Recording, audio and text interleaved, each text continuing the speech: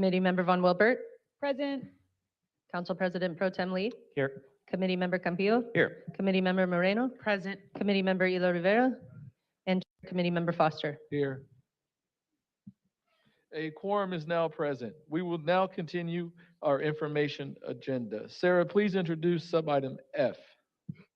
Thank you, Chair Foster. Sub-item F is the Communities Services Branch Overview, which includes departments Library and Parks and Recreation. And if you are watching on City TV or the live stream online and you'd like to dial in to speak, please call 1-669-254-5252, and when prompted, input webinar ID 160-332-6900#.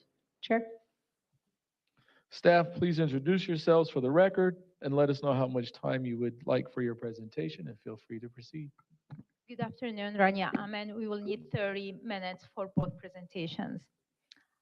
Good afternoon, Chair Foster and members of the Budget Review Committee. My name is Rania Amen. I serve as Chief Officer for the Community Services Branch.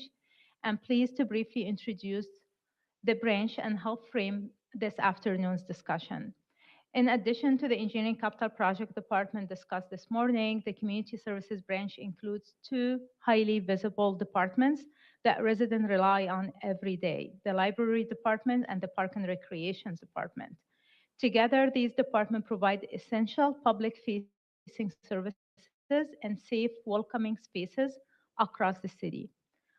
I also want to recognize the frontline staff who make these services possible every day, including our librarians, recreation center staff, ground maintenance crews, and many others who serve the public directly. Their passion and commitment to their work continue to show through, even as they provide services with limited resources and in facilities that, in many cases, are aging and in need of significant reinvestment.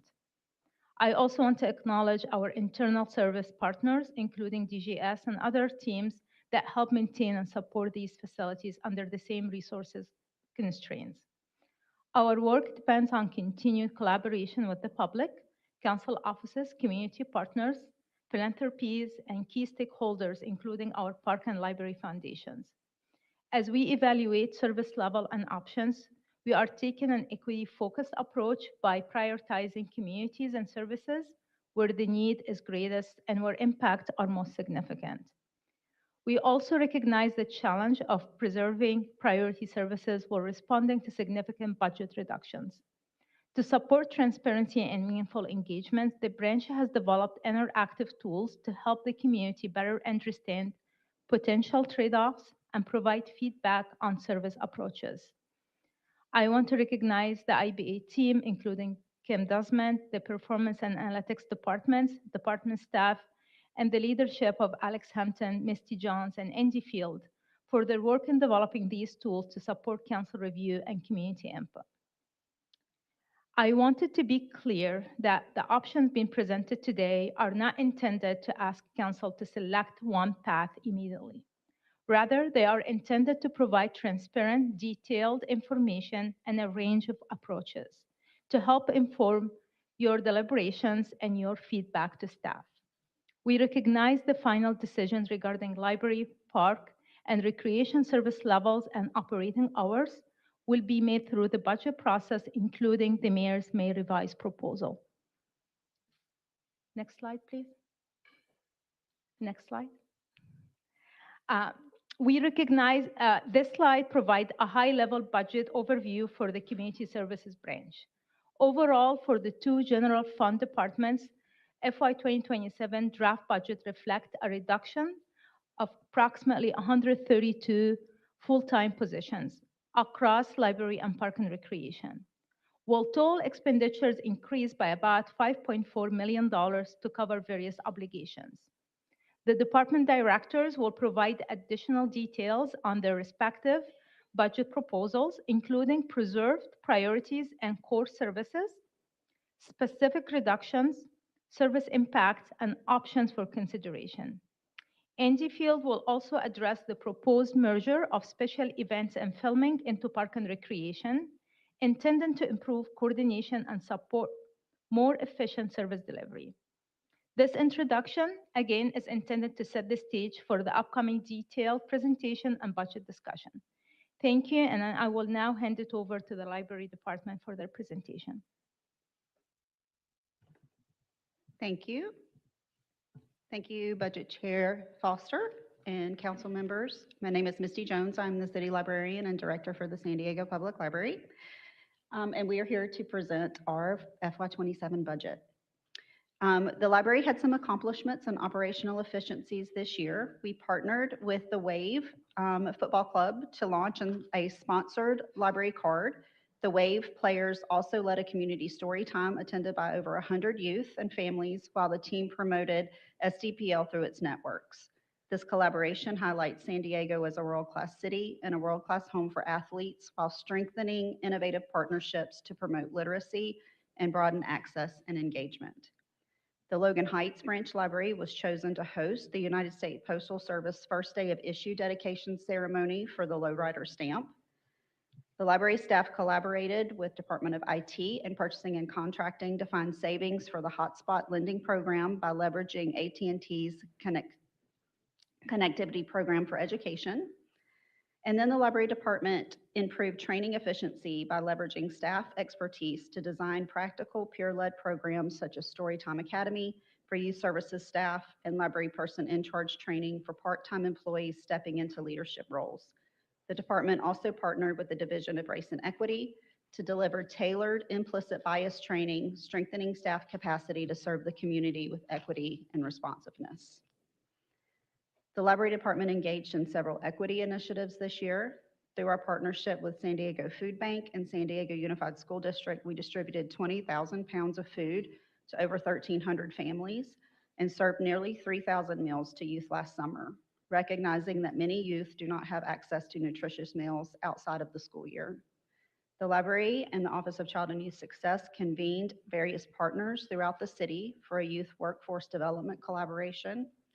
And also in line with our KPIs for early literacy confidence, we saw an increase of 34% in completion of our 1,000 Books Before Kindergarten initiative, strengthening early literacy and kindergarten readiness.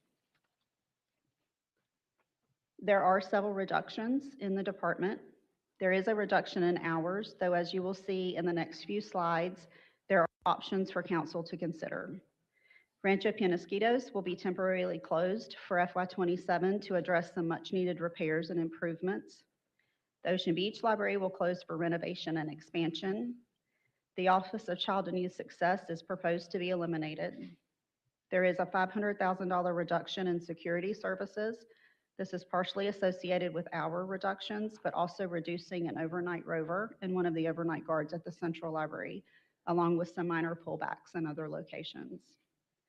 There is a proposal to completely suspend the $1 million donation match for fiscal year 27. The reduction of one gallery exhibition will result in being only 3 exhibits rather than 4 per year. We are proposing to reduce the number of open hours in our special collections department and move to an appointment-based system with lower number of open hours. This is in line with industry standards and will allow staff to dedicate more time to digitizing the collection so that it is more accessible. We are also reducing the staff training budget. On the next few slides, you will see different options for reduction in hours. In response to your feedback from last year in regards to across-the-board reductions, the Library and Parks and Recreation Department worked closely with Performance and Analytics and with input from the Office of Race and Equity to develop an analysis of libraries and recreation centers based on 9 different criteria: total population, income, educational attainment, child care availability, transportation availability, proximity to the nearest facility, crime rate, alternative service providers, and programs per population. Libraries were then ranked from greatest impact if there was a reduction or closure to the least impact. This analysis was shared with you all last week. We also took your feedback from our initial budget briefings. These options are in no particular order, and there is no preference. And as Rania stated, these are just 3 options. There are many other options that you could consider. All 3 options do represent about a 10% reduction in hours, or approximately 170 fewer hours per week across the system, from 1,717 to about 1,550 per week. This does include the Rancho Penasquitos and Ocean Beach closure. Without those, it's a 5% reduction. We welcome council feedback on all the options or to propose alternatives. I also want to mention that it is important to keep in mind that we had a target reduction of 7% to meet, and we cannot meet that target without proposing a reduction in hours and staffing. The first option would be to preserve all the existing hours in one branch each for council districts 4, 8, and 9. We have proposed Malcolm X, San Ysidro, and City Heights, but are open to other suggestions. This option increases the number of branches that would move to a Tuesday through Saturday schedule and reduces Saturday hours at 8 locations from 8.5 hours to 5.5 hours. I'll note here that we are not tied to the reduction of hours being Saturday. It could also be shortened hours on Mondays. This option keeps 3 branches open, one in districts 4, 8, and 9 open a full day on Saturday, so not reducing those hours at all. This is about $376,000, and in order to achieve this, we would need to identify where the funding comes from. One option is to further reduce hours at 2 additional locations. On the slide, we have Linda Vista and La Jolla as examples, but it could also be Point Loma, Rancho Bernardo, Central. There's many other options, but we would need to take into consideration the closure of Rancho Penasquitos and Ocean Beach to those communities. The second option takes a more holistic approach, though it does still strive to preserve as many hours in historically underserved communities as possible. In this option, 18 locations would maintain hours and another 4 would shift to Tuesday through Saturday. So 22 locations would be Tuesday through Saturday. The remaining 13 locations would have slight hour reductions on Saturday, and we based this on utilization that shows the majority of users visit the library between 11 and 4 on Saturdays. However, again, this can be shifted to Monday or to different hours, and we can work with the council office and community to determine this. I do think trying to have some kind of consistency in hours is beneficial in normal times, but these are different times, so we need to look at things differently. This option does meet our $2.4 million target. Option 3 would be to preserve all the current hours in council districts 4, 8, and 9. We would reduce 6 locations to partial day Saturday and eliminate the Monday hours in 4 locations. So there would be 22 locations open Tuesday through Saturday, 6 Monday through Saturday with a partial Saturday, and 7 locations with full Monday through Saturday hours. To achieve this option, we needed to find another $760,000 in reductions. This level of reduction is the equivalent of completely shuttering a branch. And the one example we have provided for you is North Claremont. North Claremont closure is only an option, and you do have options of other locations or identifying the funding from a different source. Ultimately, the takeaway is that the preservation of hours and still meeting the target reduction requires identifying the $760,000 in alternative funding. The budget does preserve many of the library's core services. The literacy initiatives, youth, adult, and accessibility programs are all preserved. The Do Your Homework at the Library program is preserved in the 10 locations it currently is in. The current level of materials funding is preserved, and the SD Access for All digital literacy initiatives, such as hotspot lending and digital navigators, is preserved.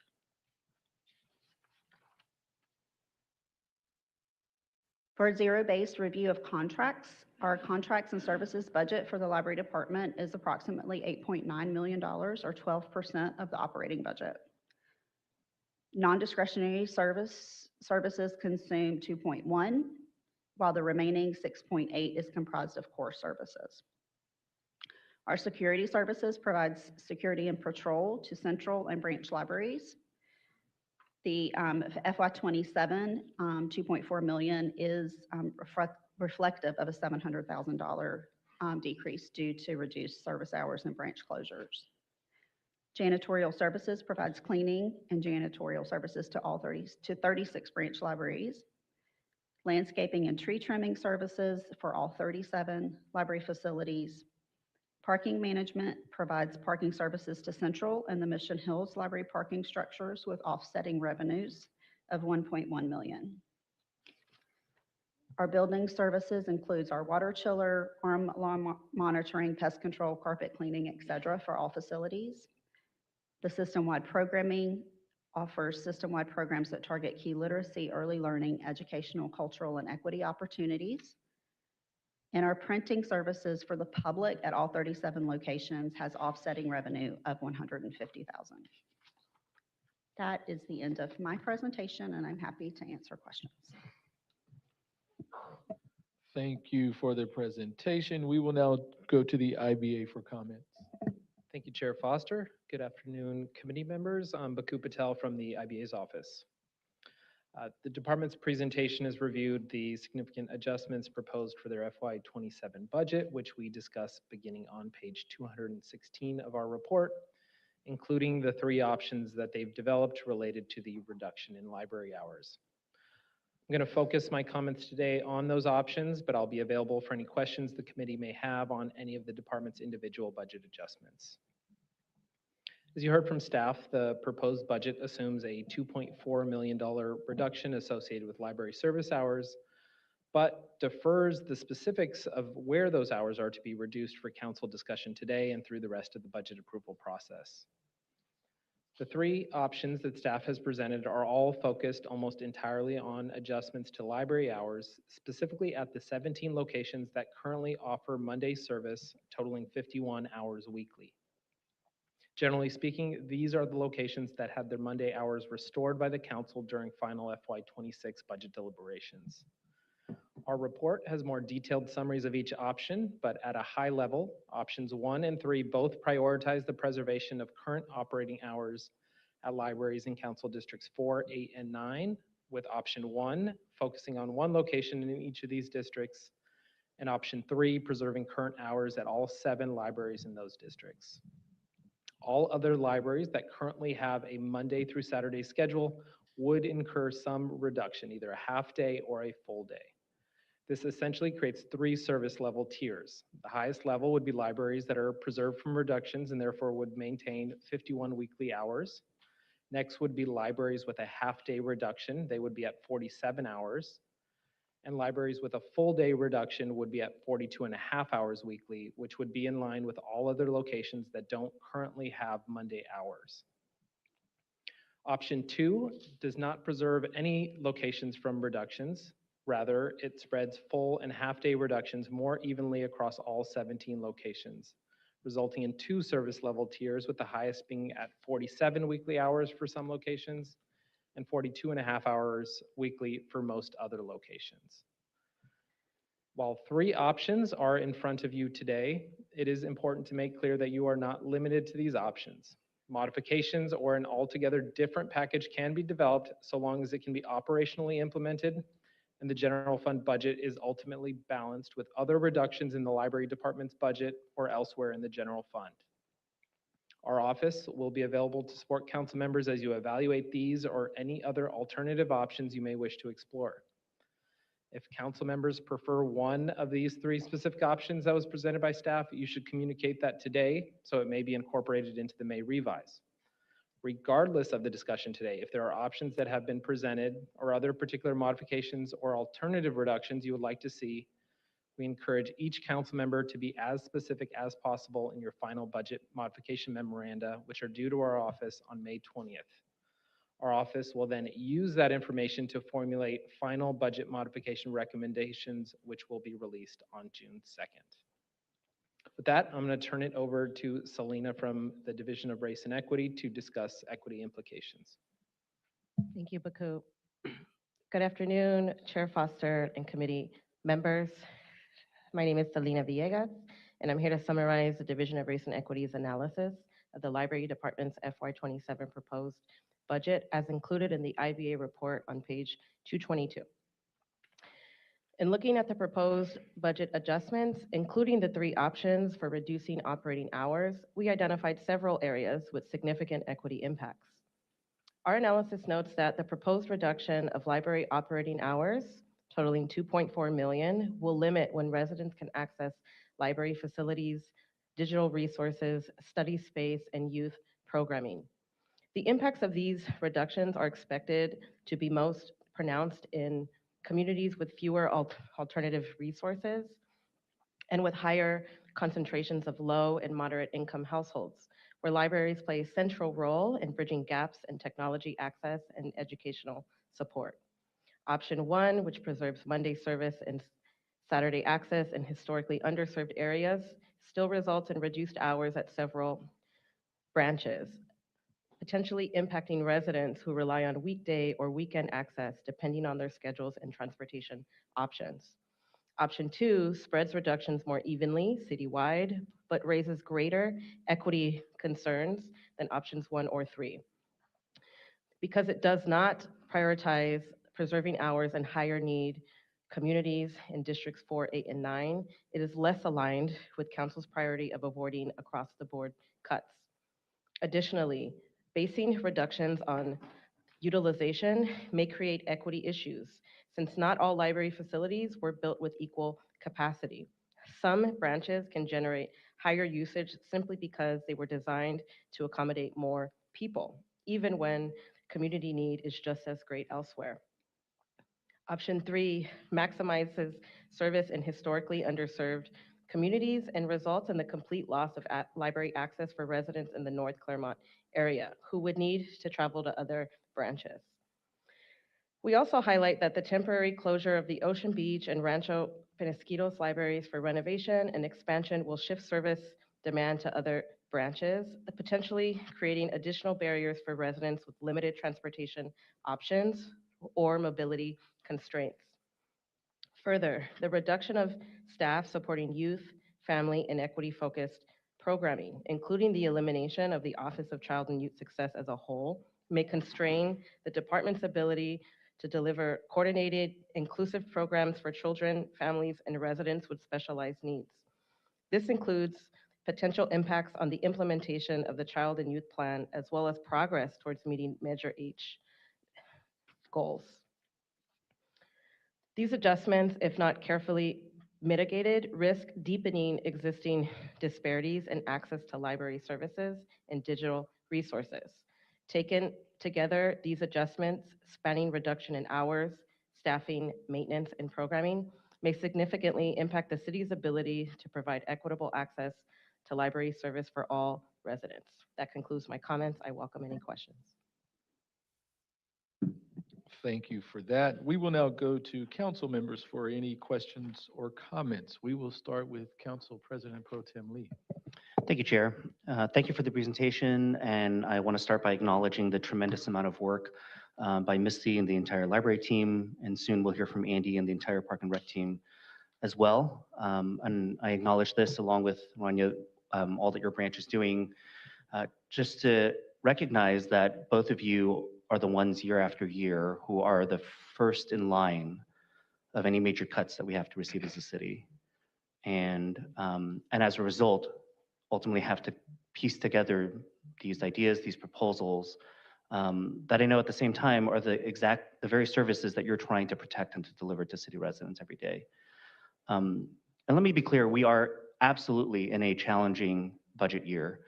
And with little appetite for revenue, cuts across the city are necessary.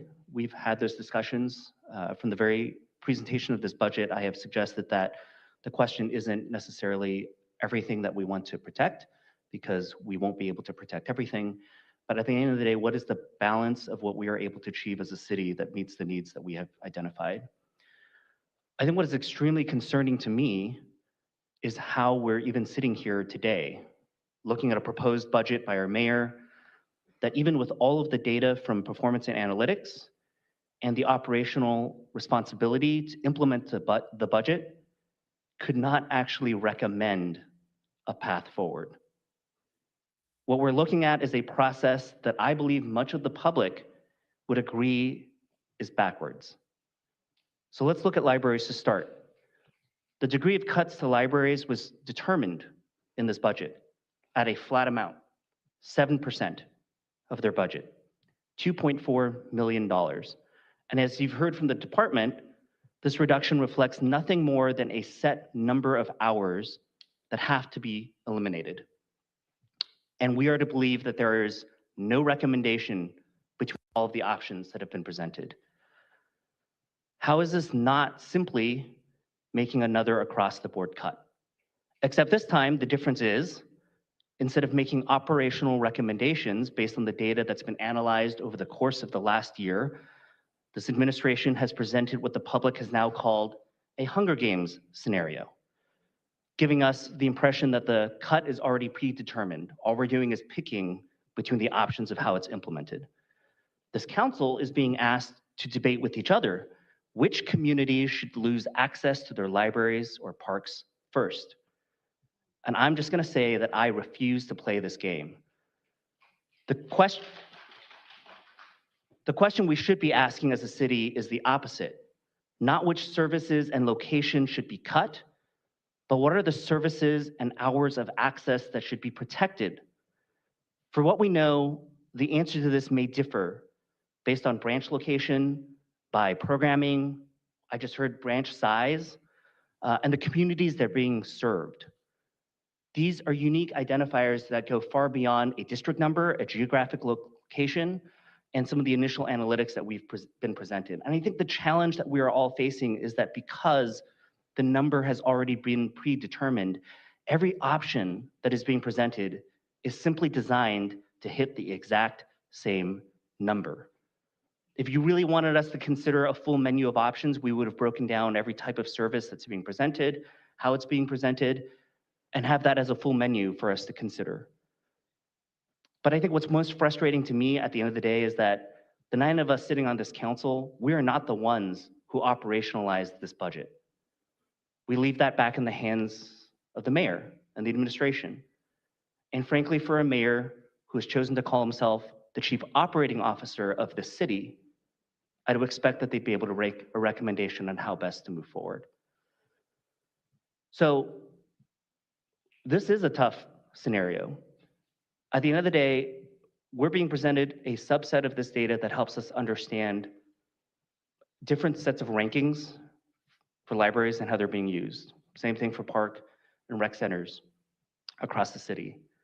But I think we need to do more than that. I think we need to be able to actually dive in and identify what are the needed services at each of our branches, what are the hours that make a difference, and to be able to make those targeted recommendations that meet the needs of each neighborhood. And we need to understand that while $2.4 million is on the table right now, this budget, as every budget does each year, changes. In the May revise, we'll see additional revenues or cuts that maybe have to be considered.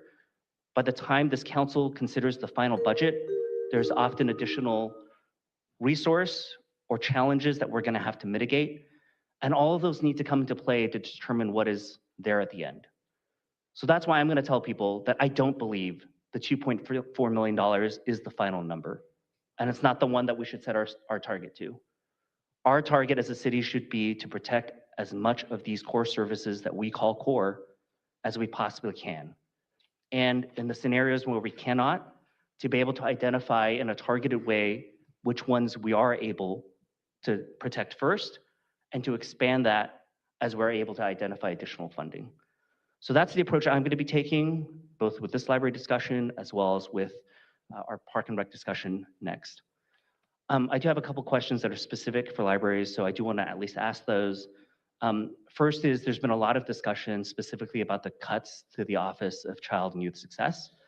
And I do want to ask, who's being expected to absorb the duties of OCYS?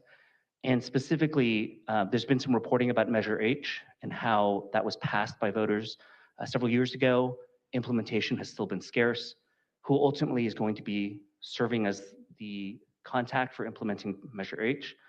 And then also, who's going to be the liaison for the Youth Commission, since the body that we formed as a city to empower youth voices was anticipated to be supported by that department? Yes. Thank you for the question, council member. For the Office of Child and Youth Success, so you had the Child and Youth Plan that was adopted by the council last year.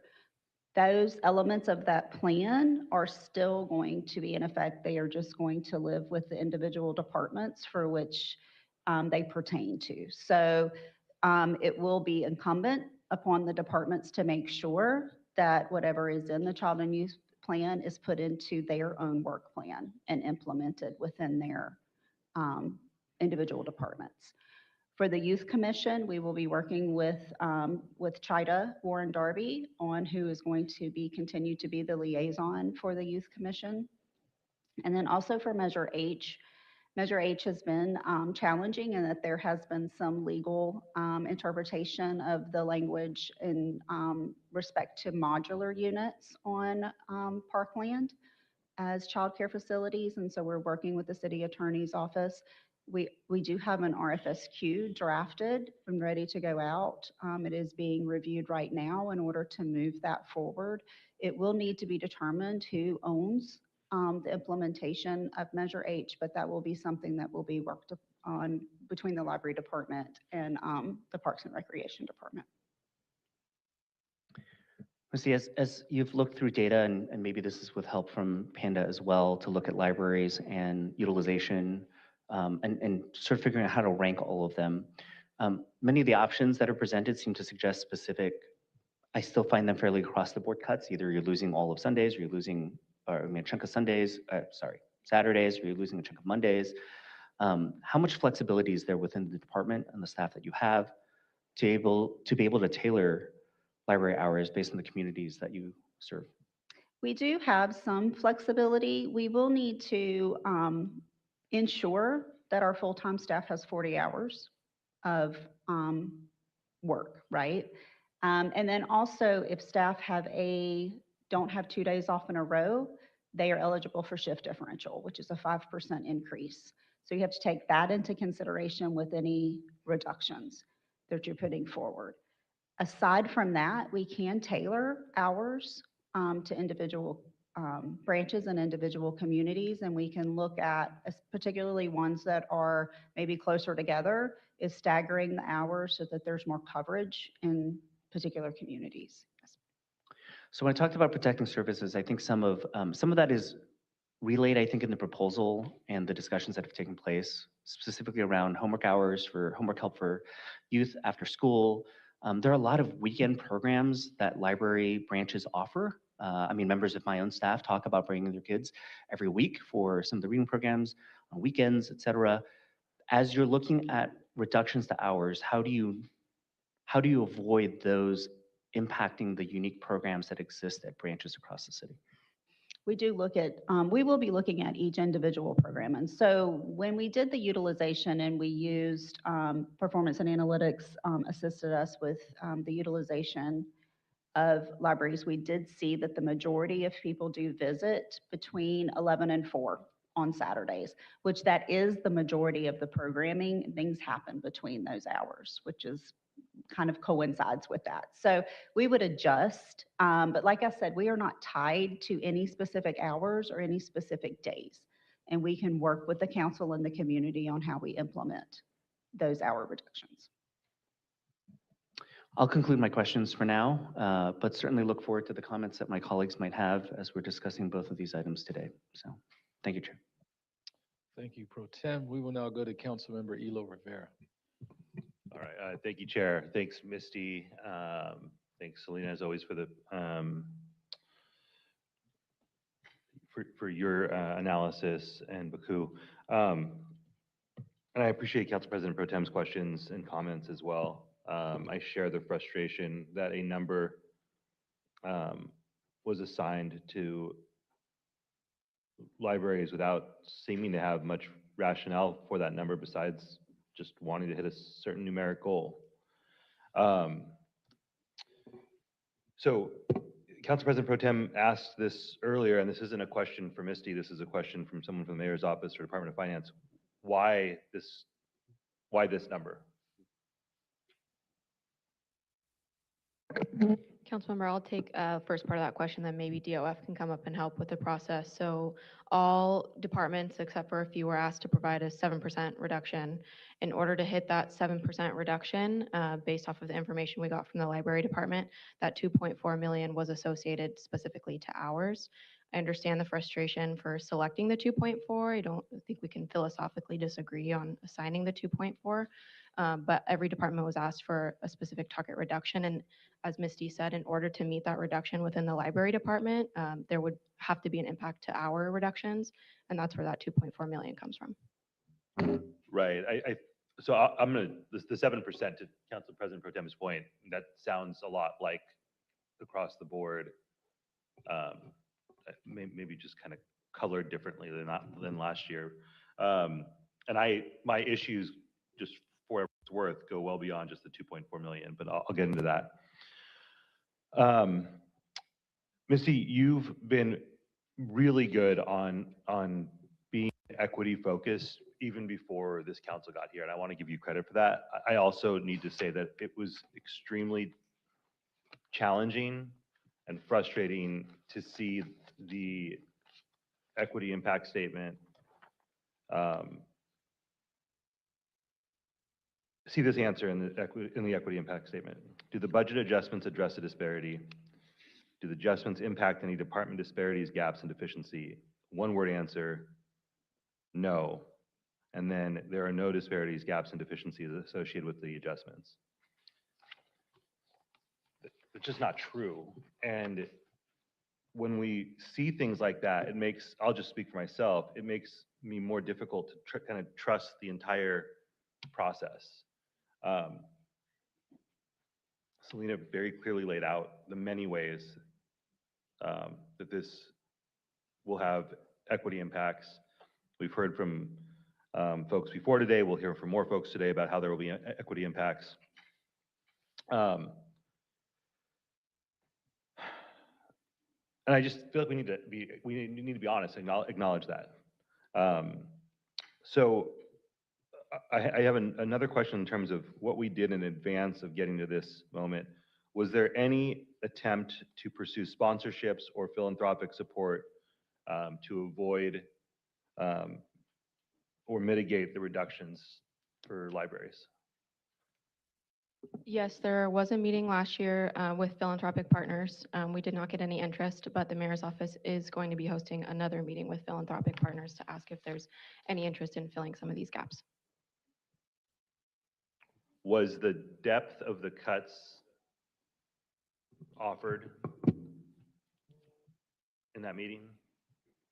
I can't speak specifically to the meeting last year as I was not present, but this year we will definitely be giving definitive numbers to our partners. I mean, yeah, because they're in the budget now.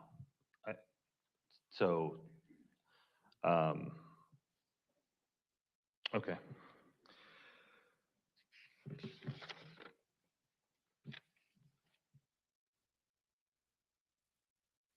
I'm going to dive into the Office of Child Youth Success. Missy, I actually don't think this is like, most of these questions aren't for you. One, the intent was never for that office to live there. That was the product of an initial round of defunding of support for children and youth in the city. So kind of starting big picture,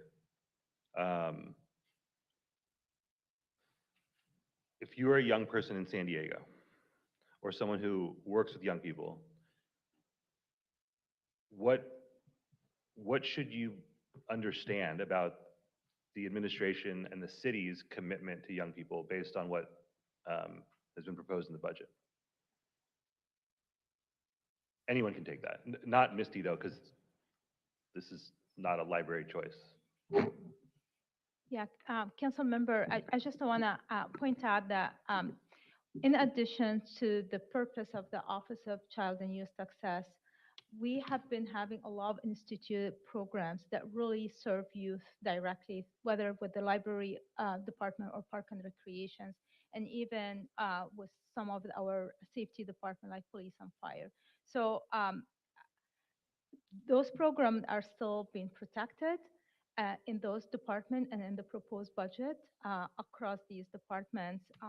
The library offer programs that help youth with literacy, early learning, STEAM education, culture learning. So those are still intact and been protected, part of the budget proposal. as well as do your homework at the library. This is alone, it's a $1 million allocation just to preserve that program. And same as the park recreation, they offer so many programs through their recreation group to help youth and then cater to the youth. Yeah, the whole point though of the Office of Child Youth Success was to ensure that there was somebody at the city who was always looking out for young people, who was coordinating with the rest of the community, who was letting young people in the city know that somebody in the city, that their mission on a day-to-day basis is making their lives better, making them feel love from their city by way of ensuring that we're like really giving them a chance to succeed. And we are dismantling, like quite literally dismantling the thing that was put together for that purpose. That community spent a lot of time advocating for because when they saw when it wasn't there were huge impacts. So who's in charge of, there's a goal, there's goals in the Child and Youth Child and Youth Plan that we updated last year. Who's in charge of making sure that youth empowerment is happening? Who's the person in charge of that? My branch will be in charge of that, and then that would be divided responsibility between the two departments. Well, looking back at the current youth-related programs and ensure the elements that in this plan has been implemented and been reported on. And workforce development and financial well-being, who's in charge of that? That will be a coordinations with the Department of Finance, but my branch will be responsible to ensure those coordinations are taking place.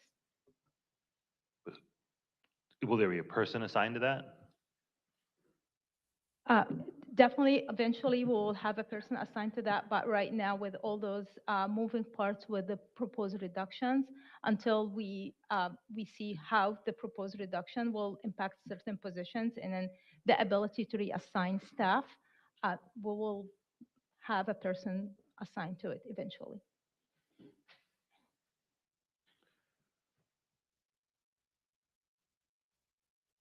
So what I'm hearing is the plug is being pulled on support for children and youth and families without a plan for who will do that work, and how the work that's being done won't slip. And that's extremely concerning because of who this office aims to serve. If I may have my 3 additional minutes, Chair. Again, we're telling youth that we are defunding the one place in this city that is specifically committed to them. The measly, amount of money that we dedicate to that in this city, that's going away, and there's no plan for how to replace that, the efforts that are being put into supporting them. That's extremely disappointing.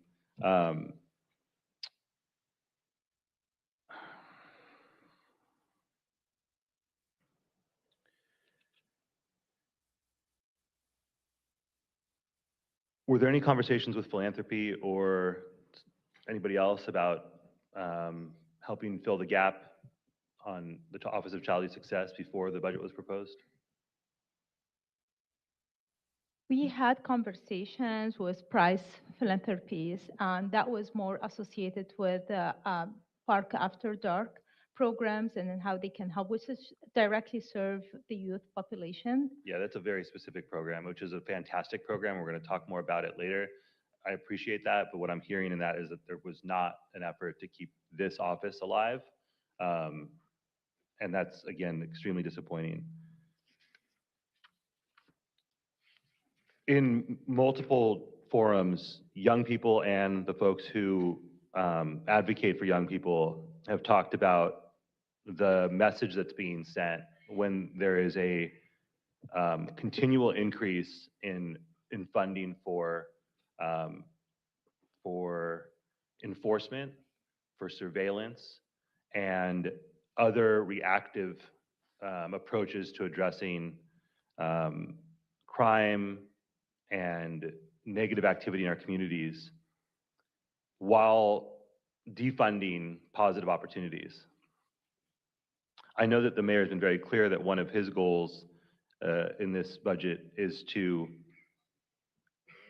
maintain public safety. And so can you help me understand, and those advocates understand, and those young people understand why and how surveilling people is a better investment in safety than giving young people a safe place to play, a safe place to read, a safe place to study, and an office to coordinate efforts with other agencies and organizations across the city and region. Councilmember, I don't know that there's a very specific answer to that question, to be completely frank. I think the mayor wants to protect public safety across the board. I think the second conversation about exactly what you're speaking about for surveillance with the police department will be discussed on Friday. I think the mayor understands that public safety is more than just within the police department. He understands that it's within the community services branch, but I don't know that I can give you a specific answers to why he feels that that's more important than community services. They're both important. Right, but again, the budget's all about choices, and the budget as proposed, choosing to surveil people instead of give them a safe place to read. The budget is choosing to surveil people instead of fund an office that works with agencies and nonprofits and cities and the county is the one government entity in this region dedicated to young people. It's telling us that it's choosing surveillance over that. And I know that I'm in a minority on the council in believing that that should have never been funded to begin with, but I need to call attention to the choice that is being made in this document to choose surveillance over giving young people a safe place to be. And that is not okay. And our young people shouldn't be okay with that. It sends a terrible message. And I've used my time, but it's extremely disappointing to see that that is the choice that was made when proposing this budget. Thank you for that. We will now go to Councilmember Moreno. Thank you for the presentation, and thank you to the IBA for the report. I too am deeply concerned about the proposed fiscal year 27 library cuts, as communities within districts 4, 8, and 9 will be impacted the most. The proposed reduction of 3.4 million and the elimination of 38 full-time employees will result in library hours being cut, location closures, and the elimination of the Office of Child and Youth Success, who was tasked with implementing Measure H. These cuts directly affect working families, students, and seniors within my district who depend on weekends and early week access to their neighborhood libraries. These residents rely more heavily on libraries for technology access, homework support, and indoor public space. Although these cuts were extremely disappointing, I was relieved to see that the Do Your Homework at the Library program and material are still being preserved. In 2022, former council member Chris Kate and I introduced ballot measure H, which authorized childcare on parkland, which was approved by 68% of San Diegans. Let me repeat that. It authorized childcare on parkland. As a working mother to a young child, I understand more than ever the need for childcare. And childcare is a humongous need in District 8. Now, with the elimination of the Office of Child and Youth Success, this question is for the mayor's office. How does the mayor propose to implement Measure H, which was the will of the voters? Thank you, Councilmember. I think Misty spoke to that earlier, that the efforts with Measure H will continue. We do have a drafted RFSQ that we are planning to send out. Once that RFSQ is completed, we will then work with your office and then continue to work with Parks and Recreation Department to identify who is the lead department after that. But that's the next immediate step that will continue. Okay, so from the mayor's office, are you in charge, or who's the person that my office needs to rely on to answer any questions from our COO? Sure, you can work directly with me as the senior policy advisor who oversees the community services branch, as well as Rania Amen, who is the And that DCO. goes for the public as well. They can communicate with you regarding Measure H. Sure, if they'd like to communicate with me, you. they can do that. Wonderful, thank you. I want to be clear that the elimination of the Office of Child and Youth Success is not just a budget decision, it's a step backwards for the children and families in San Diego. In my opinion, a lot of time was wasted on not implementing the will of the voters, which would have resulted with childcare on parkland. I cannot express my frustration enough about the lost opportunities in providing childcare. There was a reference made about modules. Would the city attorney's office be able to speak on that? And once again, this is regarding Measure H, childcare on parkland. Thank you, Councilmember. We do not have the information at this time, but we'll be happy to follow up with you on that. Thank you, I appreciate that. Because I don't think Measure H mentioned modules, right? So it seems like it's a roadblock, and I don't know if it's a necessary roadblock. So if we can have more information, or if the public could have more information. Families in San Diego pay an average of $14,000 to $24,000 a year in childcare.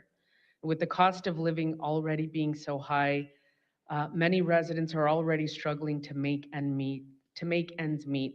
Our jobs here is to listen to the needs of the people and to serve. We cannot ask residents to engage in the democratic process and then ignore the outcomes when they do. Our families deserve more than promises, they deserve actions. Now, for the gutting of our libraries, libraries are just too damn important in my community. And let me say that our libraries are a core service of the city of San Diego. We are in charge of our library services. In the same proposed budget, this administration is adding $9 million for homelessness services while eliminating 3.4 for libraries. I cannot support that, and I will continue to advocate for the resources and attention that our residents deserve. That concludes my comments, Chair. Thank you. Thank you for that. Not seeing any other, we have Council President LaCava. Sorry about that, Chair. I thought others would jump in. Do you want to go? Okay. Thank you, Misty, for the good work. I know this must have been incredibly painful to navigate this because this is not just the first time we're doing this. This is building on the cuts that were done last year. You mentioned that excluding the 2 libraries that are going to be closed all year, that it represents 5%. Now that's 5% against last year's hours. So we've actually, if the 5% goes through, we've actually done a pretty big hit on library hours. You know, buried in the presentation, because you only have so much time to get the information out, from what I understand, that the library has a pretty good handle on people who use the library. You have much more data than, say, that Andy does in terms of who uses rec centers. So I appreciate what Panda did to try to say, if we have to do this, that there was data, hard data to drive that. People may hate the outcomes out of that, may hate ideas 1, 2, and 3, or any variation of 1, 2, and 3. The core services that you identify in, I think, slide 10, those are pretty, I mean, that was a decision point to say that's stuff that we're not going to touch. And to see if I can do this without making a jerk of myself. The Preserve Do Your Homework, that's actually a San Diego Unified program that we find out that their backlog of students who want that program, they can't meet, and we're stepping up to do that. We created the Do Your Homework at the Library program about 10 years ago in order to address a gap. So the after school, we learned that the after school programs in San Diego Unified Schools had a waiting list of several hundred students. So we worked with them to try to create a program that we could help them address that gap. So it's a drop-in program for tutoring services until they can get into an after-school program, yes. Okay. I'm trying to figure out where I should go. Oh, one of the things that we heard from the public at length last night, I don't know, I think almost everybody was talking about the Office of Child and Youth Success. One of the things that kept getting brought up was how much grants that the office had secured far in excess of what their cost is.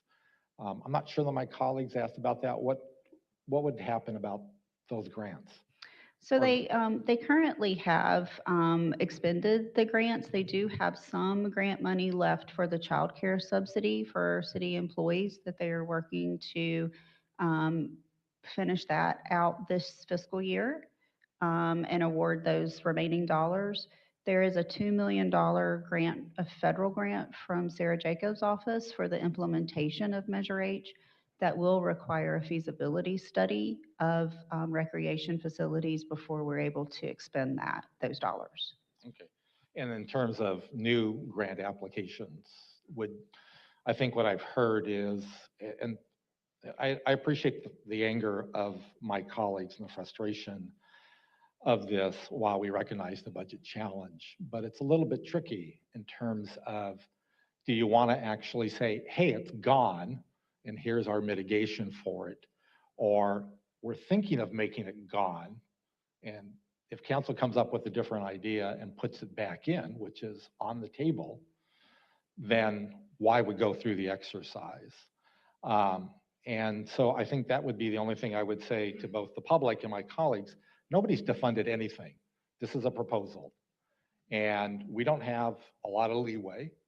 There's not money sitting on the table that we can grab and say, we're going to fill that hole or that hole. As I've said way too many times, if you don't like a cut, you got to come up with another cut to balance things out.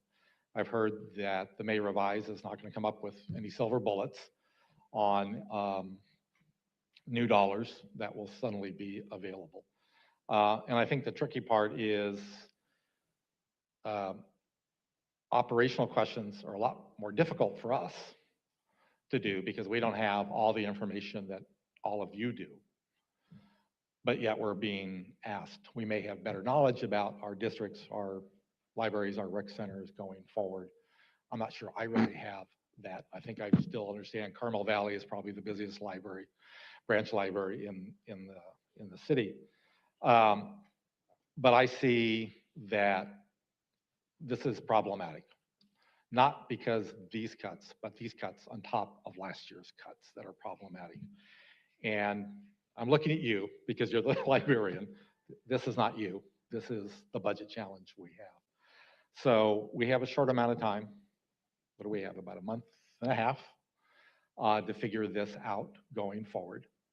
And someone's going to make a decision at some point to balance that budget. And either we're going to come in and just do a line item like it is today, and somebody else is going to make the operational decisions. Or we're going to make those operational directions. Maybe we fully fund the 2.4. Maybe we fully fund Office of Child and Youth Success if we can figure out something else that we don't like.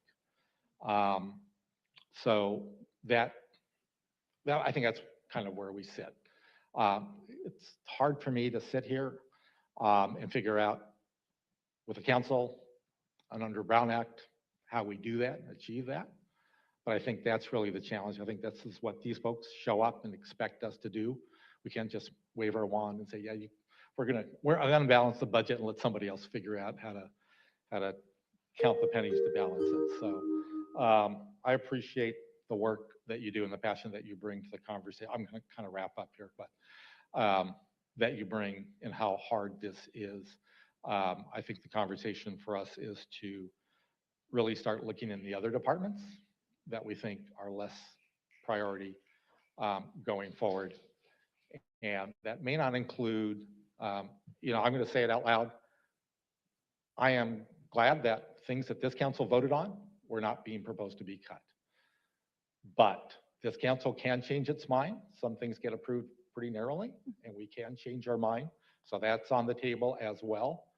One of the questions that I thought I was going to ask every department that I haven't is what changes would be needed to actually achieve what's in the budget. And part of it may be council going back and undoing something that we already voted on going forward. So all of that is on the table. It's a ridiculous ask in the next 6 weeks to be able to hit, but I don't assume anything. So we have to dig in if we don't like the cuts that are in front of us. Council President, may I add just quick things? I just want to let the council knows that the elimination of the Office of Child, Youth, and Success, we did not take it lightly. We had very tough choices. It was down to whether maintaining or preserving the do your homework at the libraries or maintaining this office, and then looking for the options to see what the priorities are. So it was not an easy decision by any means, and we did not take it lightly. No, and I understand that going forward. Actually, the only last thing, and I don't know anybody who is in the room can answer this. Last year, we made some hard decisions.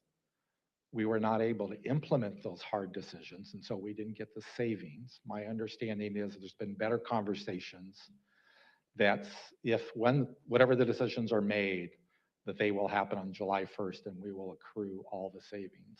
So that's particularly important to me. I don't like what happened last year. That wasn't a council thing, but I hope that those conversations are happening, unlike apparently the surprises of last year. So I'll close there. Thank you. This is not you. This is all of us. So, Chair, thank you. Thank you, Council President. We will go to Councilmember Von Wilber. Thank you. Thank you, Misty, for your incredible work. Thank you to all of our librarians who are here.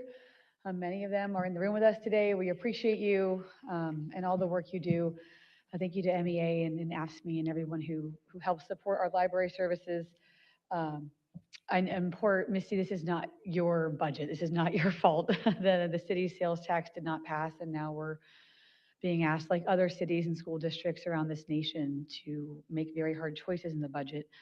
But, libraries are one of the few places in our society where everyone is welcome, regardless of income or background or age. And they're all places for community. And, we had quite an incident at our Rancho Penasquitos library a few weeks ago in which our community was attacked.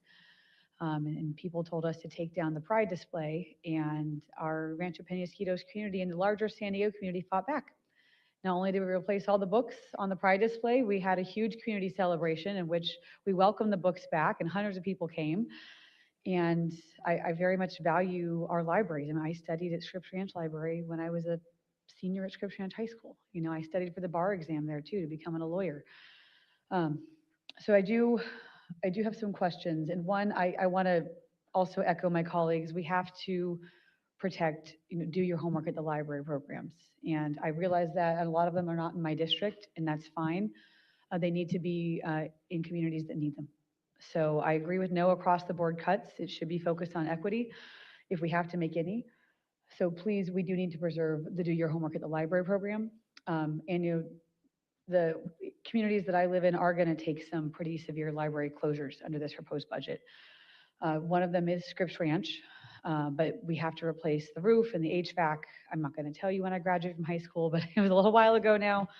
But the other one is Rancho Penasquitos, where we had the incident I just spoke about. And so I've now heard from, hundreds of my residents in Rancho Penasquitos have submitted a petition asking, why does the library have to be closed, a full closure for a year at least? And so, what is the scope of the repairs that have to be done? And could it be open partially during, just tell us more about what's happening at PQ. I will turn it over to Raul Godinho, Deputy Director. He has the more details on that project. Hi, good afternoon, council members. Thank you for the question. It's the Rancho Penasquitos Branch Library will have to close just due to the nature of the work that's happening there. It would require the closure because of safety, some risk items when they're working around, for example, the parking lot's going to be completely milled. There's trees that have uprooted the sidewalks. Those will be coming out. It's going to be quite disruptive it would be for the public and for the staff. They're going to be doing fixes to the roof, to the skylights, all of those. In order for us to take the proper safety precautions, we would definitely have to close the location there. The design has been completed. The plan check is up to date, and we'll be receiving the limited notice to proceed here in the end of June, beginning of July. So everybody's ready to go for this project. I mean, that's a huge endeavor. Understood. I think we're going to need more communication with my residents about this. So maybe coming to the Rancho Penasquitos Town Council would be very helpful because they're highly involved in this. I mean, we use that community space also for our Rancho Penasquitos, Wildfire Awareness Space Day, and we have so many events there. I'd be happy to dig in and work with your team about, hey, maybe there might be a way to open part of the library halfway through construction. As the project proceeds, if there is a way to do this, I think we should. Obviously, putting the public, keeping safety is the most important thing. I understand that, especially if the entire parking lot will be ripped up, the sidewalks, the entrances, the facades, the roof. But my understanding is there's no current CIP for this. So do we need a CIP created, or is it already funded, or how's this going? There is a CIP. It's within the Department of General Services as a sublet. Okay. So it's not in the department CIP project pages, but funding has been identified, and the project has, it's ready to go. So there is a page for that. I can get you that info. It is, and then is also receiving additional allocation part of the CIP proposed budget to complete the needed funding for this project to be completed for Rancho Penasquitos. Okay. Yeah. All right. Thank you. We'll dig into that more with my community, but I do want to make sure they get their questions asked and answered. So we should set up a time to go in front of the public, in front of the town council. And Scripps Ranch will be closing soon as well. Is that project on? Yeah, this is scheduled for mid-May to be closed temporary until the end of calendar year. And then for the Rancho Penasquitos, I'll make sure the engineering capital project team that they will schedule community presentations to walk all the communities about what they expect, and then the proposed improvements, and then the timelines and the cost associated with it. Okay. And what about the Rancho Bernardo Library? Are we still planning on doing new improvements there? This project is also receiving allocations and the proposed FY27 budget to replace the roof. Do we need to close it for that? No. Okay. I don't think we could take 3 full library closures. And we also need, my neighbors down the street in Mira Mesa want to make sure that if we're closing Scripps Ranch and Penasquitos, Mira Mesa is the next closest library. So we will work together on that. I also have a question about the decision not to support $1 million in donation matching funds. So what I'm reading in the IBA's report is that the donation received in FY26 are projected to total $1 million, which will now be available for distribution this coming year. So if we don't put up matching funds, how much money are we going to be losing in donations? Which seems a little short-sighted. So I can answer the first part of that. So we do have the pool distribution, which is what the IBA is referring to. So we've already met the $1 million match for this year. We do a 50% pool distribution that's distributed based on median household income and service population. So that will be distributed to all the branches in the fall. Mm-hmm. So they will get that allocation next fiscal year. It will be the following fiscal year if the donation match is suspended, that there will not be a pool distribution. We do currently have really healthy matching fund balances. So I'm not concerned about any programming or services being interrupted with the suspension of the match. So that is, so I don't have that concern there. Could it potentially impact philanthropy? Potentially, people can still donate. Of course, that we just wouldn't have the matching component of that. Okay, well, how much money do you think we would lose in donations? We have met the $1 million match every year for the last 17 years. So do you think we would lose $1 million?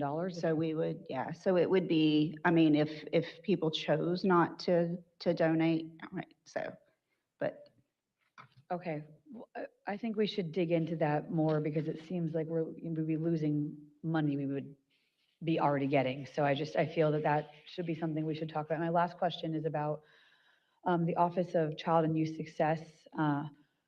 The most important thing for me in this decision is that the work is still being done. And so, last year we had a budget discussion in which we decided to take the Office of Sustainability and Mobility, I believe that was the full name of the office, and eliminate the office itself, but then take the employees, like Heather Werner, who I respect highly, and I want to see her anytime we're having a sustainability discussion. She's still here at the city doing the incredible work. We just voted on a $125+ million contract to replace our diesel generators with solar and battery storage. We're implementing electric vehicle charging. We're meeting our climate action goals because the work didn't stop just because the office wasn't titled an office anymore.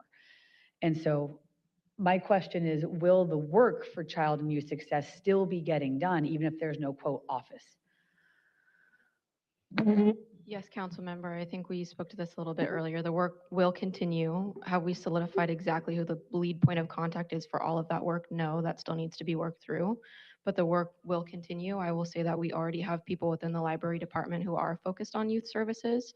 Those programs will continue, but yes, the child and youth plan will still live. As Rania mentioned earlier, we will make sure to coordinate with the appropriate departments who are impacted by that child and youth plan to make sure that that still continues. All right, so we're still going to have youth serving librarians, all the youth programming we've had. Okay. Okay, those are all my questions for now, and thank you very much.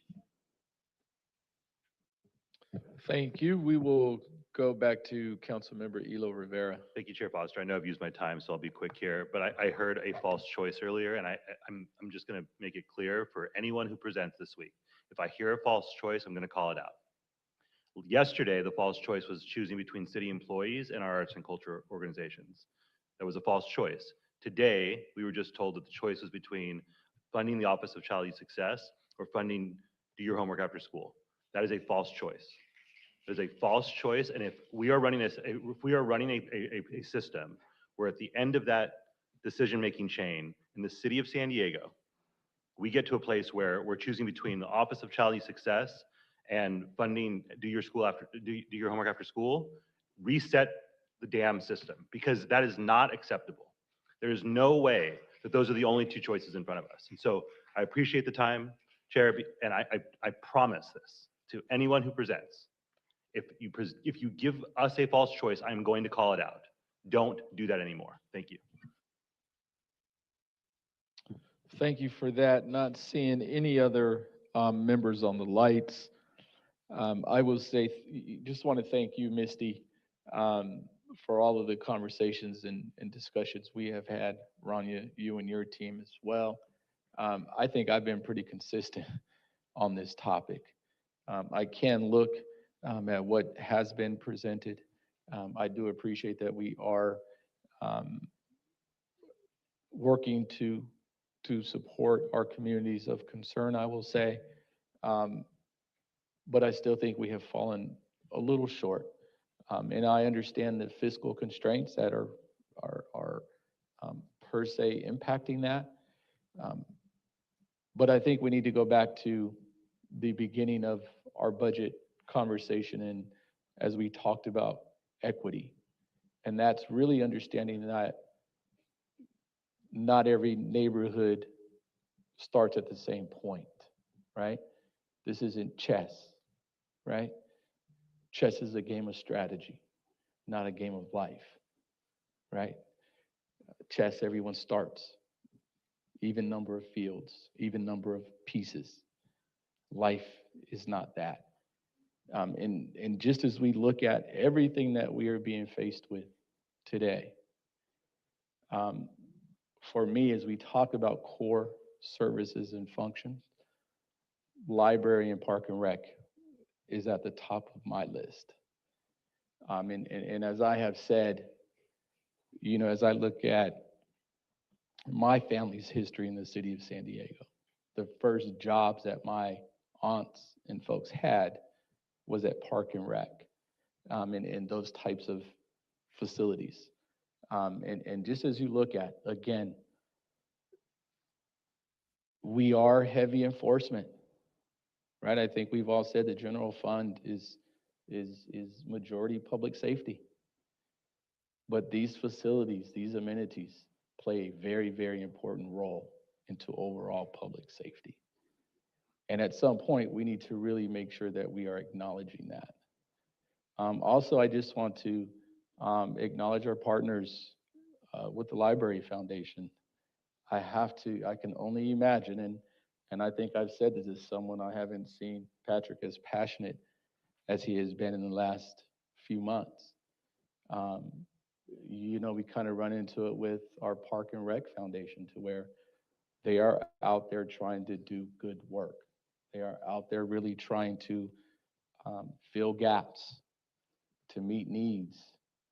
And that gets more and more difficult and challenging if we are not doing what we need to be doing, right? And making sure that we are putting our best foot forward to accept the work that they are doing and to grow and expand. And at the end of the day, one thing that we need to make sure that we are doing, and this is where I have to say I want to remain positive. If we continue to put our youth first, I have to think we could find our way through this, what I will call a mess, the way that we are, the discussion we're having today. So I will leave that there. I think we have more work to do, more conversations to have, and quite frankly, some more uncomfortable conversations that need to be had. So with that, that will conclude, as we have no other members on the lights, that will conclude our discussion on libraries. Just got to throw in again, I am so pleased that the Oak Park Library is moving forward. We have a groundbreaking set for May 14th. Thank you for all the work that's going into that. And I just really look forward into that project moving forward. One last thing, and I just in all transparency, as Council President said, we went through a very difficult conversation last year. And this is where I think everyone needs to understand when we talk about, there's one thing for the decision we make on the dais, but then when you look at the other side, the operation side, right? And one thing that disturbed me is we went through and made some very specific decisions. And then as we look at things such as furlough, voluntary furlough, and the way things worked out where we made decisions, then you come back and you receive a memorandum saying, hey, here's where we are at staffing wise, and we're going to have to close a facility. And the one I think that came through was Oak Park. I think I got a memo that said, hey, we're going to have to shut down Oak Park for a period of time. So even as we have these conversations and as we make our decisions, there's still a lot of concern on the operations side and making sure that we are delivering what we say we will deliver, right? It's about execution. So thank you. With that, we will now move on to the next presentation from our Director of Park and Rec.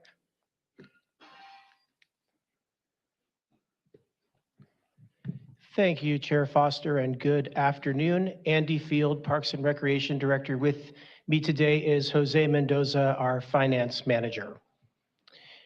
So first, we want to begin with some accomplishments that have happened in the Parks and Recreation Department over the last year.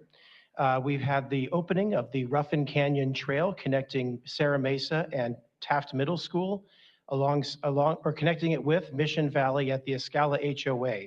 That just opened last month. Our aquatics program is working very hard with our nonprofit partners, including Price Philanthropies, San Diego Parks Foundation, and Prevent Drowning, as we continue to find donations and other donor support to help keep our pools open and offer more programs on the aquatics. The Get It Done program now features parks on their drop-down menu. That's a change from last year, and allows constituents to report on concerns with park maintenance, cleanliness, safety, enforcement, including dog off-leash activity. Among several park renovations underway this year, a couple just reopened, including Jarabek in District 5 and Coral Gate in District 8. We appreciate the support of engineering capital projects to help execute those projects. And then also we received an award, a community impact award for San Diego River Park for the watershed enhancement team and the good work of keeping the area along that river clean and working carefully with our various partners in the river, including the Parks Foundation there and the Environmental Services Department. So we'll begin then with our budget equity impact statement, which includes the continuing good works of the Opportunity Fund. We appreciate the council for working very hard to get this in effect, and this particular Opportunity Fund allocation in the current year has helped secure multiple locations of additional park programming by contractors under the Come Play Outside program with strong support from our San Diego Parks Foundation. And then also we've created a new equity webpage, which allows us to showcase some of the good equity work that we've undertaken in the department and also showcasing partnerships and program growth over the past year. Next slide will show you the impacts that we look at for the fiscal year 2027 draft budget. Several revenue adjustments are shown on this slide, including a reduction in revenue for Balboa Park parking fees that aligns with currently adopted parking rates. Additional Environmental Growth Fund revenues, these are revenues derived from San Diego Gas and Electric franchise fees in accordance with City Charter Section 103.1A. Then there's an inflationary increase for user fees that'll be forthcoming in July under a previously approved council resolution, and the inflationary increase to the golf land use payment. There's also some money set aside here for funds from the city of Chula Vista for our partnership in managing Otay Valley Regional Park in the South Bay. We also have some new facilities that are opening. Many asked me about how new facilities get opened in the middle of budgetary challenges. And as many of you are aware, these are projects that have been on the books for many years, if not decades. And some of the ones that are coming forward include Byer Park, Eastbourne Park, East Village Green, Hickman Field, Mira Mesa Community Center and Aquatic Center, the expansion of the Pacific Beach Elementary joint use, the introduction of 2 new joint uses, one at Perry Elementary and one at Rowan Elementary, and that's in Paradise Hills and in City Heights. Next, the department prepared a series of reduction scenarios that look uniformly across all department operations. So we talk about a 7% reduction. This is across recreation, maintenance, park rangers, brush management, analytical and administrative support, unclassified managers, and supervisors. That amounts to around a $13 million reduction that is provided for you this afternoon. Many of these reductions do involve personnel and therefore filled positions, as many of the reductions the department took for the current year were a lot of vacant positions by comparison. One of the most impactful and difficult reductions involved recreation centers in the amount of $5.4 million. We're going to come back to that topic in just a minute as we have a couple of slides related specifically to recreation centers, much the same as what you saw with library. The next line item reduces 15 full-time equivalent positions, including 5 park rangers, 3 unclassified positions, including assistant director, chief park ranger, and asset manager, 3 administrative and analytical positions, 2 recreation staff that support recreation contract services and therapeutic recreation services, 2 park designers that support both capital projects and non-ECP capital projects, including those led by communities, and 2 management analysts and 1 information system analyst. A reduction in maintenance services is also listed here, and this is spread across the park system, not looking at any one part of the system. It includes playground repairs, turf maintenance, brush management, and beach management. The brush management impact in particular is a reduction of 20 acres thinned per year, which directly impacts one of our key performance indicators. And we are working carefully with leadership to see if there's other ways we can try to help meet our goals, even with this reduction being listed here. So we're looking at that and hope to have more to share in the future on that one. Next slide, we have other reductions, including restroom closures in some regional parks, including Balboa Park, Shoreline Park, and Mission Bay Park. And these would be located near, we have a redundant restroom facility that is nearby, but it would be with a longer walk and potentially longer wait times for those restroom users. Annual swimming pool closures would increase from 4 weeks per year to 13 weeks per year. This would be inclusive of all sites except for 2 that are governed by council-approved joint use agreements, one of which is located at Miramar College, the Ned Bomber Pool, and the other is the Stanley Pool at Stanley Middle School. And then also want to acknowledge again Price Philanthropies, as we're working with them to see if there are options to try to find ways to bring more aquatic funding in for locations in historically underserved communities, with a focus on City Heights and Logan Heights, the location of Memorial Pool. We appreciate Price taking the time to work with the city to try to find ways to bring water access to our kids. Next slide. And then now we're going to look at the slide that has the table that you probably saw in the memo from last week regarding the options of how to slice and dice the $5.4 million amount. This has options that protect recreation centers that are within Parks After Dark, and also senior centers that are located in historically underserved communities. The options vary based on how the data is analyzed and whether recreation centers serving historically underserved communities are prioritized for protection. None of the options are preferred, as mentioned earlier, and all 3 have significant adverse impacts on our communities. All options, however, meet the targeted reduction of $5.4 million, and each option can be tweaked and adjusted as needed to meet the council's needs. On the next slide, we'll show you the first option, which includes minimizing reductions to recreation center hours in historically underserved communities.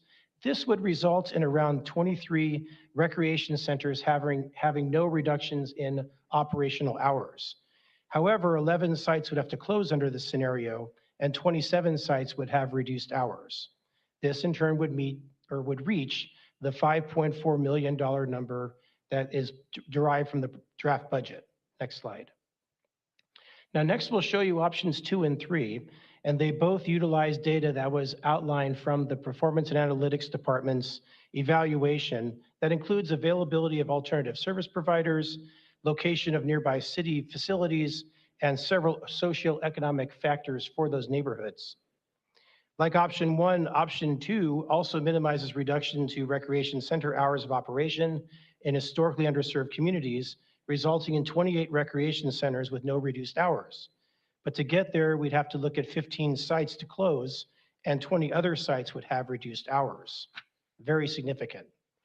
And then the next slide is option 3, which shows this contemplating reductions going more evenly across the city without as much of an eye towards equity.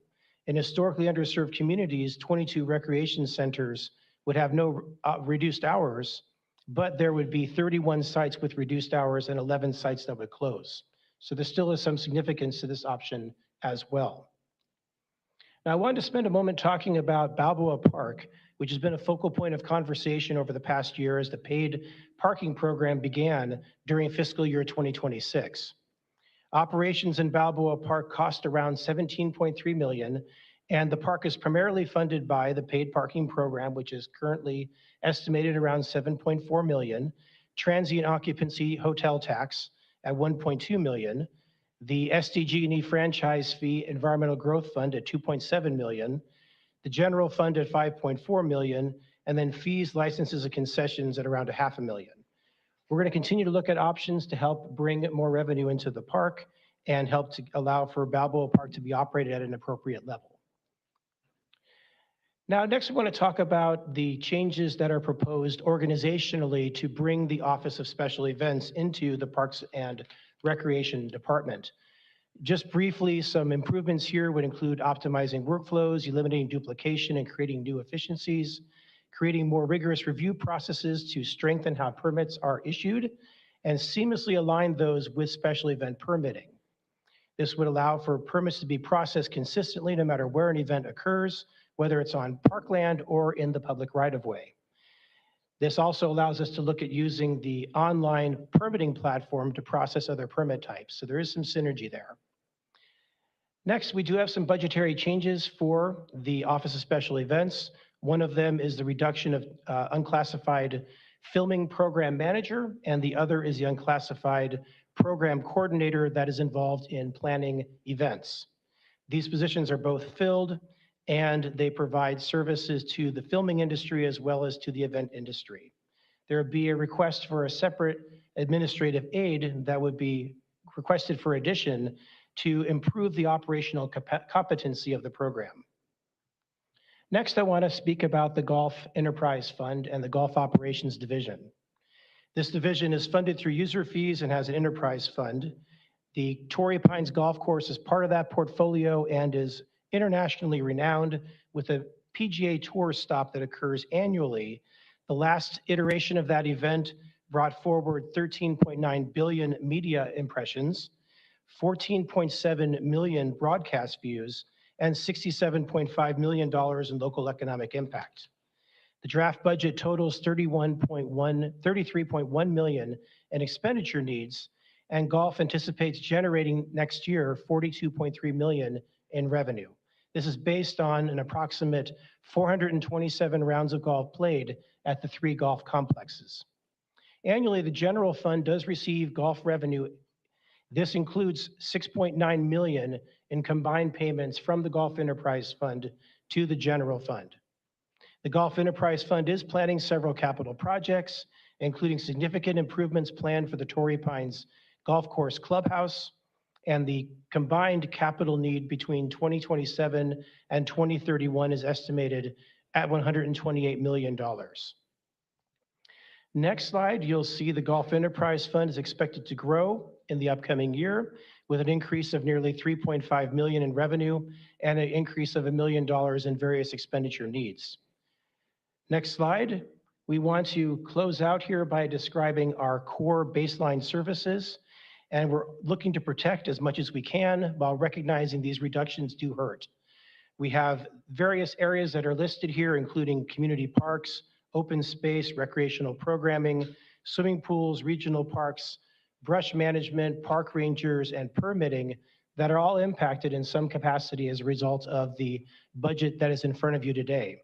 There are some other areas of the department that do not have reductions. That includes golf, maintenance assessment districts, and the animal services contract. And then our final slide here analyzes our external contracts and services. Many contracts have increased year over year due to living wage adjustments and other cost increases passed along to the department. And when possible, we have sought city staff assistance to address maintenance needs that can't be completed through contracts. Notably, non-repair needs continue to grow within our external contracts and services category, especially for playground repairs, as it's become increasingly difficult to get the equipment necessary and purchase that and have it be funded and installed in a timely fashion. So we're continuing to work on areas like that. So that concludes our presentation. We are here for any questions and appreciate you all for your support of Parks and Recreation. Thank you. Thank you for the presentation. We will now go to the IBA for comments. Thank you, Chair. Again, Baku Patel from the IBA's office. I have some brief comments on a few of the department's proposed budget adjustments before I'll turn to the Recreation Center reduction options. And for reference, our review of the Park and Recreation Department proposed budget begins on page 231 of our report. First, regarding the city's animal services contract, $633,000 in additional funding is included in the proposed budget to support CPI cost increases only. The San Diego Humane Society has agreed to accept and maintain the current $1.2 million contractual shortfall for both fiscal years 2027 and the following fiscal year, fiscal 28. But it expects to be made whole for the cumulative shortfall from fiscal year 2026 through 2028, amounting to $3.6 million, which is going to be due in fiscal year 2029. The other item I'd like to touch on is the proposed reduction associated with brush management. This is an area that perennially has been a priority for council members, including for fiscal year 2027, with the majority of council members prioritizing additional funding for the department's open space brush management program. As you heard, with the proposed reduction of 2 grounds maintenance workers that perform brush abatements, the department expects that approximately 15 to 20 fewer acres would be cleared annually, though they are exploring options to mitigate this impact. Now, turning to the proposed reduction to recreation centers, which is assumed to total $5.4 million in the proposed budget. Again, very similar to the approach with the library department reductions, the specifics of where rec center hours are to be reduced or potentially which facilities are to be fully closed have been deferred for council discussion today and through the rest of the budget approval process. A core tenet to the options developed by staff is the incorporation of council member and other park stakeholder feedback that prioritize the preservation of park after dark sites and senior centers, in addition to as many large recreation centers with gyms in historically underserved communities. All three options incorporate the first two priorities, that is the preservation and maintenance of current hours at park after dark sites and senior centers. And so how they differ is the extent to which those larger rec centers with gyms in historically underserved communities are preserved. To help guide council's evaluations of these three particular options, we've included a summary table for each in our report beginning on page 238 that shows how many facilities would be impacted by each type of potential change, whether that's a full closure, reduced hours, or no change at all. And it also distinguishes facilities in historically underserved communities and whether they have a gym or not. This, of course, only provides a high-level macro look at each option, so we also provide more detailed tables that provide more site-specific context for each option. Now, to reiterate what I said about the library options, you are not limited to only these options. Modifications or an altogether different package can be developed as long as it can be operationally implemented and the general fund budget is ultimately balanced with other offsetting adjustments in the Parks and Recreation Department budget or elsewhere in the general fund. One potential opportunity may be available to utilize Gulf Fund resources to support some degree of rec center restorations. However, additional analysis will be required to determine an amount that wouldn't have negative impacts on the golf program CIP or general operations, and we plan to include a discussion of this in our final budget modification recommendations report. If council members prefer one of these specific options that staff has presented, you should communicate that today so it may be incorporated into the May revise. And regardless if there are options that were presented or other modifications or alternative reductions you would like to see, you are encouraged to be as specific as possible in your final budget modification memoranda, which again will be due to our office on May 20th and used to formulate our final budget modification recommendations, which will be released on June 2nd. With that, I'm going to turn it over to Selena from the Division of Race and Equity to discuss equity implications. Thank you, Baku. Selena Villegas again here to summarize the Division of Race and Equities analysis of the Parks and Recreation Department's FY27 proposed budget, including the special events and filming adjustments as part of their transition into the department. In looking at the proposed budget adjustments, including the three options for reducing recreation center hours, we identified several areas with significant equity impacts, as included in the IBA report on page 246. Our analysis notes that the proposed reduction of recreation center operating hours totaling over 5 million and more than 55 full-time employees will further limit access to safe, affordable indoor spaces, after-school activities, and community programming. These impacts fall most heavily on neighborhoods served by Community Parks 2, CP2, which already experience higher concentrations of low and moderate income households. Reductions at Community Parks 1, CP1 areas have comparatively less impact because residents typically have more alternative options. Option 1 preserves current hours at Parks After Dark sites and senior centers in historically underserved communities, but still reduces hours at 29 facilities and fully closes 11 sites, including some with gymnasiums.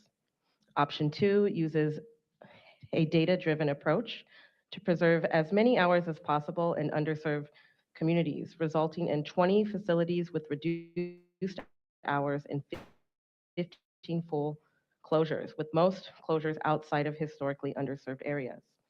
Option 3 spreads closures more evenly amongst council districts, resulting in 30 facilities with reduced hours and 11 full closures, including some in underserved communities. We also highlight that reductions in park maintenance, brush management, and public restrooms will lengthen service intervals, reduce cleanliness and safety, and may increase risk for neighborhoods adjacent to open space or with limited alternative resources. The extended pool closures totaling 958,000, with 764,000 to northern pools and 194,000 to southern pools, will disproportionately affect families, older adults, and individuals who rely on public facilities for daily needs and recreation. Because many residents, particularly those in CP2 neighborhoods, depend on pools as their only affordable nearby option for exercise, cooling during extreme heat, and swim safety programming, reductions in staffing and prolonged closures will further limit essential services for those with the fewest alternatives. These impacts fall most heavily on communities already experiencing barriers to reliable public amenities, widening existing inequities in access and opportunity. Further, the reduction of staff supporting youth, family, and equity-focused programming, including therapeutic, recreation, and adaptive services, may constrain the department's ability to deliver inclusive, accessible programs for residents with disabilities and those in need of specialized support. As special events and filming transitions into Parks and Recreation, 2 personnel reductions totaling 310,000 carry equity implications, as included in the IBA report on page 249. The program manager reclassification slows improvements to e-approval permitting systems and reduces outreach, limiting support for community groups and first-time applicants. The loss of a program coordinator further restricts capacity to process permits, issue timely notices, and guide smaller organizers, affecting those who rely most on staff assistance. Together, these adjustments, spanning reductions in hours, staffing, maintenance, programming, and event permitting support, may significantly impact the city's ability to provide equitable access to recreation centers, public amenities, and community serving programs. Without careful mitigation, these adjustments risk deepening disparities and eroding progress towards more accessible service delivery. That concludes my comments, and I welcome any questions. Thank you so much. We will now go to council members for any questions or comments. We will start with Councilmember Elo Rivera. All right, thank you, Chair. Thank you, Andy, Baku, Selena. Appreciate your work as always. Andy, I want to start by acknowledging the transparency in your equity statement. I did appreciate the acknowledgement that there will be equity impacts. Obviously, Selena highlighted what some of those will be and provided some additional detail, but I do appreciate when there's honesty in those responses. This has been Council President Pro Tem's question in a couple other spaces, but I will ask the question for DOF, Rania, whoever would like to answer. The target number that Andy was given to hit, what's that based on? That was based on the 7% target reduction that was provided by the Department of Finance to be able to balance the entire budget and make sure that a structurally balanced budget. Okay. When other departments were asked for less, what was the rationale there? Those departments was mainly focused on public safety. So that was the rationale, is to preserve public safety services. Okay, so it was prioritization based on an interpretation of public safety. Correct. Okay, thank you. Anybody kind of dive into the weeds here a little bit? Park maintenance, I have some concerns about what that's going to look like if the proposed budget were to move forward as presented. Right now, I could point to multiple parks in my district where playground equipment is broken. I would guess that most folks in this room could do the same thing in their neighborhoods. What would the impact on time to repair that broken equipment look like if the budget were to be adopted as proposed? Yes, thank you, Councilmember, for the question. And this is actually a really good and timely one, as we just completed our semi-annual low-frequency playground inspections, and that helps to reveal where we have issues, such as where a playground slide or a S-hook on a swing or whatever might be needing to be repaired. The playground work is done in this manner. On-site staff identify a problem.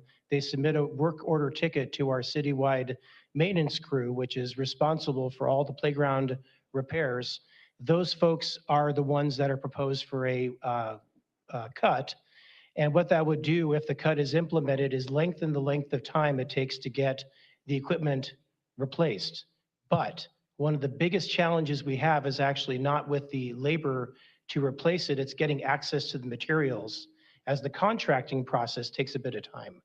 It was, we've grown with so many needs for playgrounds that we've had to get larger and bigger contracts to be able to get vendors to provide those, especially when many of our playgrounds are proprietarily sourced, meaning you have a manufacturer that is alone in having created that equipment. We have to find a supplier that actually offers that equipment. So getting the equipment is part of the critical path, and I am aware of the locations in your district and as well as several across the entire city that have that need. But upon discovery of an issue like that, we close the playground off so that nobody is able to access the broken equipment. Not the whole playground, but like the area where we wouldn't want kids to get entrapped or injured or anything like that, as safety is our top priority. Thanks, Andy. But so what is the increase in the time to repair? 1 week. That we're expecting a 1 week increase? Yes. Okay, thank you. I have a question about some of the special events and permitting. There's been a lot of conversation publicly about community members who are just trying to put community events on, and they're well-intentioned. They are trying to build community. They're trying to do that in a way typically that costs those who participate no money. It's the sort of thing, in my opinion, that we should be encouraging. And oftentimes those folks are met with a big red stop sign and then a whole bunch of red tape and a bureaucratic maze to navigate with no guidance as to how to do that. Is there any plan to change our approach for how we welcome folks who are trying to make free fun happen in San Diego? I love the concept of free fund, Councilmember, so thank you for that. And we do need to do more to help outreach to our various communities to make sure that they're aware that park system and by extension, the city of San Diego is open for appropriate events that are in line with what the communities want to see. We've been doing some specific work with your office to try to work on getting more events, especially in parks that don't see a lot of events historically, and bring more of those forward. So we're hoping to be able to do that through our on-site staff that are present at the local recreation center, but also through our staff that, like myself and other leadership staff, that can talk to the nonprofits and try to find ways to advance that. And one of the most significant ways we've done that over the past several years has been through our partnership with San Diego Parks Foundation. We mentioned Parks After Dark as being a critical piece of that, but it also includes things like I Love My Park Day and other kinds of activations at the seasons like fall carnivals, winter events, spring egg hunts, things like that. And we want to get those to be more routine and more expanded as we can. So if there's any specific nonprofits that are interested in continuing or asking to create new programming that we should look at for park space, we'd love to talk with them. As we look at the merger with special events, we're hoping to streamline that because it is always in need of improvement. And one of the most critical things is that our permitting system is not automated.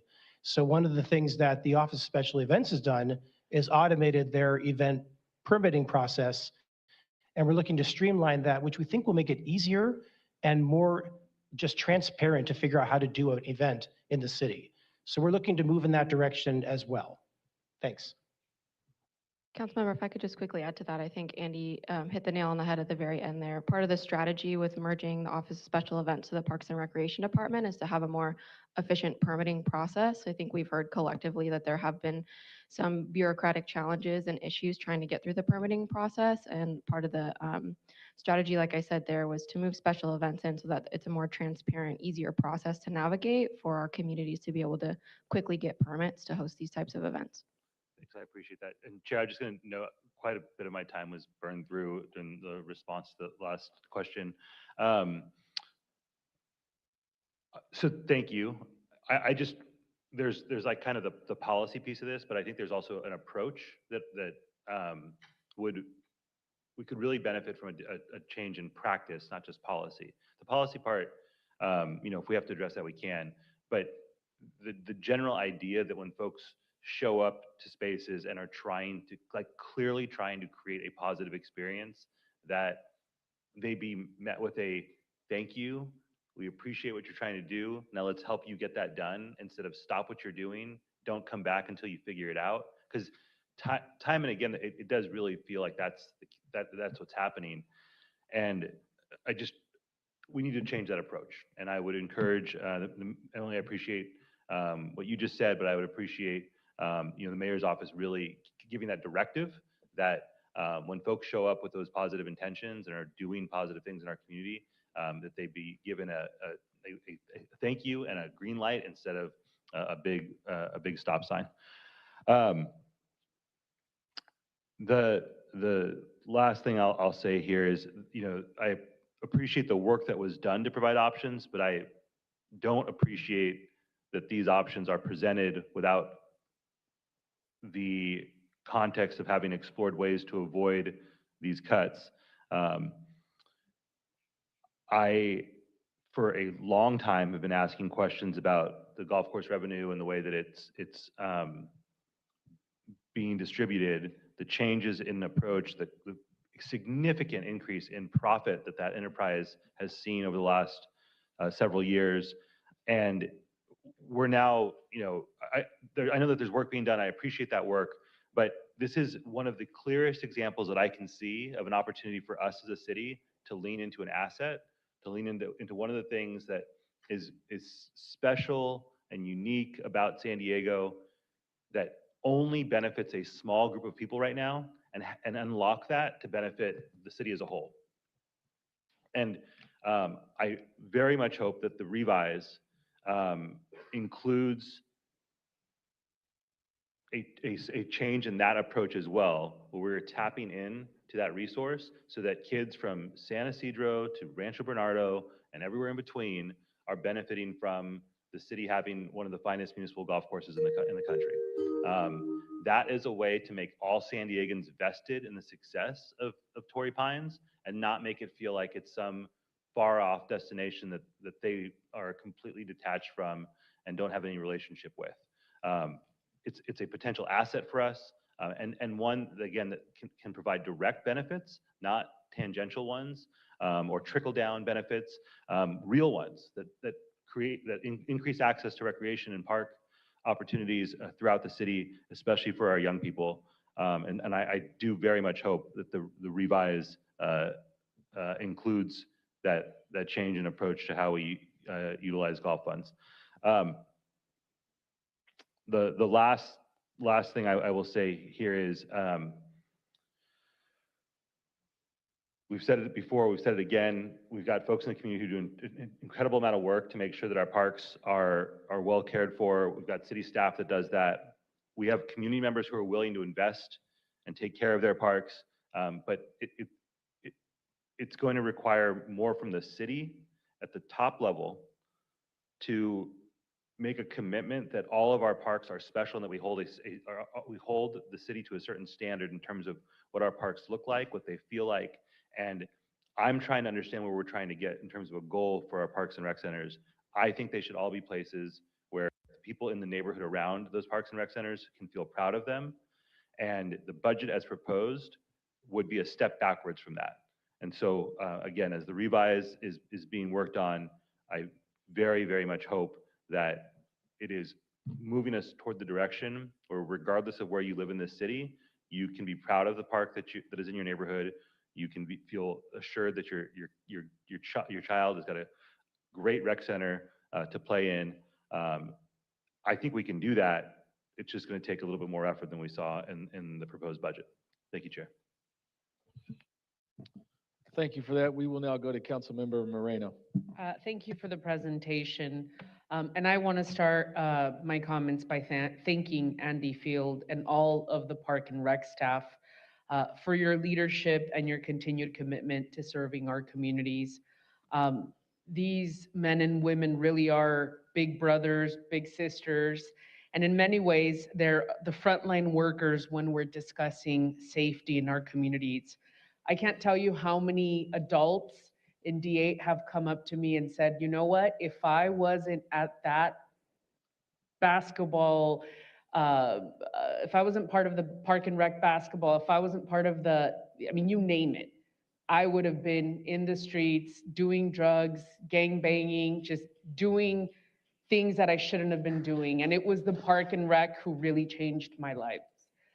Just recently at a Lucky Waller Little League opening, somebody came up to me and told me that. And I think it's those messages that we sometimes forget about, right? And we don't quantify. Panda can't quantify that.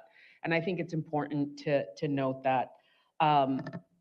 I also would be remiss if I didn't mention and thank the San Diego Parks Foundation for everything that you guys have been doing. We have a few board members here, and just thank you from the bottom of my heart. Last year, as the city council, we made it clear that we wanted equitable cuts, not across the board reductions. I remain deeply concerned that this proposed budget still includes reductions that would disproportionately impact high-need communities. It's unacceptable that we're still discussing reduced operation hours at rec centers that serve families who rely heavily on these spaces, particularly in communities that I represent in District 8. These are families living in low-income neighborhoods who often do not have access to private recreation opportunities, after-school care, or childcare alternatives. Now, analyzing the IBA's options, District 8 facilities still face hour reductions from the proposed budget. I am concerned that with the lack of staffing, hour reduction, and proposed closures, rec centers are still going to be expected to absorb the increased demand. Keeping facilities open must also mean preserving meaningful access through hours, programs, and also capacity. I also, too, want to raise the concern regarding park maintenance reductions. These cuts will result in slower repairs, less frequent trash removal, and a decline in the park in general. Obviously, having deteriorating conditions is not something that's conducive with an effective park. I heard you say 1 week, Andy, and I just want to turn over to the mayor staff and make sure that this is what we're talking about when we're talking about park facility reductions. If you're Maintenance reductions, I'm sorry. Sorry, if you're specifically talking about what the impact on the timeline would be, I would definitely defer to the Parks and Recreation Department as well as DGS, who responds to inquiries. So if Andy's saying it's 1 week, I would defer to operations. Wonderful, thank you. I have fought very hard for the parks in District 8, and I want to make sure that they remain safe, clean, and well-maintained. Bayer Neighborhood Park Phase 1 is opening soon, and like any other park in the city of San Diego, it deserves proper maintenance and long-term investment.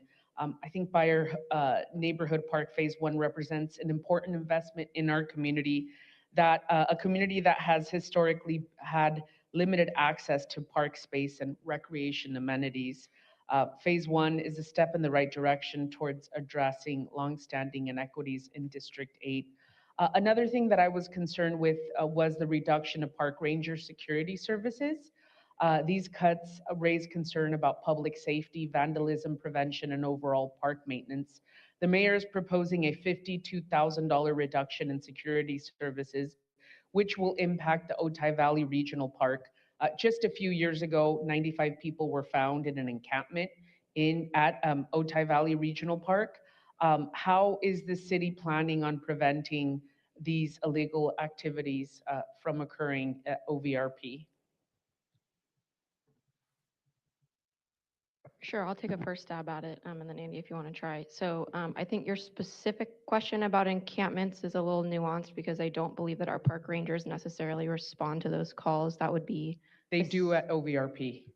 okay, in some of our parks, we do have our unsafe camping ordinance where it is illegal to be camping within a park to have a specific encampment. That's a, a tent-like structure, not necessarily an individual who is just residing within the park.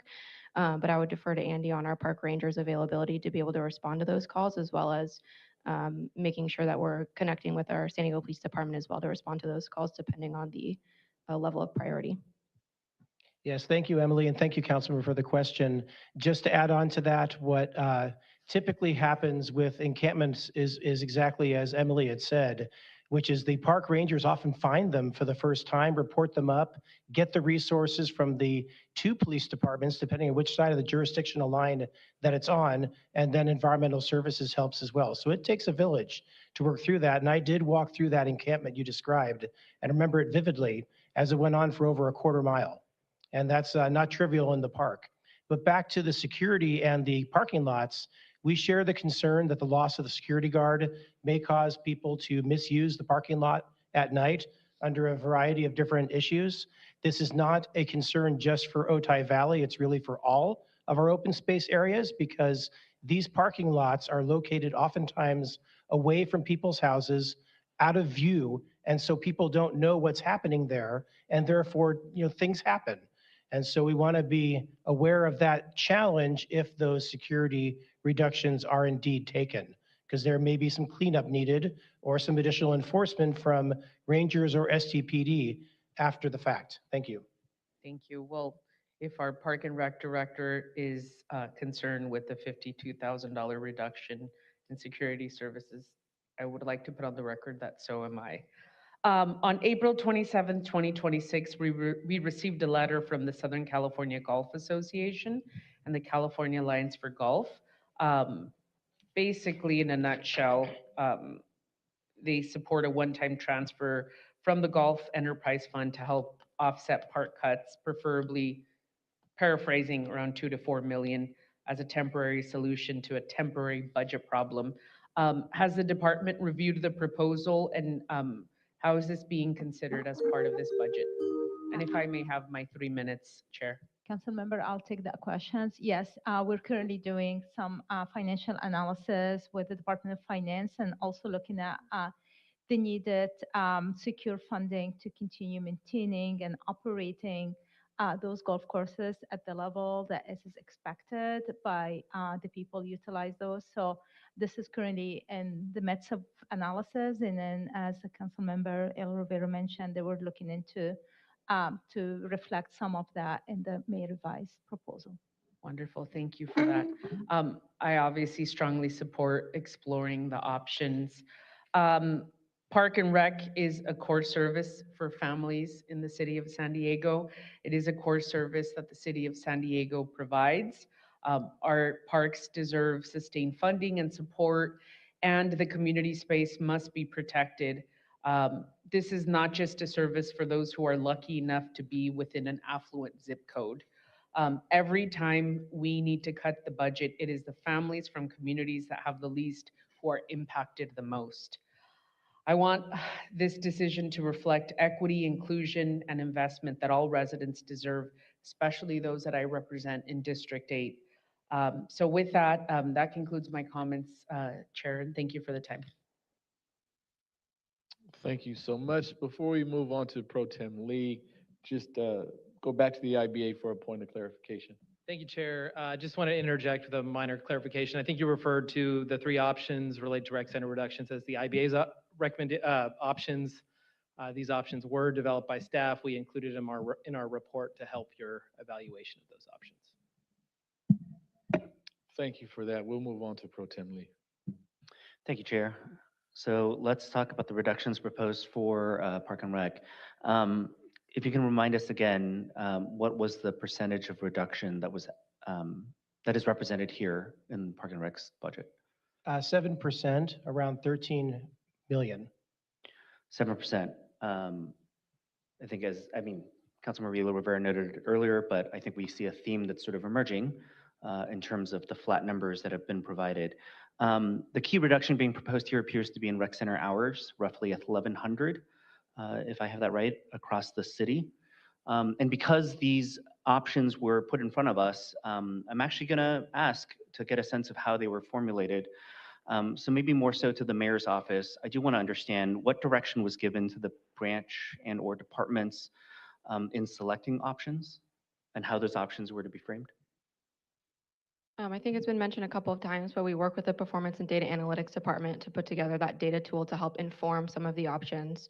I would defer to Andy speaking through the exact rationale for each of the options, but we worked through with them what is the most operationally feasible for you to be able to accomplish this reduction.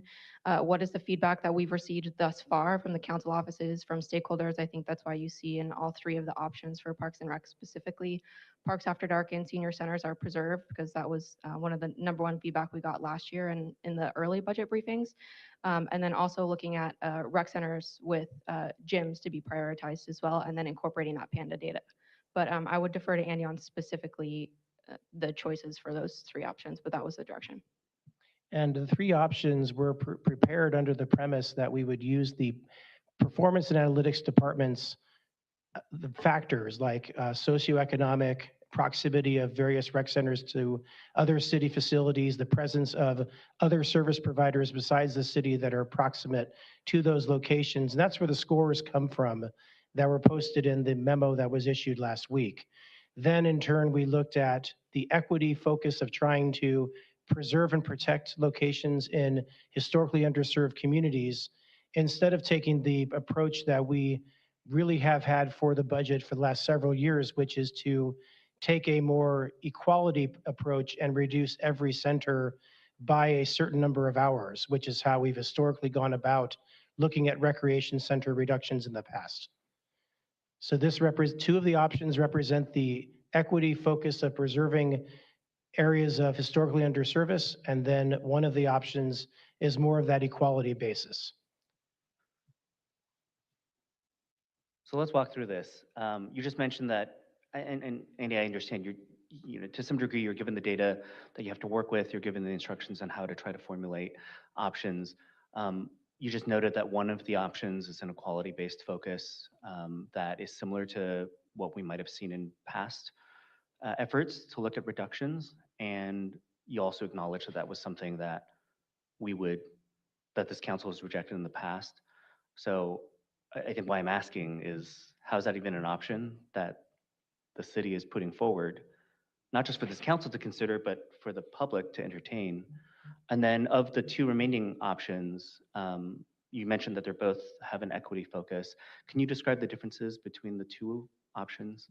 Yes, one of them takes the Panda or Performance and Analytics Department analysis into consideration.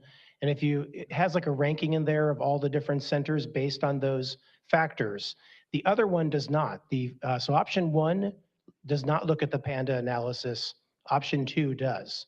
And the difference between 1 and 2 is 1 is looking more at what our staff and our own professional evaluation reveals in terms of our own observations of usage and so forth, whereas the other one is much more data focused on the Panda analysis. So that's the distinction. But then there's another piece to this, which is small recreation centers that do not have a gym are less able to provide the same level of programming and thus scored worse on both options 1 and 2.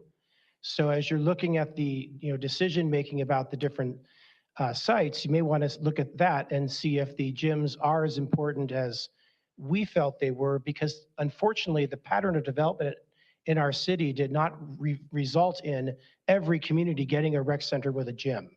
And I think that's where you see some of the challenges with the way the data lays out. Hopefully that's helpful. Thank you.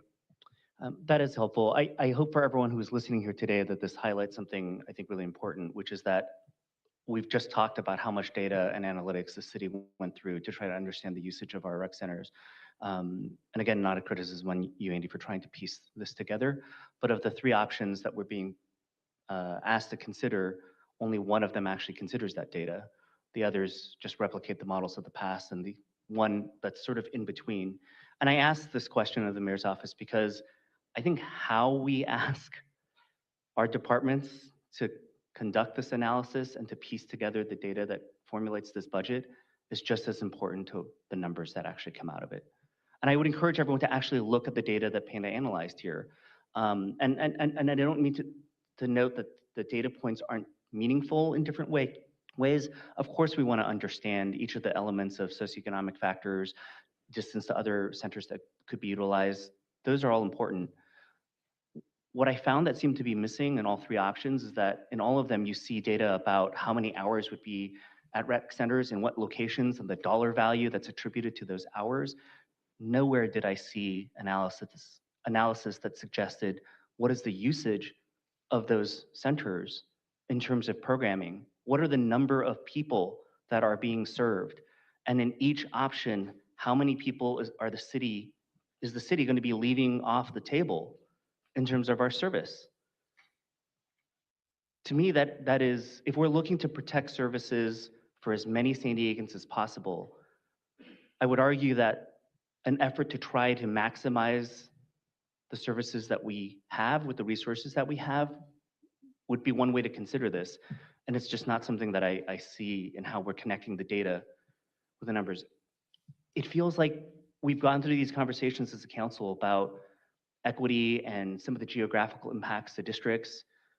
I've been a council member who has long recognized that districts 4, 8, and 9, for example, tend to bear the brunt of historical decisions in the city that might mean that they're lacking in services.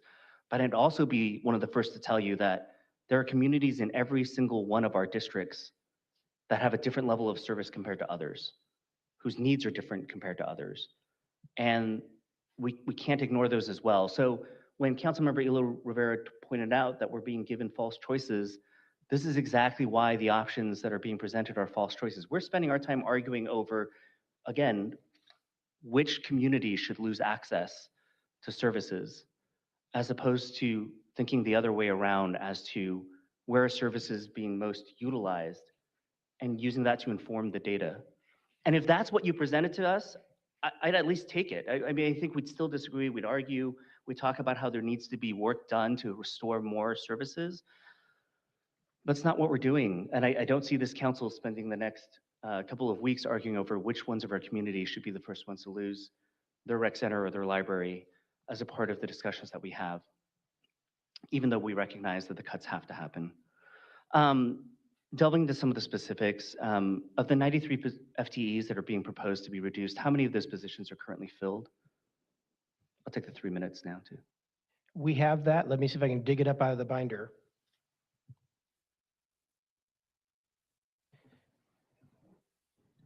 Okay, so it looks like, am I reading this correctly? This is 107 positions, and we have 74 that are filled and 33 that are vacant. So that's the numbers. 33 vacant and 74 and a half that are filled for a grand total of 107.5. So I know the options that were being presented to us were meant to just be, it was a number plugged in the system, but I think the number does represent something. How many of those positions were assistant rec center directors? Assistant rec center directors. 35 positions, of which one is vacant and 34 are filled. And these are the same positions that a year ago we were here discussing about. That's closures. correct. And again, I point this out because, again, regardless of what the options say, what we're being presented with and asked for is the exact same thing as what we heard last year. Again, we're just being given the opportunity to argue that maybe we should leave some communities behind more than others in the process of doing so. With the film division moving over as well, is there a plan for how those film permits will be processed within the department? Without someone to tag to that? Yes, with the filming process, we're hoping to integrate that with our larger permit center, and we're going to be hopefully able to combine some of the synergy that goes with the work that the Office of Special Events and Filming does currently with the permits that are processed by Park and Rec, so we can develop synergy that way, even with the proposed loss of the filming program manager. I guess to the IBA, I would just ask, and this is us not knowing how in-depth the film and program manager was in terms of attracting film opportunities to the city, but is there any anticipation for potential reduced revenue? I defer to the department on that. I would say the revenue is relatively unsubstantive. I think it's $164,000 total for revenue, but I defer to the department. Hi, thank you so much for the question. Good afternoon, Christina Chadwick, Director for Special Events and Filming. When it comes to film in particular, the department processes about 439 permits citywide a year. That results in about 550 film days per year. Obviously, that has an indirect economic benefit of tens of millions of dollars.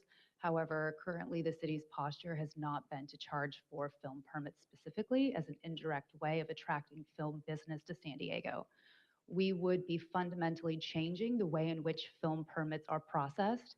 We would no longer be providing concierge service to the film production industry as we have in the years past. We would obviously be processing film permits over the counter, very transactional. So we would still be continuing to do that. But as far as the concierge service that we currently provide, that would no longer be possible with the reduction of this position. Thank you for sharing that. And I will admit, this was one that I was a bit perplexed by, mainly because we're at the same juncture in time at the moment where I believe County Supervisor Paloma Aguirre has just announced taking up a new effort at the county to further the Film Commission effort there. And I am one that believes that the city actually has a lot to benefit in terms of film production here within the city that in turn generates opportunities and resources to support needs for our residents. And I think that concludes the questions that I have at this point. Thank you, Chair, for the additional time.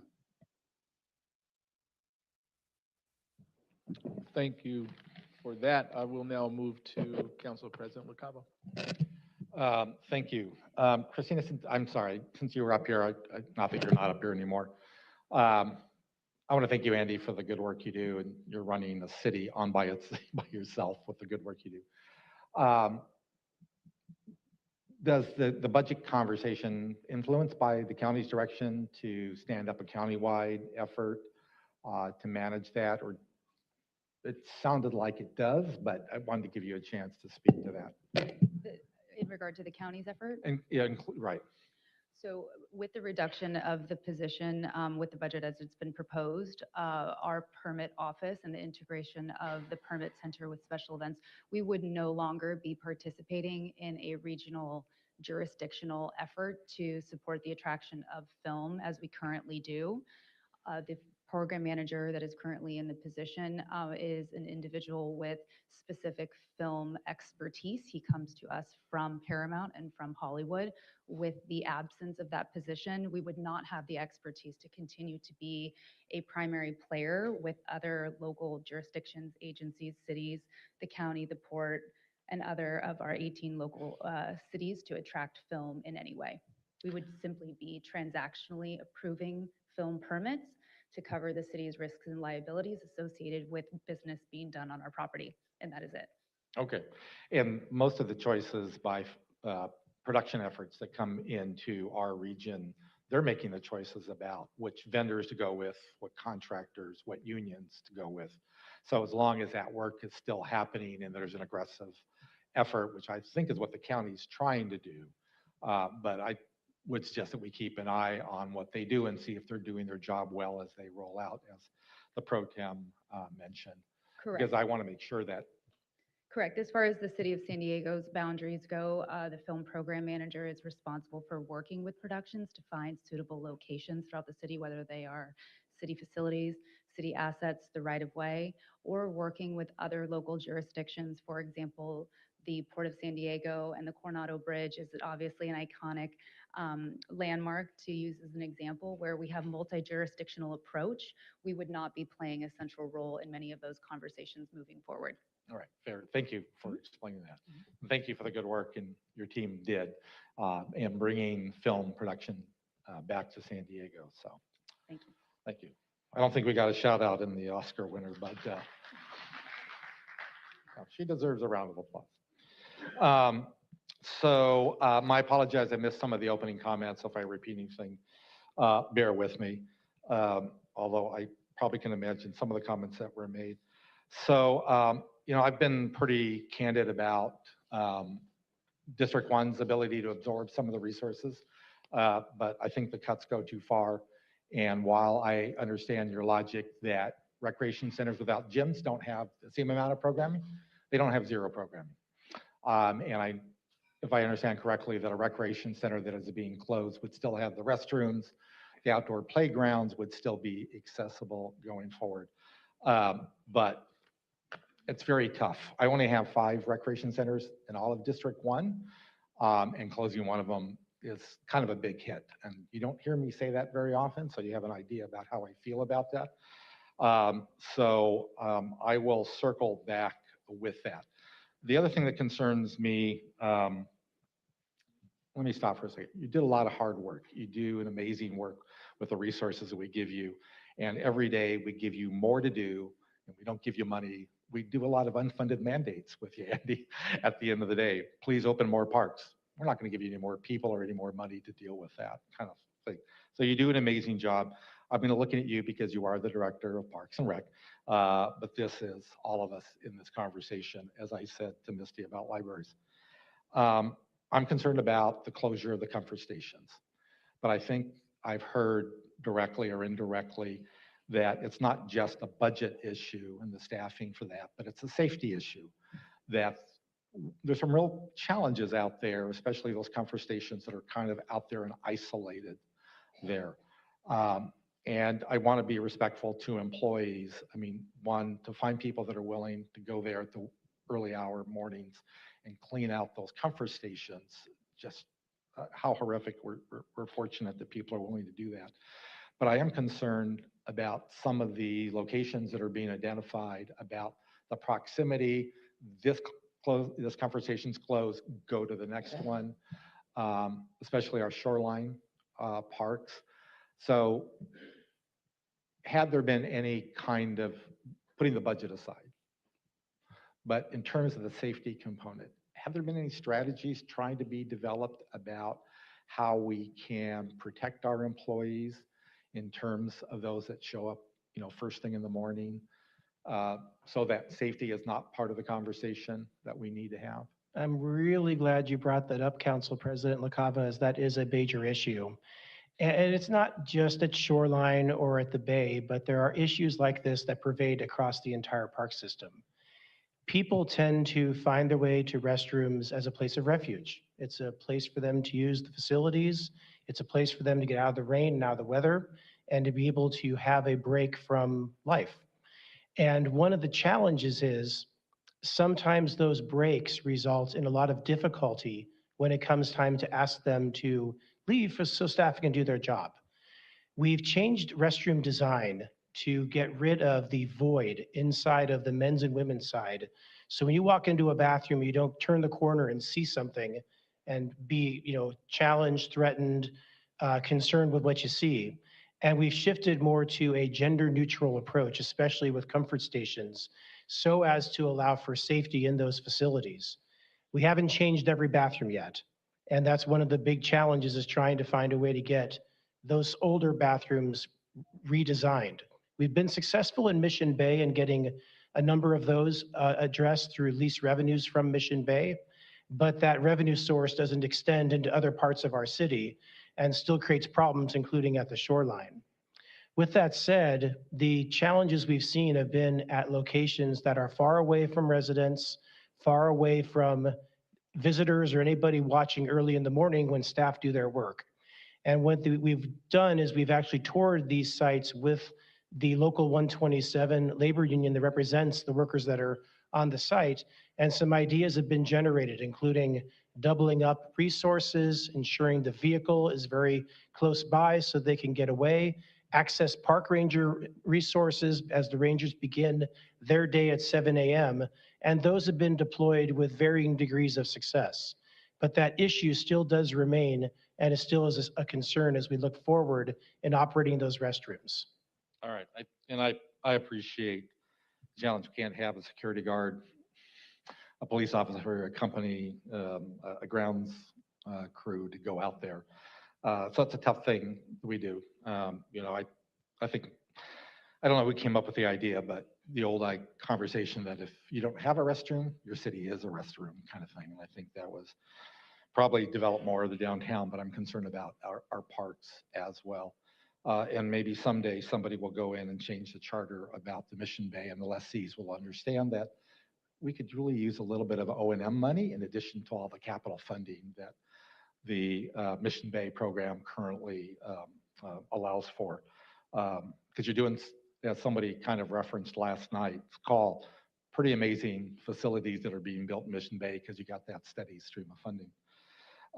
The other thing that you know that I've been following is our joint use facilities. I think we just opened one. I think there's 2 more that are about ready to open. I'm not going to go into the we're cutting here and we're adding here conversation, but given the problems we've had, what's the status of the pilot program to try to figure out a way to curtail the bad behavior by dog owners and dogs? I said it. Well, thank you again for that question, because it's definitely a now issue as it relates to dogs off leash in parks, and it's more acute at joint uses because of the presence of the fence. Also, we see this at athletic fields during times in which athletics are not occurring on the field, because those two are surrounded by a fence. What we've done is, as you may recall from last year, we worked with the San Diego Humane Society to modify the approach for reporting off-leash dogs. And that new approach is to use Get It Done as a mechanism to let us know where the problems are. As we get more and more of a database on that, the park rangers are then assigned to go to those areas and identify what's going on in real time, give advice and warnings to dog owners that have their dogs off leash, and then proceed down something of an enforcement, but not to the point of like writing tickets yet. Meanwhile, we're also working with the San Diego Unified School District to create a new sign that says that dog owners are behaving well, and it's in the green category. And that's when you have everybody on a leash, all the dogs on a leash, that's good. Yellow is when there might be a couple times the park rangers or the school notice that there are dogs off leash, and we put some warnings out there. But then when it gets to the red status, the intention is then to close off those areas. And the school district and us are at the final stages of getting that across the finish line. Then we can pilot it out, and we'd love to hear any locations, as I believe some of the prime locations I've heard about have been in your district. So we're happy to support in any way we can. I don't care where you do it. And I know last year we closed the Crown Point Junior Academy. That's not the correct name, but you had it, and then all the people that actually had pulled permits to have organized sports there walked away before we even closed it because it had gotten so bad. So your team has a hard enough time just routine operations and maintenance, but when people are out there actually beating it up or leaving droppings behind, you know, that's just that much more work. So the sooner we can at least get the pilot program out to see if that's an effective tool, I'm supportive. I'll let you pick the 10 sites that I think we talked about just to get it, because I would like to see it rolled out for every joint use park going forward. I don't want San Diego Unified to start shutting this program down, because it's the easiest way to get a park in a park deficient neighborhood. So want to be supportive of that. I think I have one last question. If I'm tracking, or if my team's tracking, the East Village Green will soon be opening. There's a underground parking lot on that. Do we know where that money is going to go? Is that going to go into the parking district, or is that going to go to Park and Rec? It'll be going to the Park and Rec Department to run that park. Okay. That's kind of a break even. All right. And then the last thing I said, I know my colleagues talked about it. I want to be a little more emphatic. This is not quite a blank check. I don't want to study it. I want to just do it, because we need to get some of these things off the table, because these people are going to go crazy showing up. We're going to get madder about not resolving these things, and whether it's keeping every recreation center open, which I assume you're prepared to do if the funding is there. Yes, sir. Okay. let's just do it. And there may be some legal issues, but let's just do it. I think it's time for us as council members to start telling you specific things to get into the May revised, which is a little bit hard, and a little bit tricky for us to do that on the fly at the dais, but we've got to start somewhere. And I'm going to cheat a little bit. If we got you the money, the 2.4, you could keep the library hours open? Yes. Okay. Want to make sure that there wasn't something we were missing, so, but. Will Ryan? do, Council President. Okay. Thank you. Sounds good. And you can weigh in whether you want to use the 5.6 to recreation center hours or however we want to do that. But let's get that money. This is a really extraordinary letter. So anyway, thank you, Andy, for everything you do. Thank you, Misty, again, for everything you do, and Rania, and you, Emily, as well, for everything that you guys are trying to do, and we'll get through this. Right? We're going to get through this, right? Oh, come on, a little more enthusiasm. We're going to get through this. Thank you, Chair, and apologies for rallying up the crowd. No worries. We'll go to Councilmember Von Wilper. Thank you.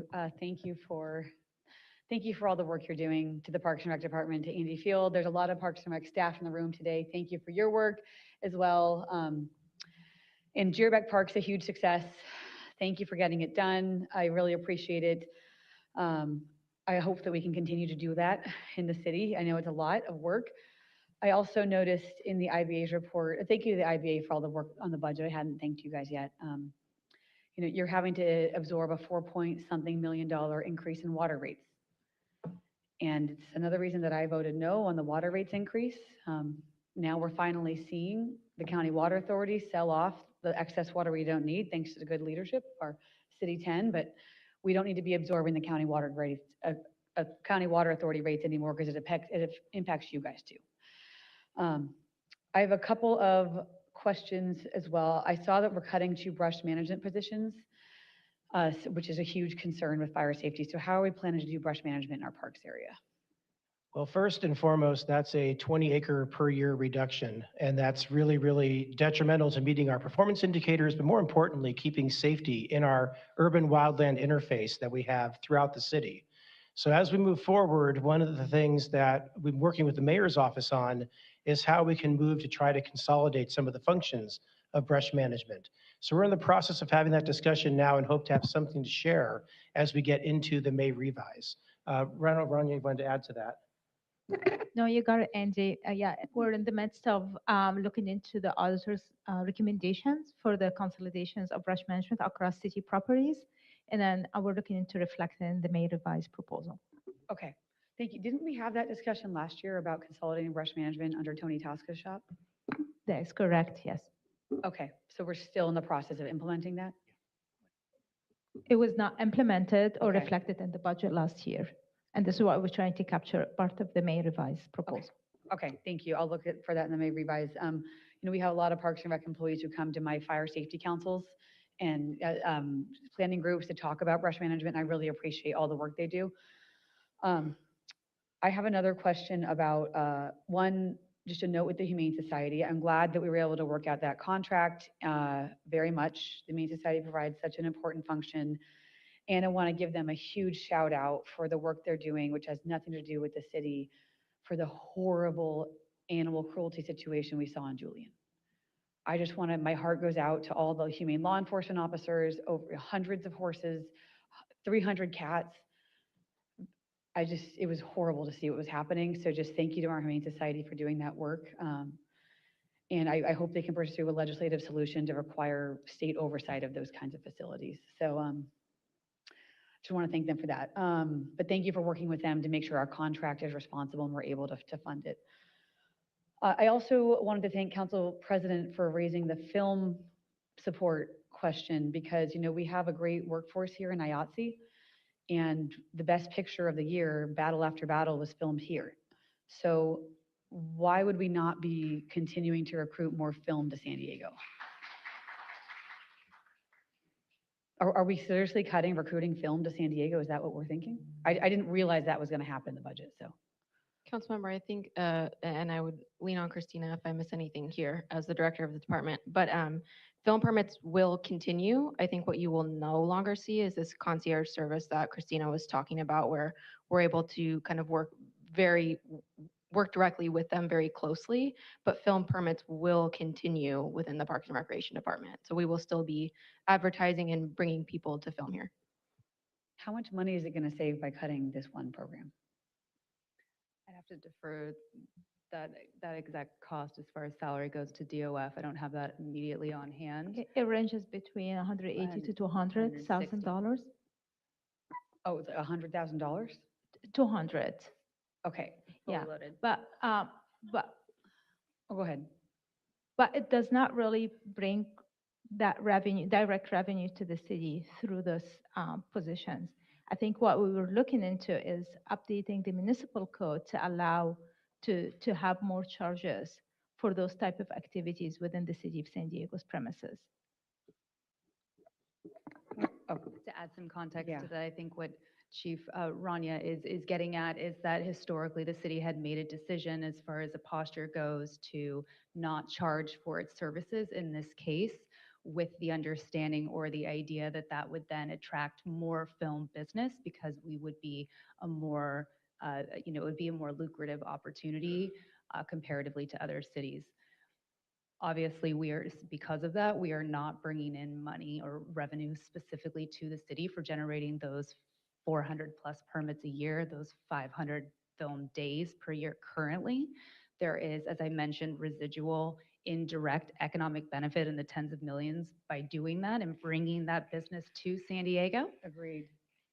And we can change our permit model to charge for those services to ensure that not only are they cost recoverable, but perhaps more than that. And I'm all for cost recovery. It just seems kind of silly that we would make things more bureaucratic and film companies wouldn't come here.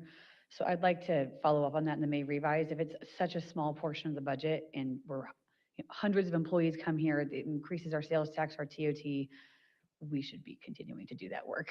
So I also will add, I will also uh, add that program manager also is responsible for commercial drone use for all of our drone-related permits that we issue as well. We currently do not charge for that. However, there is nobody, neither in my department nor in the Park and Rec department currently that has any type of expertise to facilitate environmental reviews or anything that would help to educate decision-making when it comes to that type of permitting activity. I just wanted to make sure that that was also clear that that would be a loss as well for that individual. okay, I think that is not, just like we're not going to put up matching funds to get more donations, we shouldn't be cutting a recruitment to get film here because it's going to result in more money for us. So Correct. I'd like to dig into that for the May revise. And if we need municipal code updates, that's fine too. Let us know because we're in charge of that. If you need us to change the municipal code, we can do that. Just let us know what it is. Yes, we need to do that. Okay, thank you for your help. very much. I also have a question about Balboa Park. So we implemented parking fees for Balboa Park, and the only reason that I voted for that is because we were guaranteed those funds would go back into the park and help with the very serious maintenance needs we hear about all the time. I mean, at public comment for this budget cycle, we heard folks from the park come in and tell us that the roofs are caving in and the HVACs need to be replaced and the plumbing. So how much money have we raised so far, and why are we not plowing that directly into maintaining the park? It doesn't need to sit in an account. It should be used to fix the park right now. So the Balboa Park parking is currently put into a fund that's dedicated for Balboa Park expenses. And that has been collecting ever since Balboa Park paid parking was implemented in January. So since that time, that money has been accruing. We estimate that to be around $7.5 million annually at the rates things are going between the zoo lease that was adopted by the council and the implementation of paid parking at the beginning of the year. So with that combined, we're continuing to use that to pay for the operations and maintenance of Balboa Park. And then as we see the program, like a year's worth of experience, we'll know better what the numbers are, what the timeframes are for spikes and declines in usage, and we can get better projections and continue to feed that into Balboa Park. But that money's not going to any other place besides Balboa Park. Okay, well, it should be used to fix the deferred maintenance in the park. It shouldn't just be used to mow the lawns and do the things we're supposed to do as a city. I envisioned it to be used to actually fix the things that have not been fixed for years. So I'd like to see exactly what we're spending the money on. Yep, that remains our goal, is to push in that direction. We're just not there yet because we've only had a short time of existence of the program, and the budget we have in front of you today didn't really have a lot of that history. So as we get more data, especially this summer, we'll know more what we're looking at there. Okay, well, and for all the folks who are here, thank you to the Parks Foundation, the Library Foundation, the Friends, and the Friends of Balboa Park. Let us know, write to our offices and say, these are the things we would like to use this money for, because we can then help. I know you have a whole committee going, but we can help argue in the budget for saying, I know you need lawn maintenance, I know you need security, but how about we fix these things in the park and we'll try and find something else to do. Because that was the entire idea of this, is we'll go to funding Balboa Park. I have one more question about the golf fund. My colleagues have asked about it too. It seems to be very well cast. The water golf range, all clubhouses, I want it to continue to thrive. It's a beautiful organization, all the golf courses we have. At the same time, do they have enough cash so that we could actually pull it somewhere else and they could debt finance their CIP projects just like every other park does? Yeah, I'd like to invite John Howard, our Deputy Director of Golf, just to give you a well-round picture of operation. So as John comes up, what the idea is that we, at Torrey Pines in particular, have some very old facilities. The clubhouse and the maintenance yard are both in need of repair. We're working through a master plan process currently to see how we can bring Torrey into the next century of excellence. So John, I'll turn over to you. Thank you, Andy, and thank you for the question. Currently, right now, we have been saving up specifically for a long-term capital project at Torrey Pines. As some of you may know, we are working towards meeting our climate action goals as well. One of our things that we're trying to do is to implement a new maintenance facility at all of our facilities that would actually electrify all of our fleets. Over the next 15 years or so, we are looking to make sure that those investments are taken care of. We believe that it's going to be approximately $65 million, specifically at Torrey Pines. So yeah, there's significant investment that is coming. Okay. Councilmember, you are absolutely right. Historically, you've been cash funding all the capital improvements related to the golf course improvements. And this is part of the analysis that we're working with DOF to look into if there's an opportunity to do more debt financing and then free up some of that cash that will be redirected in other critical services within the Park and Recreation Department. Okay, thank you. And to be clear, Torrey Pines is a beautiful facility and it's world renowned and we get a lot of revenue from it and it needs to be upgraded. I completely agree with you. I just think that we could amortize the cost a different way so that we can actually utilize funds up front. Am I out of time? Joe, thank you so much. All right, I just have one more question. Thank you very much, Chair. And it's about public safety at the parks. So one, I know we have a lot of discussions to make about closing rec hours, keeping them open. I mean, I agree we need to think about that through an equity lens of making sure that there are opportunities for students and young people and old folks alike to not be involved in horrible activities on the streets and gangs and all of that. I 100% agree with you. I also have a question though about what we do to keep our parks safe. You know, when I first got into this office in 2020, just a year and a half later, in January 2022, a man was accused of stabbing his cousin to death at a San Diego park in my district. It was horrible. A young woman was killed. And just down the street, on August 12th, 2023, a man was fatally shot and stabbed down the street in Mira Mesa, at the Mira Mesa Community Park. In October of 18th of 2025, 4 men were arrested in December for a murder of a 50-year-old man near the Linda Vista Recreation Center, and he was attacked and killed near the center's playground. And so I see we're cutting security services here at the parks.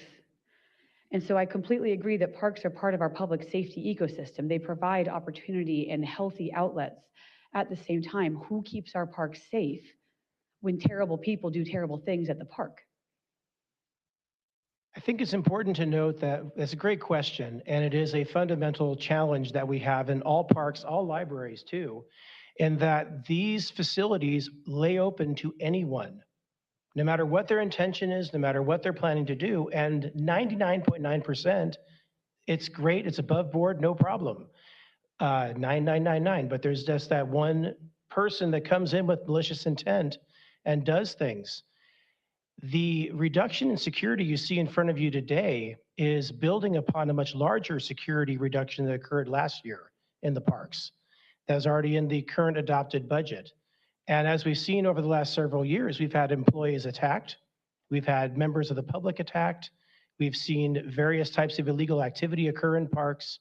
And part of the tools that are available to us to address that, such as having security guards, having additional eyes on the park to support the police department in those areas, have waned as a result of the budget reductions.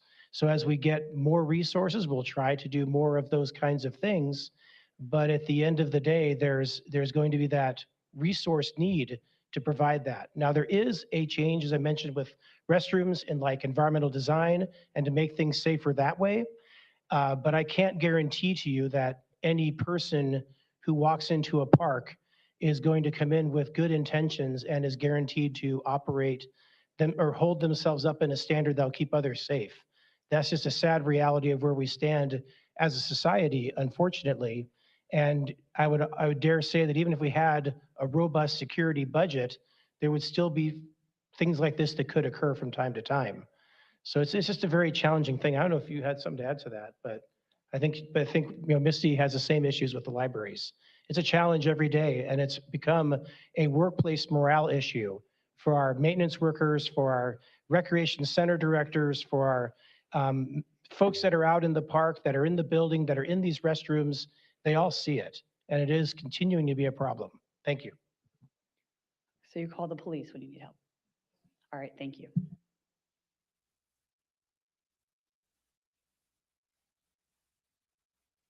We will go to Pro Tem Lee.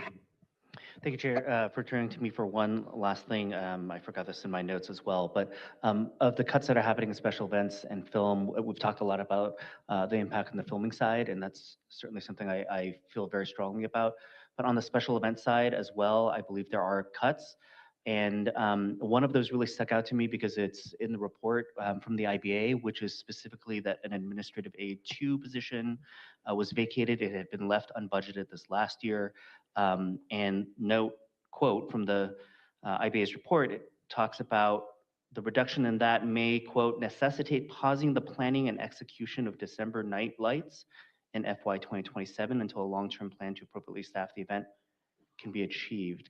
Can you explain what that means? Thank you for the question, Council Member. That is correct.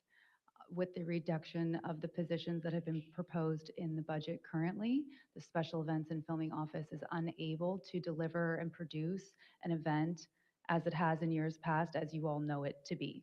So we are in the process of reevaluating what we can make possible in Balboa Park, perhaps to celebrate the holidays, but it would dramatically look much different than it has in years past, to the extent that it would virtually not be happening at all. And then anything other than that, we would be working internally to evaluate how we might be able to celebrate the holidays in Balboa Park otherwise. Thank you. I thank you for sharing the details on that. It might seem like a small line, but that seems like a significant note. And I'm not sure if a strategic decision was made on that front, because based on the response, it sounds to me like the city's planning on no longer having December nights. I think we're still working through the details of what December nights would look like, depending on what is actually adopted in the budget. I think there's one thing that wasn't mentioned was it does cost the city to put on December nights. It's about $1.5 million that it costs the city to put on this event. So we are not generating revenue off of this event. It's actually costing the city to put this event on. So still working through those details. That is correct. The event takes both indirect staffing costs, overtime costs, as well as direct costs, both for goods, services, and contracts, in order to put the event on each year. We do spend a considerable amount of time fundraising throughout the year to offset and or to provide above and beyond amenities to ensure that the event is enjoyable for folks that attend, but it does cost the city. There's a significant amount of staff public safety staff, my staff, the Park and Rec Department staff, that spent a considerable amount of time, obviously, over the 2 days that it's held, but also throughout the entirety of the year. The program coordinator position that is proposed for reduction in the budget spends 80% of her annual time over 12 months preparing for the event. Understood, which explains why the loss of that position has that kind of an impact. Thank you for answering these questions. And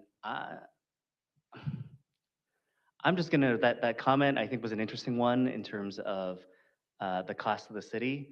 There are a lot of things that I think we do in the city that has a cost of the city. It's part of the services and the efforts that we provide to make San Diego a livable place.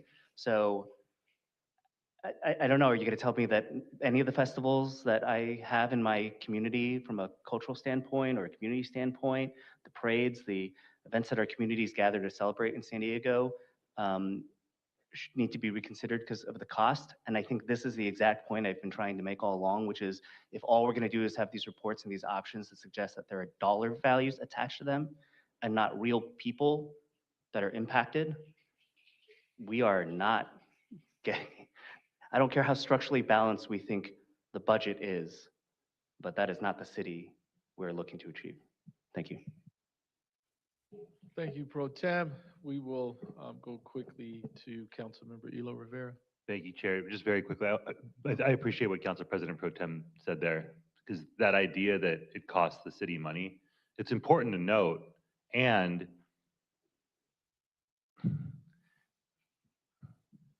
there are like such profitable businesses that this city does stuff for and does not ask for even cost recovery from.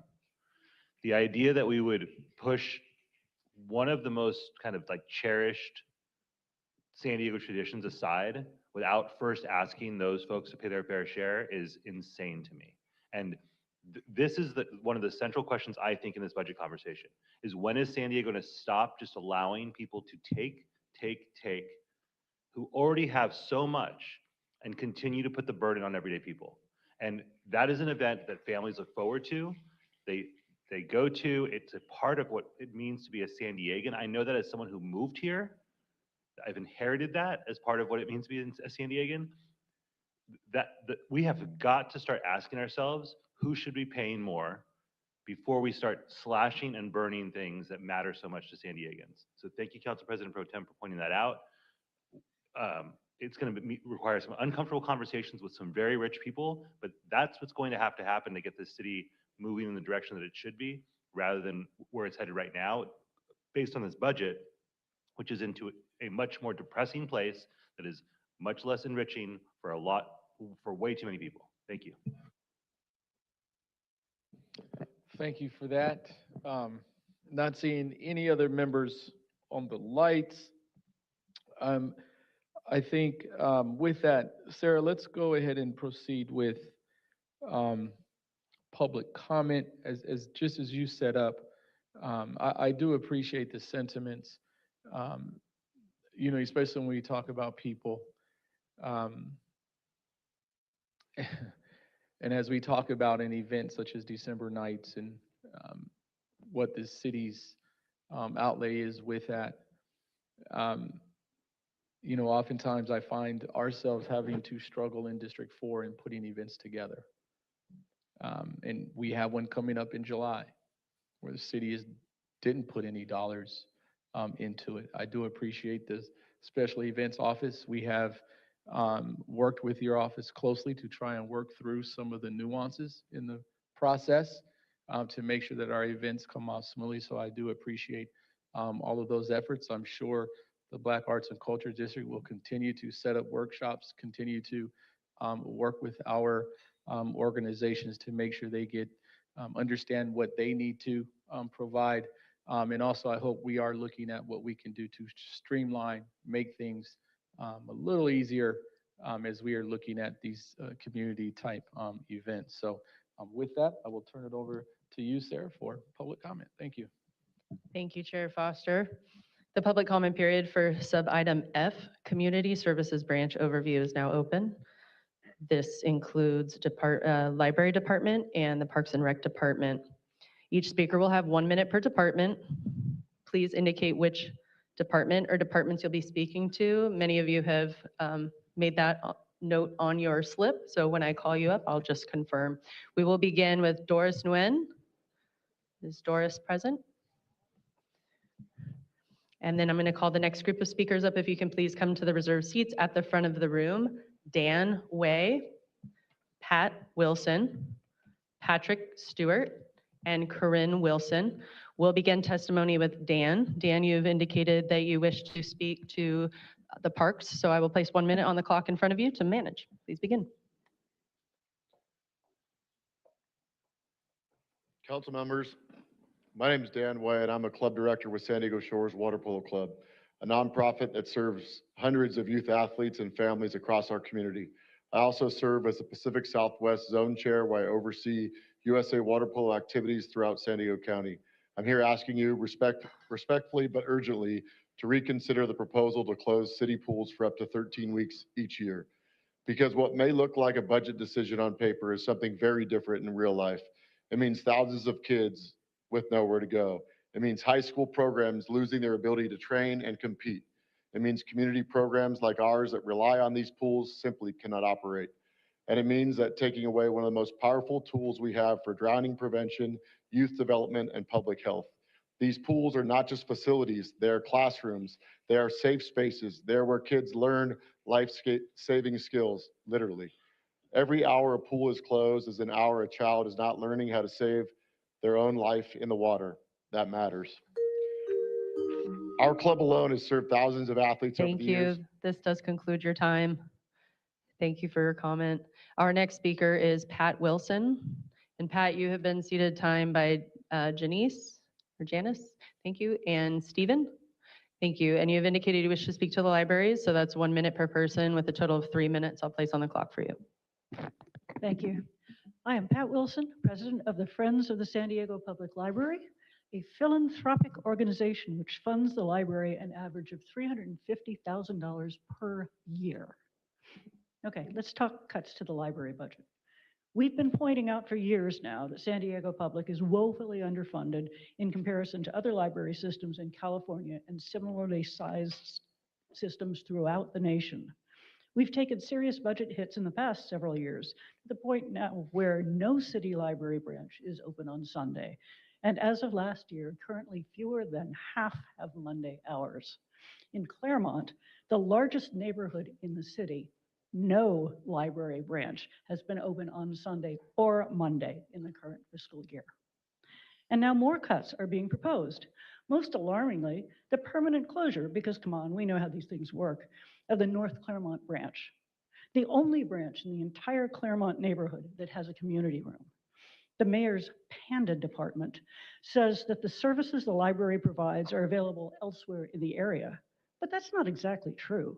The library provides all of the services for free for the consumer. A safe third space, climate controlled with computers, power, and Wi-Fi, clean bathrooms, and programming for all segments of the community. Various aspects of these can be found elsewhere, but not in one place and not for free. Some metrics might suggest that Claremont residents can afford to pay for services, but let me remind you, median income means that half of the population is below that threshold and does not indicate how far below. Especially in this economy, many Claremont residents, young families, seniors on fixed incomes, the unhoused, are struggling. They cannot afford to lose the neighborhood libraries that are their lifetime. No neighborhood can. I've collected hundreds of cards from patrons of North Claremont Library and library supporters in the past week, which I have presented to Councilmember Campbell's office. Many of these mention that they value being able to walk to their library. Some of the senior patrons no longer drive, and this is how they get to the library. And as Councilmember Von Wilpert mentioned, there's the proposed elimination of the $1 million match program. The public part of our public-private partnership. Private philanthropy, including the Friends and Foundation, is incentivized to give money to the city for the library use based on the fact that their dollars will double. Lose the match, and where's that incentive? There's also the very real downstream effect. While 150% of the money donated to a branch via the match goes to that branch, The remaining 50% is pooled and equitably distributed among the branches.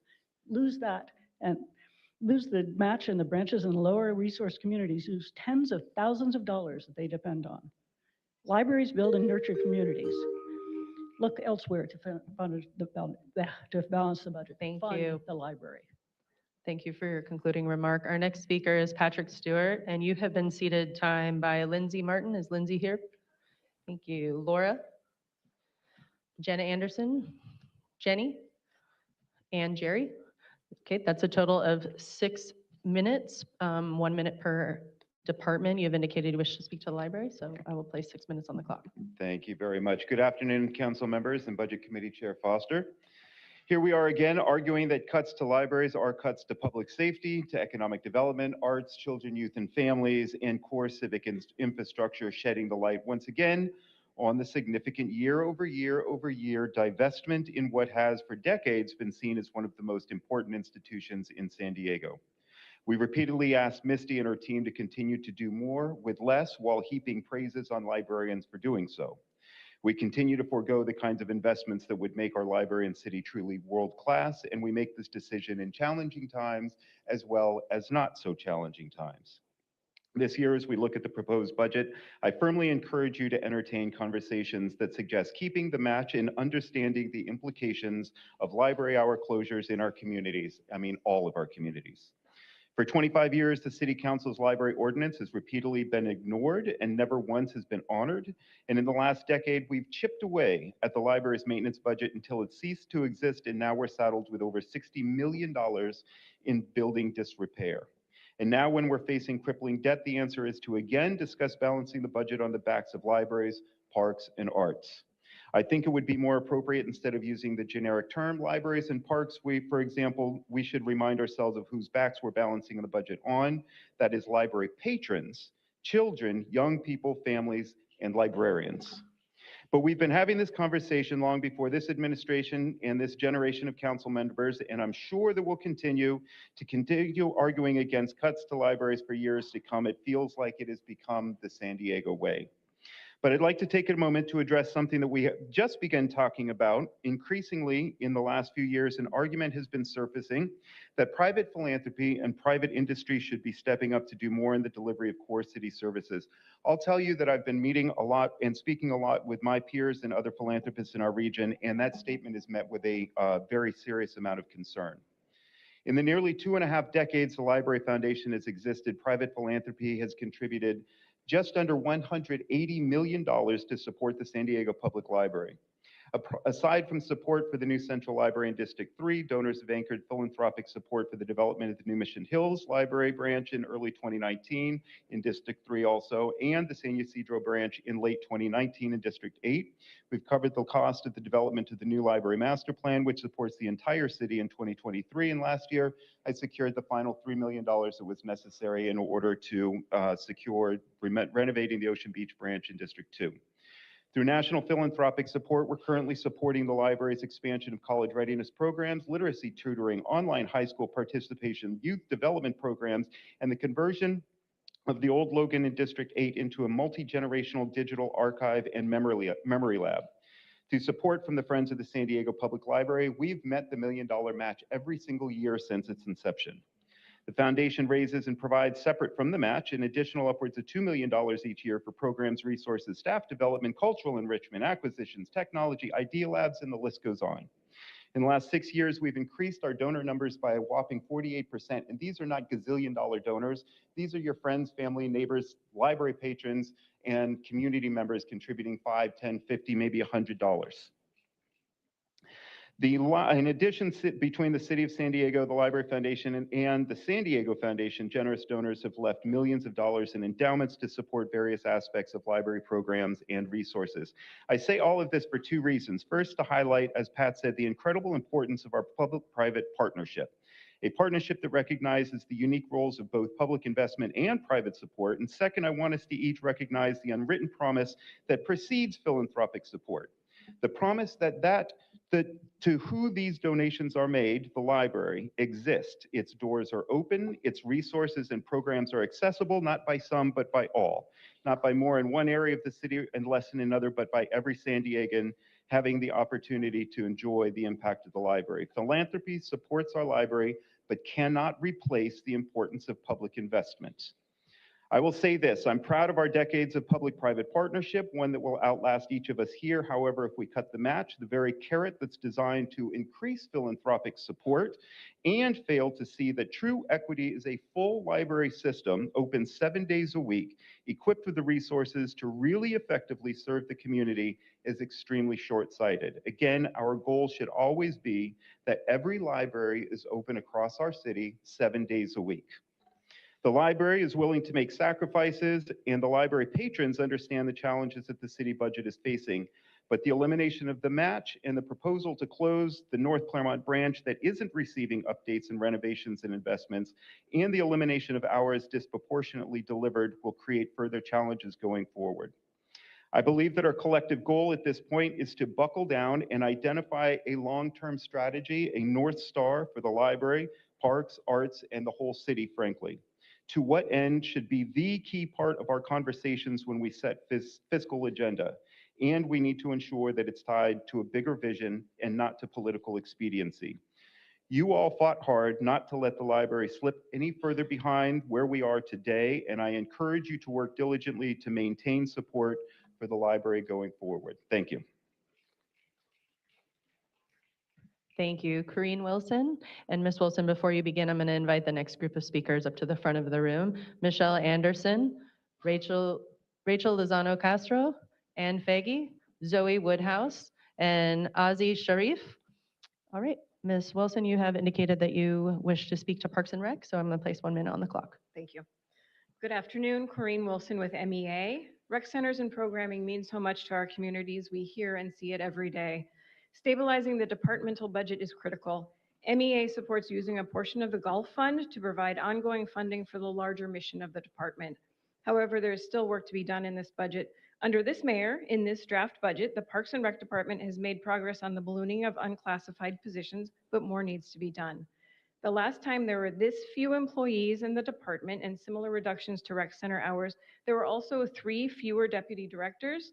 3 deputy directors at $216,000 a year is $648,000.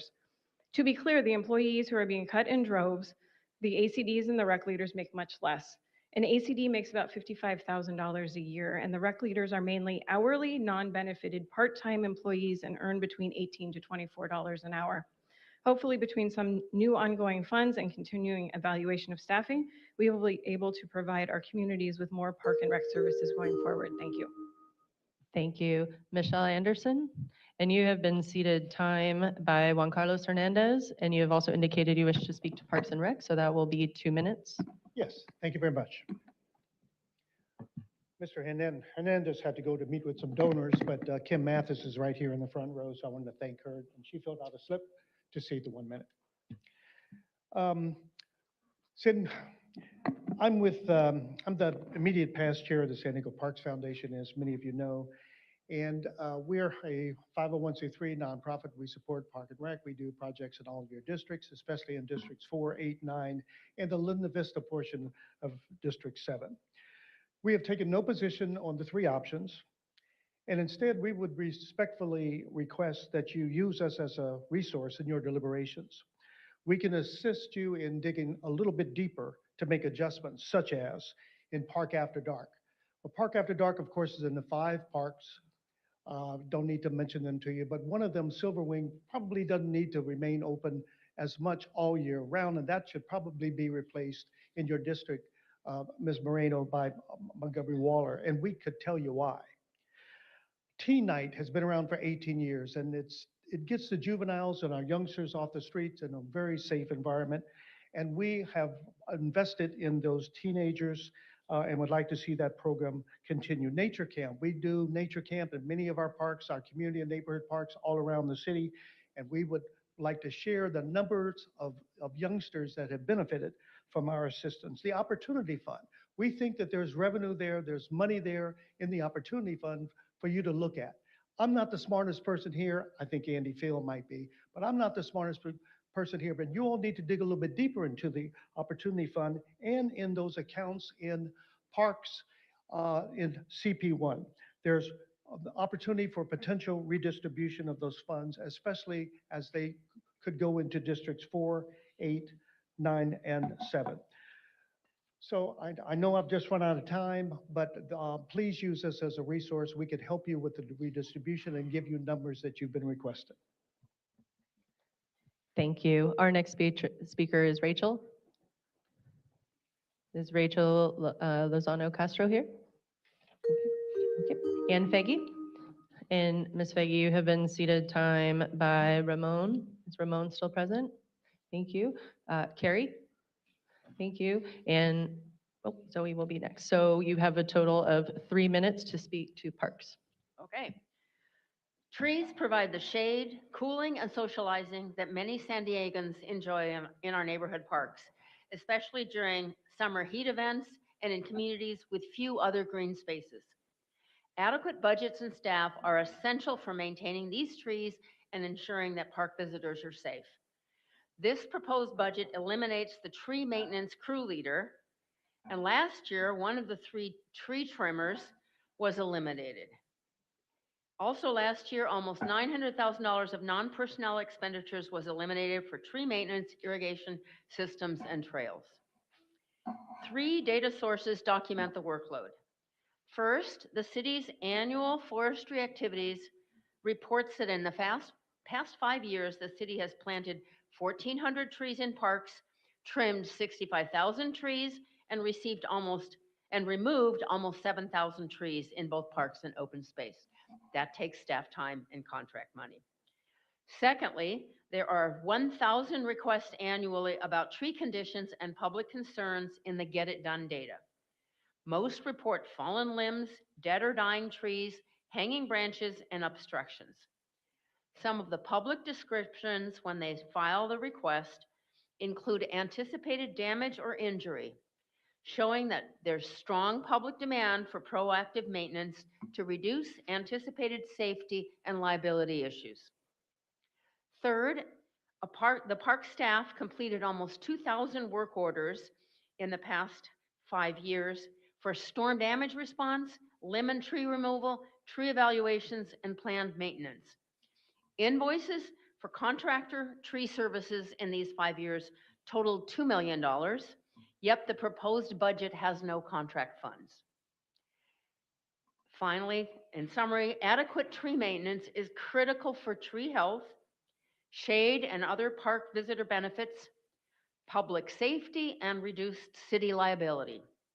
The city is truly neglecting this workload and needs to return to 4 tree trimmers and provide adequate funds for the specialized tree contractor work. Thank you. Thank you. Zoe Woodhouse, you've indicated you wish to speak to parks, so 1 minute on the clock.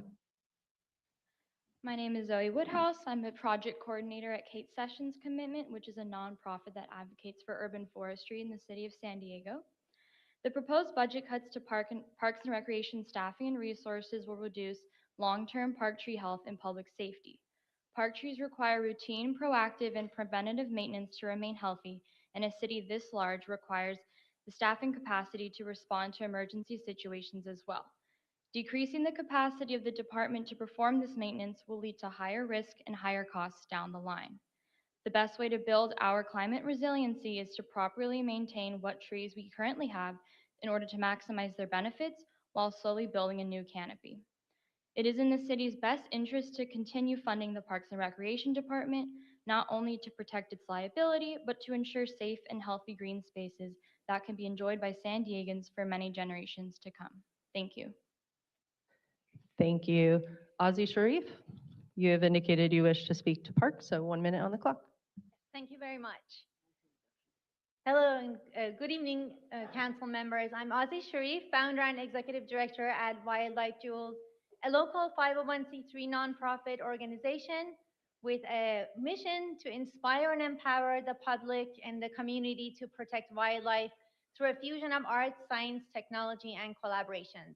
Through our Eyes, Engage Your Eyes for Sea Life program, we've been monitoring the San Diego coastline, parks and beaches, documenting wildlife, human activities, and safety concerns for both people and wildlife. Through this field work, we cannot overemphasize the importance of Park and Rec staff and rangers. Their presence has been vital in keeping people and wildlife safe, preserving the magical biodiversity of life that we have here along the San Diego coastline. So we absolutely would like to be on the side of Park and Rec, and hope to see more rangers Thank out there as you. well. Thank you. This does conclude your time. I'm going to invite the next group of speakers up. We will begin with Joan Raphael. And Joan, you will be followed by Evelyn Smith, Alan Dolgeroff, Andrew Meyer, and Beth Givens. If those individuals can please move to the front of the room, and we will begin with Joan Raphael. And Ms. Raphael, you've indicated you wish to speak to the library, so 1 minute on the clock. Hi, I'm speaking about the libraries. I think most of you probably basically share my opinion that libraries are important. I'm not going to waste time on that, but I will point out libraries also reduce crime. I'm going to ask you to do something very brave and counterintuitive. Reduce the police. Reduce the police. They get huge increases every year. They never, ever get any reductions. If you aren't going to reduce the police, we will never balance this budget, ever, even in good years. Reduce the police. If you fund your libraries, you fund your parks, you will reduce crime. Crime has been down for a number of years. I'm also going to say another rather counterintuitive suggestion. Cut middle management. They never work with the public. Thank They you. never see the public. Thank you. This does conclude your time. Thank you. Our next speaker is Evelyn Smith. And Ms. Smith, you've indicated you wish to speak to Parks, so I'll place 1 minute on the clock. I'm Evelyn Smith. I represent D4 on the City Park and Rec Board. I chair the Encanto Rec Group, and I also chair the Emerald Hill Town Council. And the park is very important to the residents in D4. We are one of the areas that's underserved. And people that don't have live in a single family home, that's where they have their birthday parties, they have their family get-togethers, and it's the seniors come there to walk. We have our senior meetings there. We have a senior exercise group at the Emerald Hill Park. This year at the Encanto, the co-ed basketball team came in #1. The director there can work magic with a little bit of money and also does direct the fields. Thank you for your concluding remark. Alan? And Alan, you have indicated you wish to speak to Parks and Rec, so I will place 1 minute on the clock. Yes, thank you, Council, for the opportunity. My name is Alan Dolgeroff. I'm the president of the La Jolla Recreation Center Board. I commend Andy Field and his staff for the incredibly important work. Our center is over 100 years old, and like others, was set aside to gather and thrive in perpetuity. It's a center for all of the city and county. People come to enjoy the beauty and the recreation. It's just 1 block away from one of the most visited areas in the county. This area is densely populated with all ages and demographics can need, and very little open space. There are no nearby recreation centers, and the roadways are already congested. Seniors and families driving miles to other rec centers would exacerbate traffic, wear on roads, and emissions, resulting in regional and societal financial impacts. The staff facilitate tremendous number of paid programs and that are financially self-sustaining aspects. Our board passed a resolution urging the city to keep this and all other rec centers in San Diego open and vibrant. Thank you. Thank you. Our next speaker is Andrew Meyer, and you have been seated time by Lillian Barnes. Is Lillian present? Thank you. And you have indicated you wish to speak to the parks. That's 1 minute a person, so I'll place 2 minutes on the clock. Thank you very much.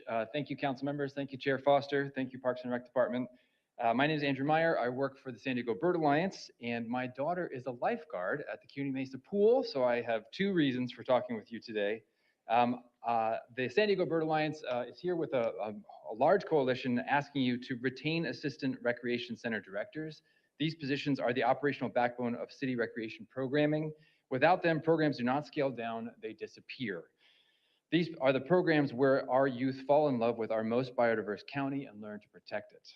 Retain the asset management team. This 11-person in-house team of landscape architects, a civil engineer, a GIS analyst currently oversees 175 capital improvement projects valued at over $1.2 billion.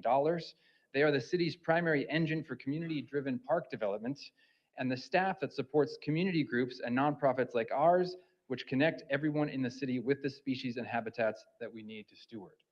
And please retain the current level of park rangers. Rangers are the front line of presence that keeps parks safe, accessible, and activated, especially in underserved and park deficient communities. We work with great integral rangers at Mission Bay Regional Park. The endangered California least tern has come back to nest this week because of the work that the city of staff is doing.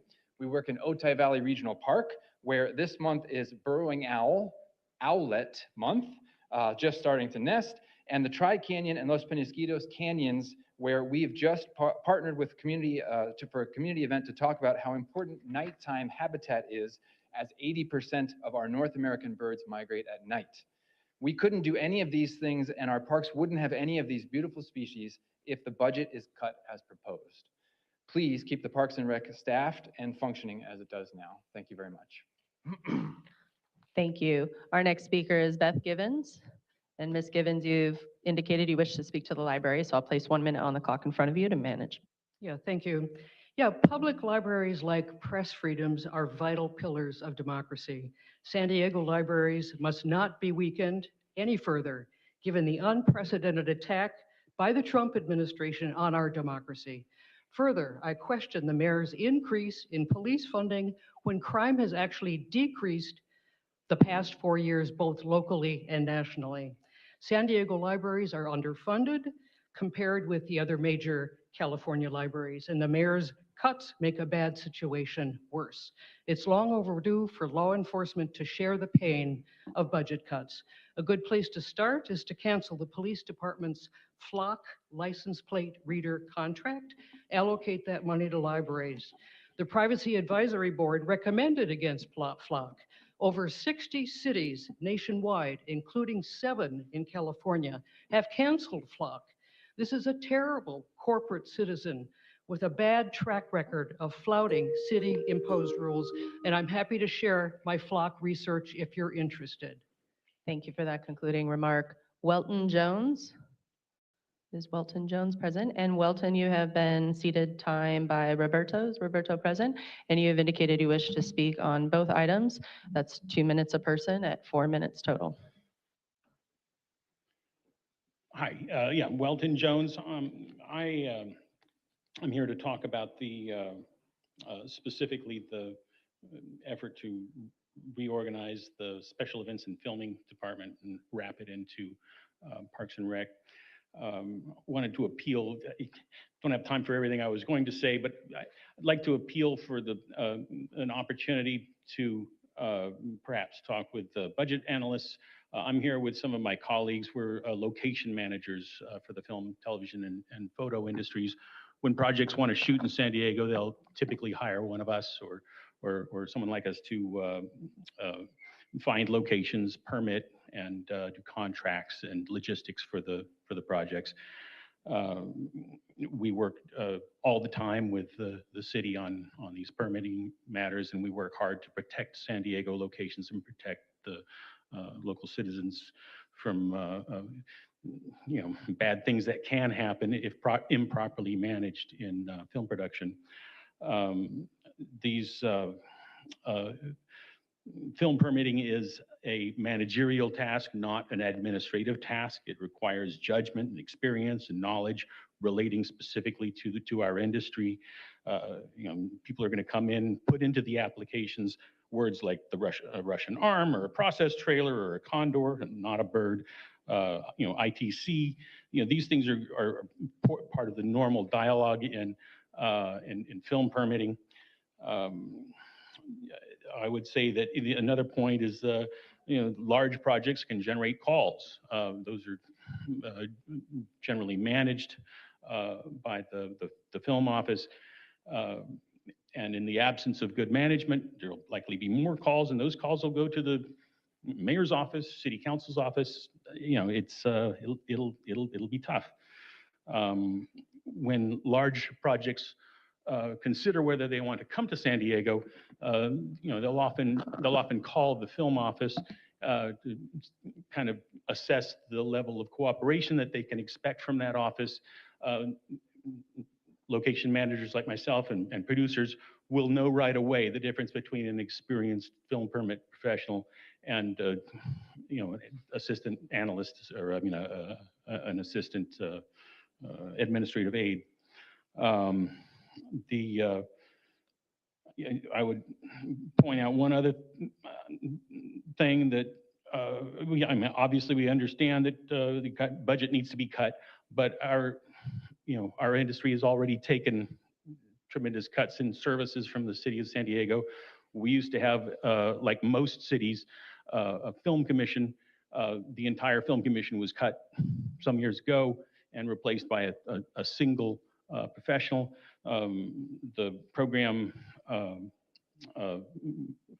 manager that we have now is excellent.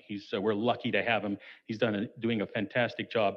If we lose him also, it's going to be tragic for my industry and for the hundreds of film workers here in San Diego, potentially thousands once you consider secondary spending.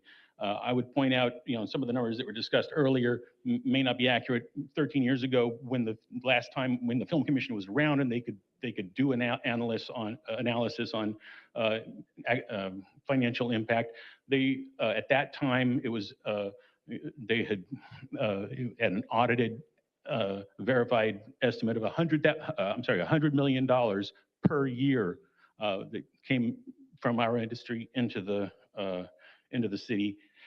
I really would appeal to you to do what you can to keep that. Thank you.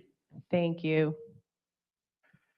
Just for a quick moment, just to pause here, we're going to have a change. I have to leave, unfortunately.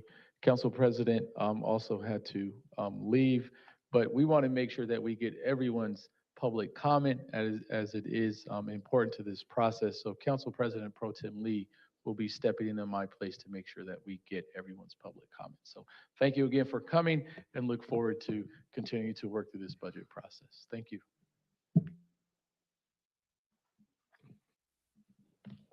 Thank you, Chair. I'm going to invite the next group of speakers up. Lisa Rothmuller. And Ms. Rothmuller, you will be followed by the Mid-City CAN group. So I will call your names up, but just to prepare you, you will also be followed by the Groundwork Mid-City CAN group. And then after those two group presentations, Brian Pollard and Jermaine. So if those two individuals that I called at the end want to come up to the front seats, I see the groups are over there just so that you guys can organize. And Ms. Rothmuller, you have indicated that you wish to speak to both items, so I'm going to place 2 minutes on the clock. Please begin. Good evening. My name is Lisa Rothmuller. I am also a television, film, and commercial location manager. I'm a native San Diegan. I've been in this business for 30 years. So I've been here through the heyday of all the TV shows and movies that were shot in San Diego when we did have a long, strong, big film commission. And I'm very opposed to us cutting the one position that still exists that keeps our film business afloat in San Diego. We have an expert in that job that knows filming. When a production manager or producer or a large production company like Paramount calls San Diego to find out whether or not they can bring their next large project here, they want to talk to someone that knows about filming, that knows about rules and regulations within the city, that knows what the budgets are going to be, that knows whether or not we can do road closures for large television commercials or big car chases and things like that. There are hundreds of employees that survive with the film industry. If we cut that position and it becomes just a position where people go online, fill out a permit application, wait for weeks for it to come back, our industry will cease to exist. We have to have a liaison between the city and the film companies that come to San Diego that knows how to manage a film shoot, knows what the vernacular is, knows how to handle special requests like closing the Coronado Bridge for a large car commercial that shows internationally, nationally, people know that San Diego is a gorgeous place. I personally do all of the Visit San Diego commercials, all the Visit California commercials. Those things are all bringing tourist dollars to our economy. And I really would think that cutting one position that's a couple $100,000 on an industry that brings in millions and millions of dollars is not a smart thing to do. Thank you so much for your time. Thank you for your concluding remark. Our next is a group presentation. We have Paloma, Victor, Rafael, Belen, and Ana Gonzalez. Okay, so that is a total of 4. Can you please indicate which item or items you'll be speaking to, or department or departments? Parks and Rec. Parks and Rec. Okay, so that'll be 4 minutes total. Please begin.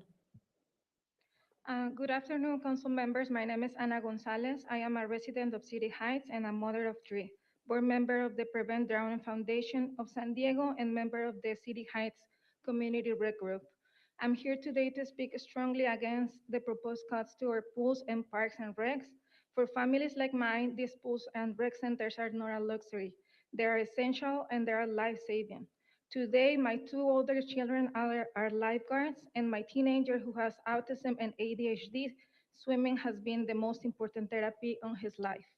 All because we have our local community pool open. Access to pools is not just recreation, it's prevention and it's safety. It's about saving lives. We are facing cuts that could close pools for up to 13 weeks. These cuts will not affect everyone the same way. This will hurt communities like mine the most. Low-income families, working parents, and youth who already face many barriers. We should not have to keep fighting for something that's basic and necessary. So today, I'm asking you, and I need you to reject these cuts, protect our city pools, rec centers, and invest in your children. Thank you. Hello, everybody. My name is Paloma. I'm here with Mid-City Cans Youth Council. Again, on behalf of our students who were also here last night when they should have been focused on their AP testing going on this week. Instead, they came back to fight for their parks. Stop the cuts to spaces our youth and community use. The budget cuts to our libraries, parks, and rec centers is unacceptable. We all need access to green spaces that are well-maintained and thriving. I was listening earlier during the presentation from ECP and heard that parks and green spaces are a concern citywide, not just in City Heights. There is an issue with the way small repairs are done. I presented at the following CRGs within Scripps Ranch, D5, D6, Mountain View, D9, D4, and we have more scheduled, and they all have unanimously supported to sign a letter for a deputized city engineer that would allow Parks and Rec to complete projects in-house at a faster timeline and at a cheaper cost. Let's rethink the way that we do things. Earlier, you asked Rania about our proposition, and she mentioned that there is an MOU currently in the works between both departments. The content of that MOU is going to be critical. The agreement should guarantee Parks and Rec a prompt and direct access to a deputized engineer, whether that is a permanent transfer, lending in position, or allowing Parks and Rec staff to walk over and work with that engineer. Our new concern, how will the MOU be executed if the asset management team under Parks and Rec is being dissolved? The team that would have the capacity to help these smaller projects be completed in-house. What will happen long-term if our maintenance folks are cut? Lastly, I ask you to look at funding Parks and Rec cuts with the revenue from the Gulf Revenue Fund, and it's not going to have any operational impacts with the city's golf course. And again, get more savings from canceling the FLOG contract. Invest in our youth and watch the possibilities grow in our communities. Thank you. Hello, my name is Victor Ponce. I am the lead organizer of Mid-City Can. I'm also part of the City Heights CRG. I wanted to, wish I had more time, but I want to highlight organizations such as Rises Ministries, who have been using the City Heights Rec Center for multiple years, providing mentorship and guidance from the youth from Rosa Parks Elementary to ensure that they receive attention and support. They are the first responders, ensuring that the youth have the support and resources needed before they even become troubled teens or adults Do we not realize and understand that programs like this are the crime prevention that our community needs? It doesn't need more policing. We don't need it in that form. We need public safety through the arts, through the parks and recs, through the pools, through all these different avenues that we can reimagine as a community. Again, please ensure that the proposed cuts by Mayor Gloria are reversed and that you all do your part as well. Thank you.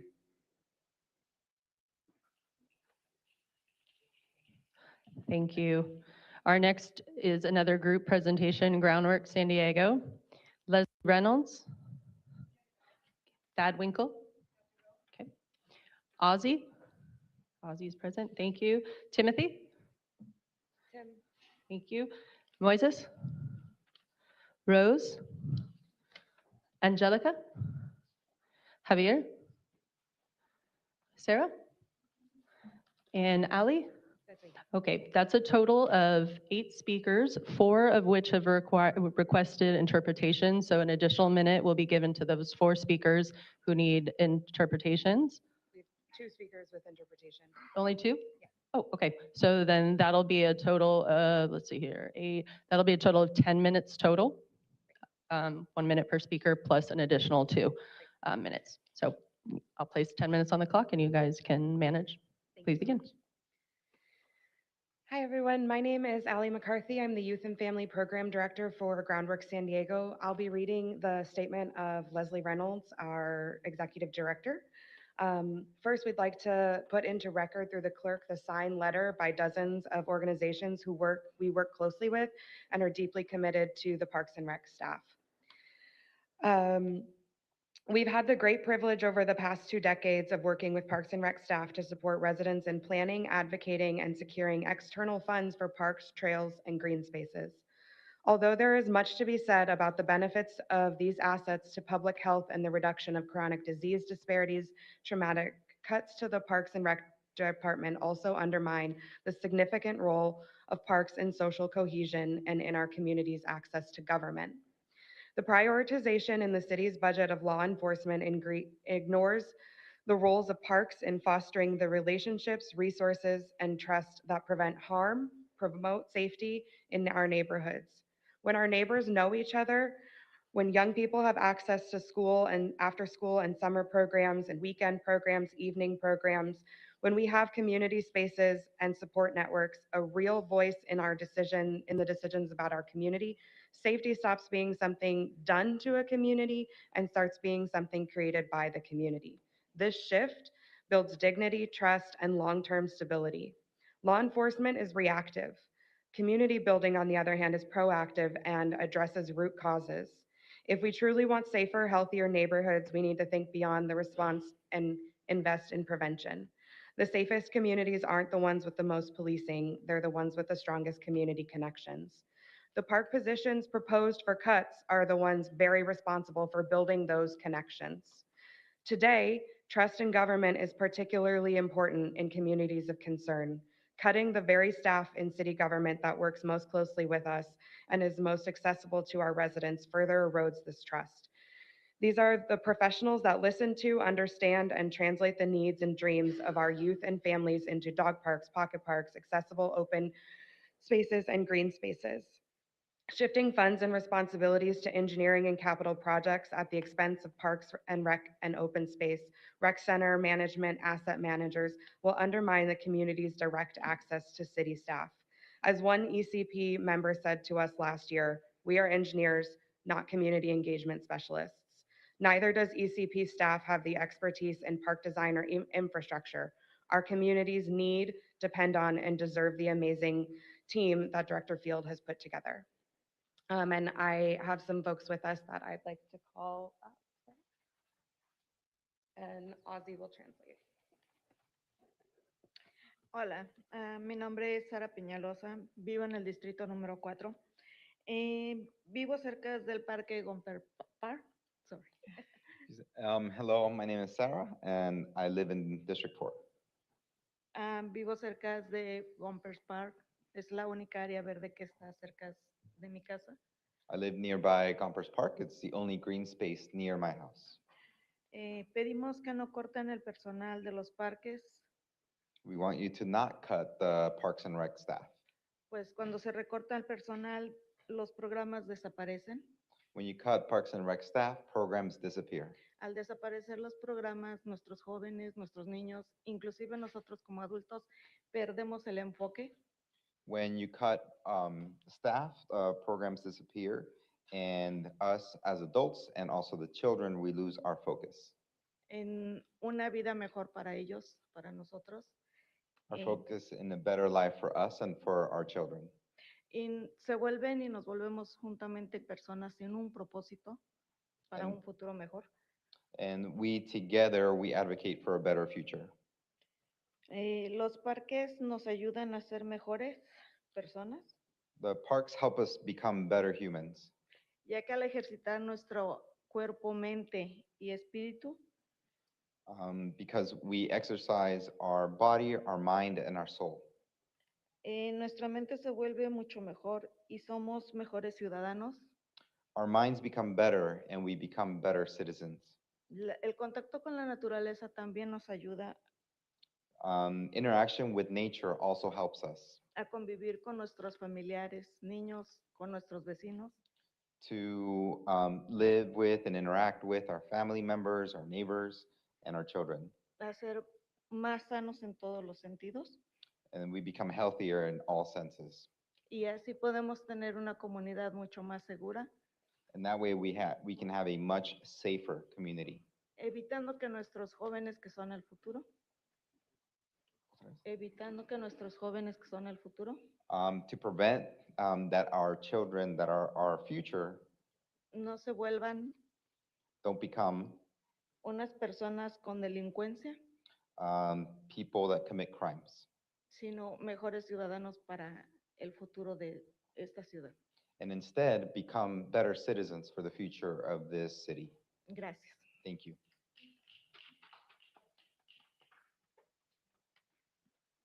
Hola, buenas tardes, miembros del consulado. Hello, good afternoon, members of the council. Mi nombre es Angélica Lorenzo. My name is Angelica Lorenzo, Soy madre de 5 niños. mother of 5 children. Hoy estoy aquí para abogar por los parques y bibliotecas. I'm here to advocate for parks and for libraries. Por favor, no corten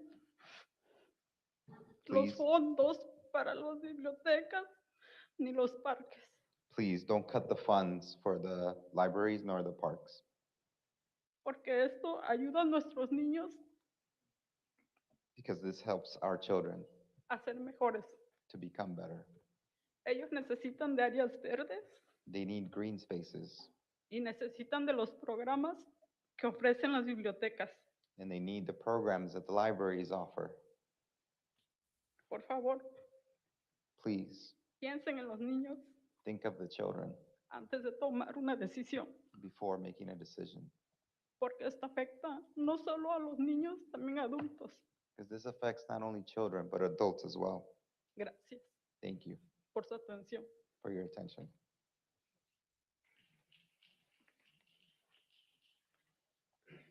Hi, my name is Timothy Peñalosa. I go to Millennial Tech Middle School in District 4. A couple of years ago, my friends and I held a meeting with Parks and Recreational staff at Gompers Neighborhood Park as part of our summer program with Groundworks Earth Lab. At this meeting, we told park staff and our community what changes we wanted to see at the very old park that didn't make us feel safe. One change we asked for was a dog park, and we wanted it to go on the north end of the park near our school. We wanted this change to help families have an area for dogs, but also reduce the amount of parties with loud music and smoking from happening near our school and disturbing our learning. City Parks and Recreation staff made this happen for us, and we know they want to help us by fixing the bathrooms and play equipment. They already helped us add more trees to the park on Arbor Day. Please don't cut the staff to help us and our community. Thank you.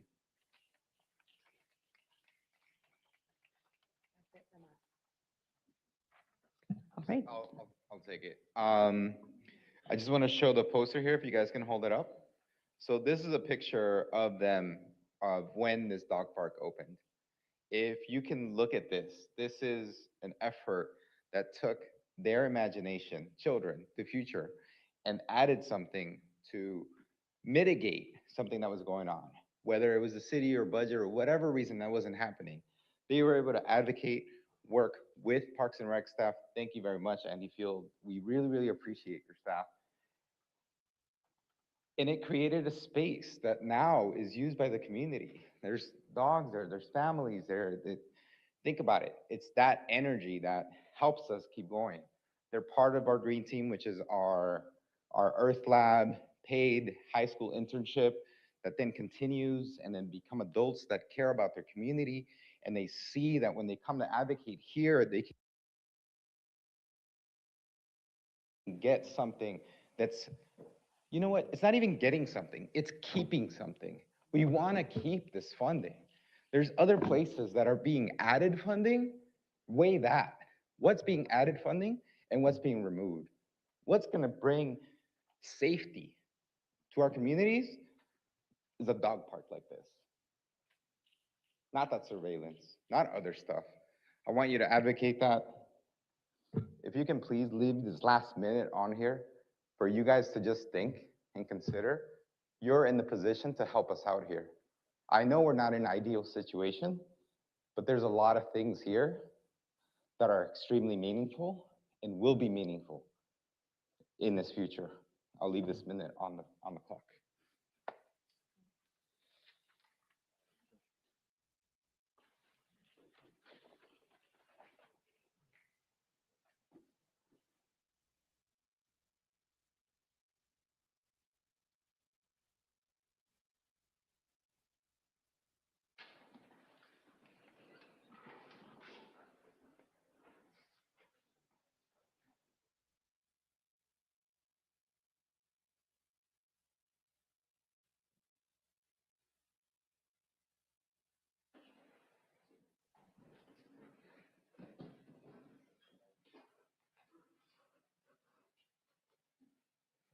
As we wait the last 15 seconds, I'm going to call the next group of people up. We will have Brian Pollard. You will be followed by Jermaine, Richard Diaz, Courtney Baltiski, and Liam Volkowski. We will begin with Brian Pollard. Is Brian Pollard present? Thank you. Jermaine? And you have indicated you wish to speak to Parks, so 1 minute. Good afternoon, everyone. I'm Jermaine Rocacorma. My family resides in D4 and I work at D9 for PANA. I'm here today to urge you to oppose cuts to parks and recreation as they are essential to climate resilience and community well-being. Parks aren't just green space. They're hubs for connection, culture, and stability. Growing up in Southeast San Diego, I watched my grandparents dance with neighbors at Bay Terrace Community Park while my young siblings played nearby. In City Heights, where I work, Kalina Park has been a hub for cultural events that make our communities more vibrant. Those moments of connections don't happen by accident. They're made possible by Parks and Rec programs and staff who create spaces where youth, adults, and elders all feel a sense of belonging. We shouldn't be cutting the Parks and Rec budget. We should be investing more. Imagine if we reallocated flock funding to Parks and Rec. That makes me feel safe. Thank you. Thank you. Our next speaker is Richard Diaz, and you have indicated you wish to speak to Parks. 1 minute. Thank you, board members. Thank you, board members, for giving me this opportunity to speak before you. I'm Richard Diaz, current president of Oak Park Community Council, and I support Groundwork. Obviously, we worked with them in the past. I just want to focus on one park as an example. When we moved here some years ago, we saw a burn ash site transformed into a beautiful North Torreys Community Park. And it's wonderful for the community. We have a network of trails, a creek, a real creek that runs through there. And it's very close to the communities and to within walking distance of 2 elementary schools. The educational opportunities are there, but we need the foundation. The foundation is money on a regular basis. Foundation money. Maintenance, not just deferred maintenance, ongoing maintenance and projected maintenance, and also proper staffing. So I hope you can consider that in your decision. Thank you. Thank you. Courtney? And you've indicated you wish to speak to libraries, so I'll place 1 minute on the clock. Good evening, honorable council members, and special thanks to City Library and Park and Rec teams. My name is Courtney Baltiski with the YMCA and here with Children First Collective. When we walked in, we were asked if we want to choose library or Park and Rec. And to your point, Council Pro Tem, I'm here, we're all here to keep children, youth, and households at the heart of decision-making. A thriving community is a safe community, and that means evaluating access, choice, and quality experiences over a lifetime. The intersections have to be understood. What gets managed gets done. In the past year, I've referred multiple people to OCYS, a childcare business owner navigating decisions with fire marshals, youth who applied to the youth councils and didn't hear back, and a city intern in great need of a housing referral.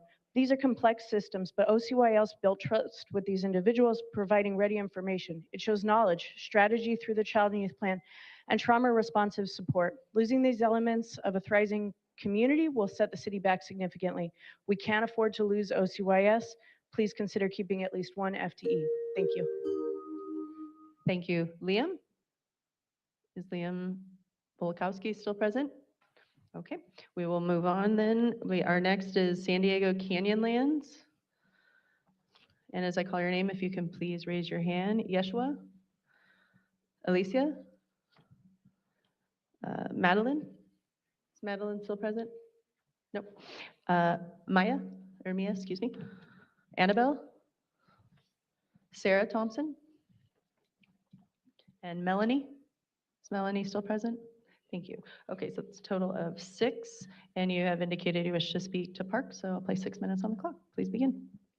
Staff and council members, my name is Jesh and I'm a director at Canyonlands. I work closely with Parks and Recreation and know this department is stretched to their limits, yet manages complex mandated responsibilities. They are unsung heroes that maintain the natural infrastructure we all take for granted. This includes obligations for wildfire preparedness and protected species. These are not optional duties. They are critical for protecting lives, vulnerable habitats, and safe access to nature. We're speaking about preventing disasters and safeguarding public lands. If staffing is reduced, deferred maintenance will heighten risk to communities and infrastructure, biodiversity will be lost, and costs will inflate down the line. I know this because I develop projects with city staff that prevent disasters similar to the recent Montezuma and LA fires. Prevention costs a fraction of what disaster does. Parks capacity enables community partners to unlock tens of millions in state funds for community and natural infrastructure projects. These are all hard decisions, but slashing their budget is a liability San Diego cannot afford. Thank you for your consideration. Good afternoon. My name is Alicia, Outreach Manager with San Diego Canyonlands. I would like to speak to something a little less visible, but absolutely critical, and that is the institutional knowledge that our Parks and Rec open space staff carry. When experienced staff in these departments are laid off, we don't just lose positions, we lose decades of relationships, operational expertise, and a deep understanding of how to care for and activate these community spaces. These are the people who know how to maintain safe, welcoming parks and green spaces, coordinate essential programs like brush management, and respond to community needs. When that knowledge disappears, it creates gaps that remaining staff simply cannot fill overnight. We've seen this pattern before in broader public systems. When expertise is hollowed out, services decline, and it can create an impression that public programs aren't working. If we truly value San Diego Parks and Rec and open spaces as places for community wellness and connection, then we must also protect the people who make those spaces function.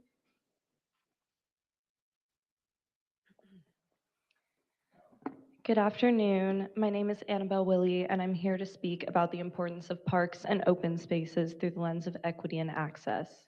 In neighborhoods like City Heights, green spaces are often the only free, accessible resource to young people. These spaces are their classrooms, their recreation centers, their connection to nature, and their safe space to manage feelings of stress and anxiety. The high school internship program I teach, as well as Canyonlands volunteer efforts, operate within and work to maintain the 5 canyons in City Heights and rely on direct partnership with park staff. When you reduce support for the maintenance of parks, recreation centers, and open spaces, you're directly reducing access for underserved communities who already have the least. These aren't optional services. They are essential infrastructure for public health, youth development, and community resilience.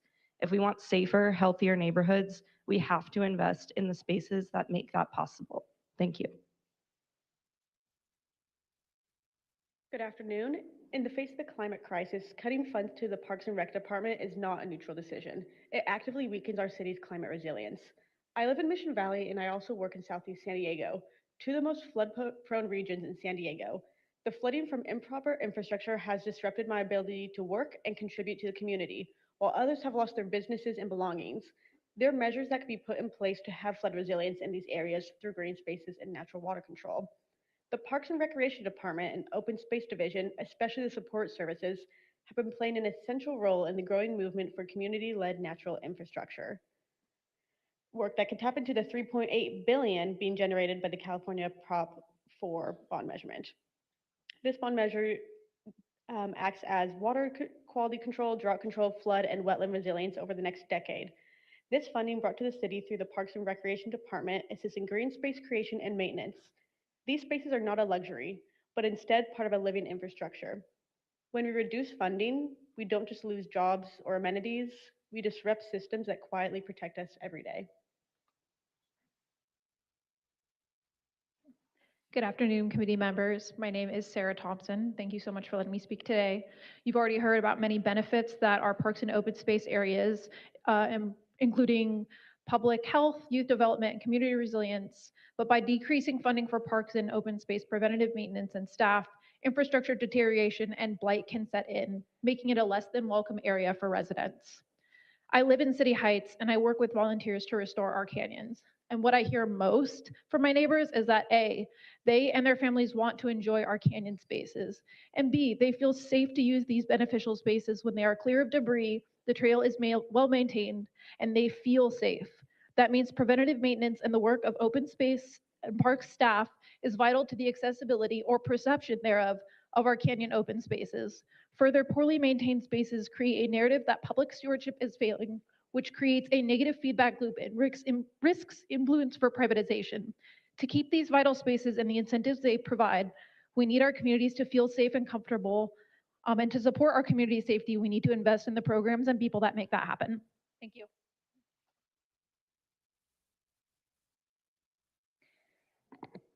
Good afternoon.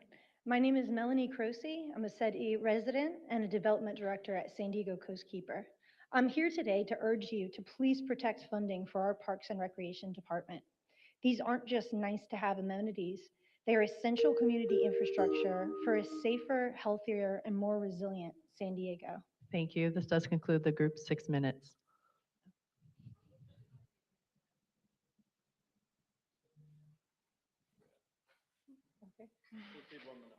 Okay, we'll come and get a slip from you. Thank you. Okay, I'll place 1 more minute on the clock and we'll pick up this person's slip. Thank you. Thank you. Our parks and open spaces support water resilience by capturing stormwater, preventing flooding, and improving water quality. They safeguard biodiversity, preserving native habitat in a county that boasts as the most biodiverse in the continental United States. And importantly, parks ensure equitable public access to nature and third spaces, something every San Diegan deserves, regardless of age or zip code. In a city world-renowned for its parks, open spaces, and coastlines, attracting visitors from all over the globe, cuts to this department don't just reduce services. They increase long-term costs, environmental risks, and public health challenges. Investing now is the fiscally responsible choice. Please stand up for our environment, our safety, and our quality of life by fully funding Parks and Recreation. Thank you. Thank you. I'm going to call the next group of speakers up. If you can please come to the seats at the front of the room. Bill Evans, MC Turleroyd, Lori Lipsman, and Susan Swisher. Bill Evans, you have been seated time by Jolene. Is Jolene present? And by Stephanie. Thank you. And you've indicated you wish to speak to Parks and Rec, so I will place 3 minutes total on the clock. Yes, I would. Thank you very much. I'm Bill Evans. I'm here today as president of the Mission Bay Lessees Organization, which represents all the lessees in Mission Bay Park. But Mission Bay is just not a park. It's one of San Diego's greatest public assets, and it's also one of the most important revenue generators the city of San Diego has. Lessees in Mission Bay, we lease lands from the city, and we invest private capital, employing thousands of people and serve residents and visitors. But we pay a percentage rent back to the city of San Diego. In fact, last year, we contributed $65 million to the general fund of San Diego. That is over 50% of all the revenue that you get from any of your leases come through Mission Bay Park. The problem is we're up against the Port of San Diego. And if you go to the Port of San Diego, you notice how well maintained everything is around the Port of San Diego. We pay the same amount of lease as the port does, but we do not get the same amount of service. And that is a very, very poor investment strategy for the city of San Diego, because as the hotels in Mission Bay do well, the city makes more money. And they're directly tied together. And we're seeing an erosion of the maintenance staff. In fact, since 2007, we have 50% less people maintaining that park. But our rents have gone up 44%. You can see it's not a square deal. And this current budget, and I give Andy a lot of credit because he gets beat up on by everybody. Everybody picks on his budget. You're giving him an impossible task to be able to maintain Mission Bay Park, which interestingly enough, the majority of users, Councilmember Moreno, are from south of I-8 that enjoy Mission Bay Park. Everybody thinks it's PB or La Jolla. The majority of the users are south of 8. So we're hurting our tourists, we're hurting the citizens of San Diego, and it's hurting the investment the city of San Diego makes. You will not make as much money with the current plan to cut out the funding of Mission Bay Park. And on another note, my mother was a founding member of the Film Commission, and that was in '76. And then in 1984, we were lucky enough to have Top Gun film at the Bahia Hotel. ChatGPT says about 500 million people in the world have seen that film. That wouldn't have happened if there hadn't been a film commission. And to gut the film commission how you are, it is like, it's the craziest thing I've ever heard. It's the investments that the Film Commission will pay back the city of San Diego are unknown. But if the past is any marker of what's going to happen in the future, it's a great investment. Thank you. Thank you. Our next speaker is MC, and you have indicated you wish to speak to both libraries and Parks and Rec, so 2 minutes on the clock. All right. Thank you to everyone who is putting thought and effort into this process. Libraries, parks, and recreation centers are core services. The proposed budget sets up San Diego for a dystopian future with disastrous cuts and enduring irreparable harm to our communities. I'll also observe that, one of the science fiction dystopian worlds that's been referred to has been Suzanne Collins's Hunger Games. And there's a similarity there in that, the point of Hunger Games was that the districts were all being set against each other when it wasn't appropriate. Parks and recreation and libraries and our various districts within those systems should not be fighting each other for scraps. We should be getting fully funded. The money can come from somewhere else.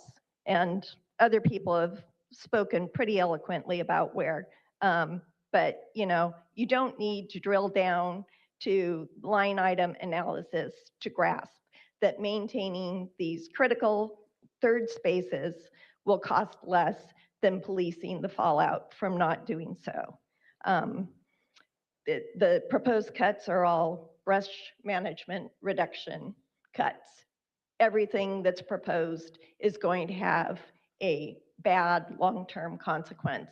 We're going to suffer.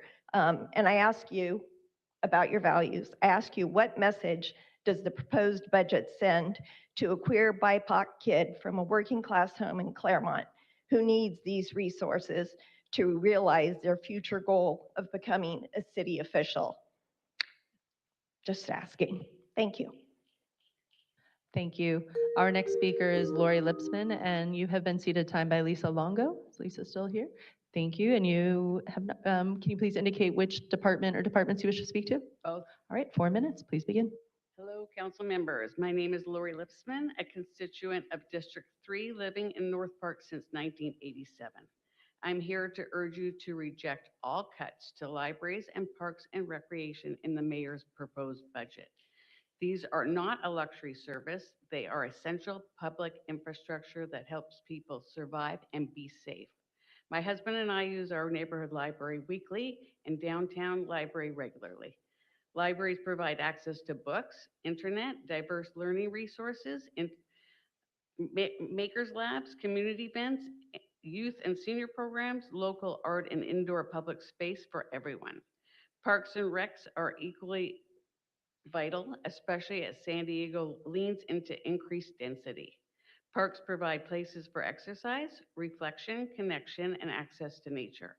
Parks all over the city have helped me decompress, recharge, and stay connected to community, which has been especially important during the current backsliding of our democracy. And recreation centers matter deeply. Last night, a woman spoke about her recreation center closing when she was a teen. She then joined a gang because we all need community. This is a real world impact of de-investment. I am ashamed to have voted for Todd Gloria and seriously question voting for Stephen Whitburn. I should have paid closer attention. I'm paying closer attention now and I'm engaging.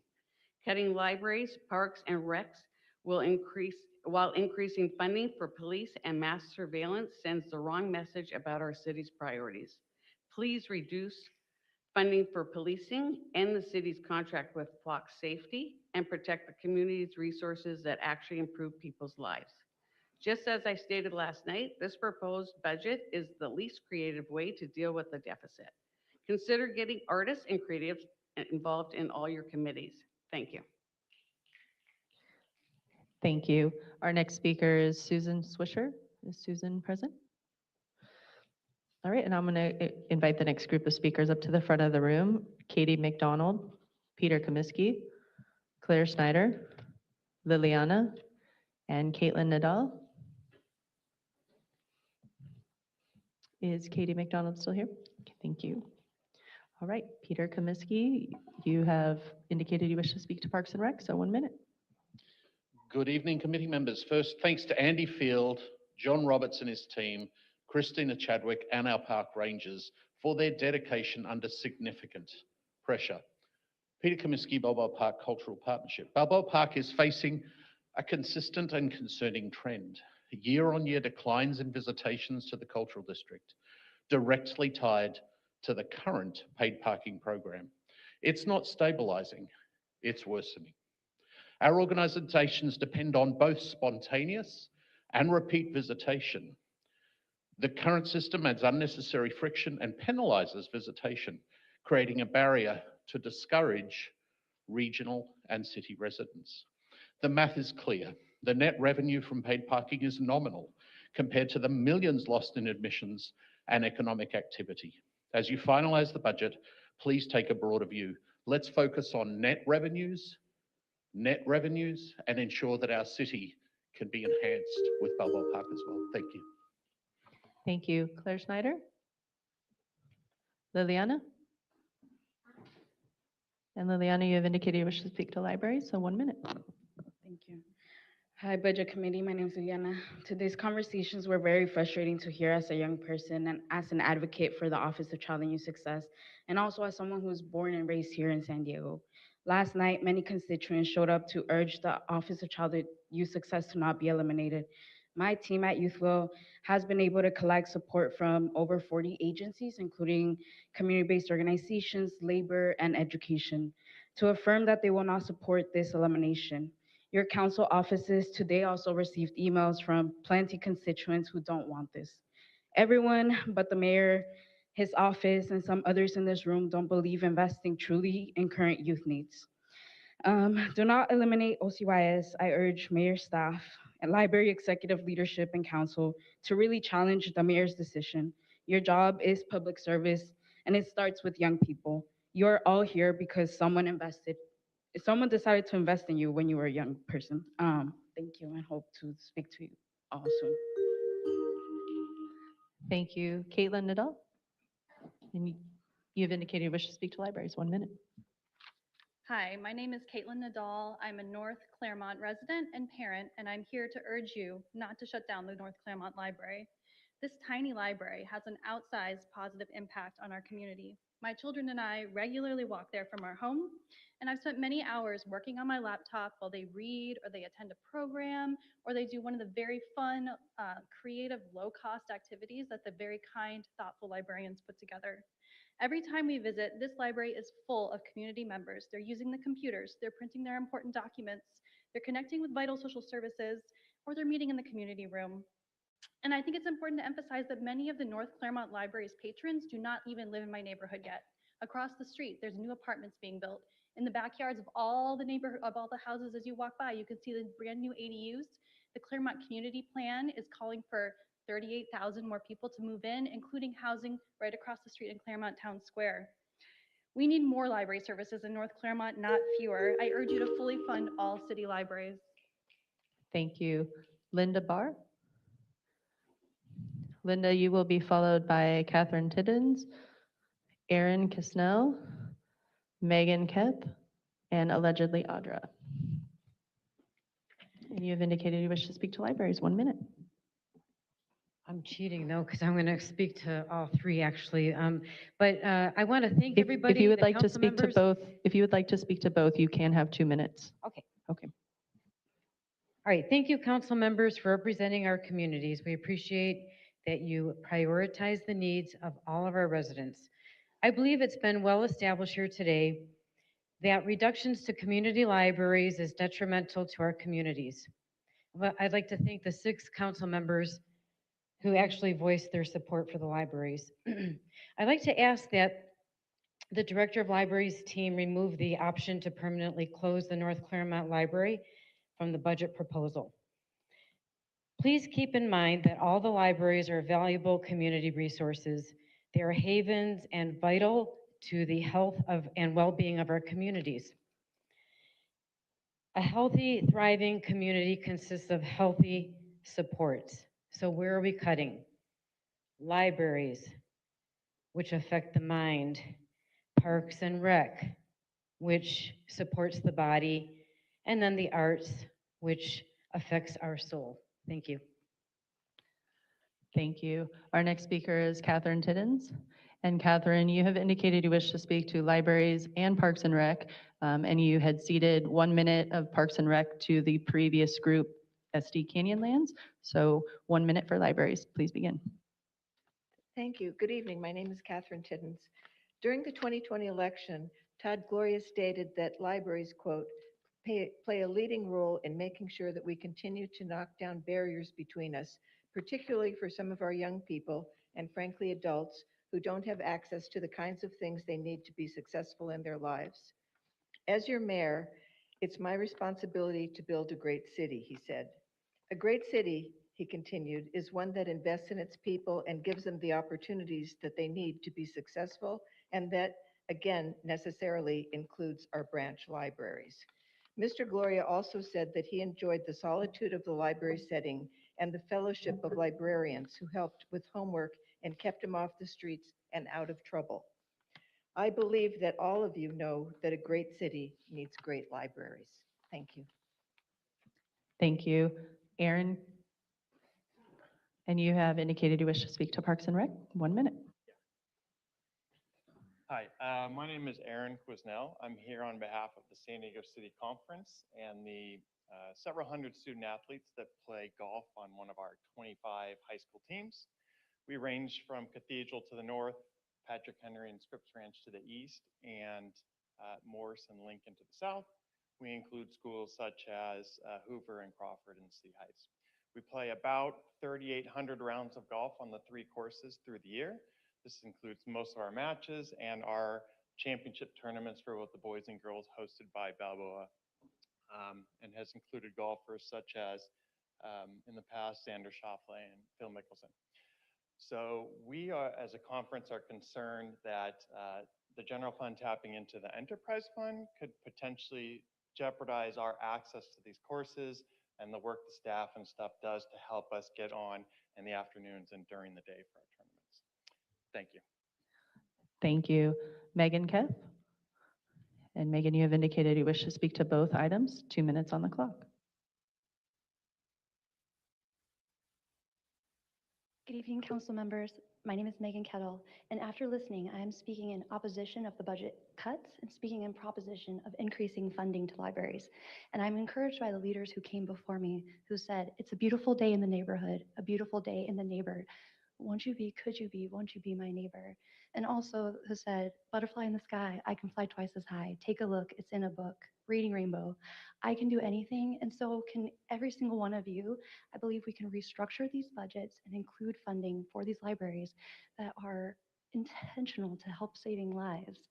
If you could think for a moment what it was like to be a child and to connect back to your inner child, to love bubbles, reading, access to getting a library card, going to a safe space that wasn't at your own home, but a safe space you can go and have access to meeting other adults that were safe and encouraging.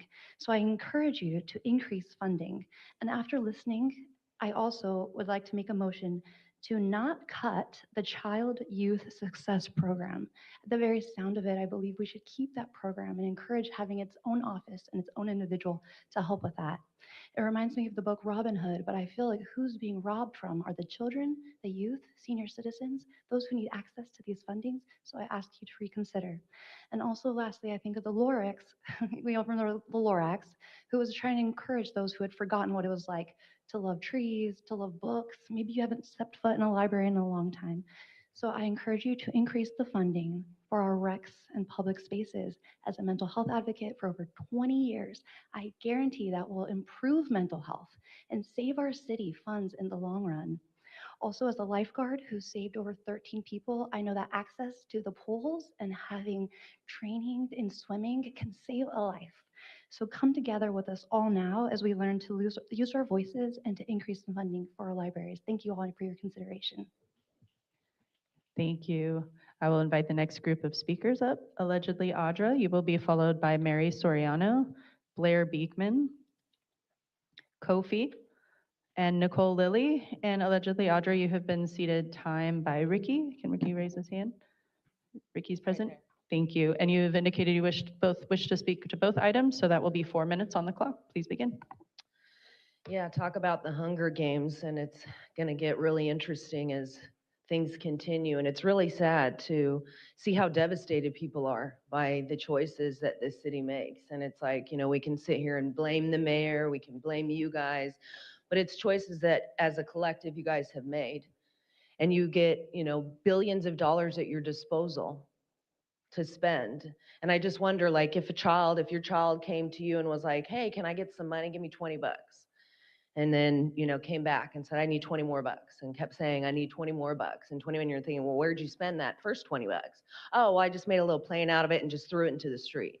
You know, the next one I used as toilet paper, and just keeps asking for more and more money. Eventually you would be like, listen, I don't think I'm going to give you any more money. You're obviously not going to be able to handle it or manage it. And you guys are supposed to be good stewards of our money.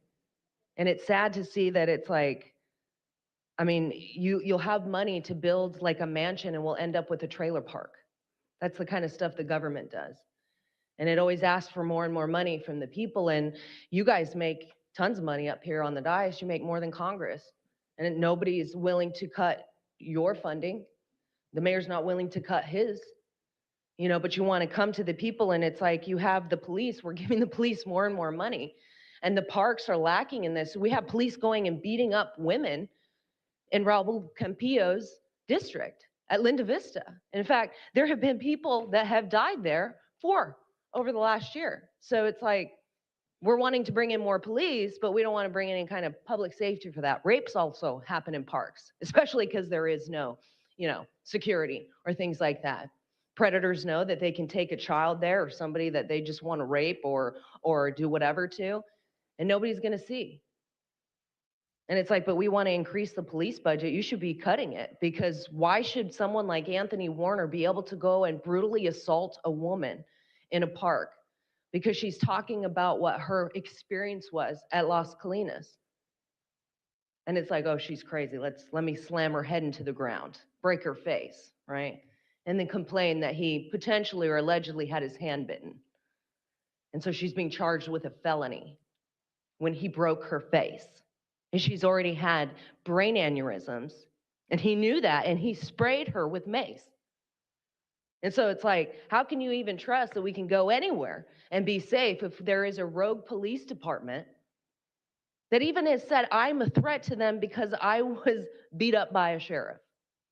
So does that seem logical to you? Do we want people like that out there protecting us? Are they really? And if we're adding all of this surveillance, it's like we should be concerned about Palantir and all this, where all that data is going. Shouldn't be just a concern about illegal aliens. It should be all of us and where this is taking us. And it's just sad because it's like, I mean, how do you guys feel that people are so devastated? Do you feel good about yourselves?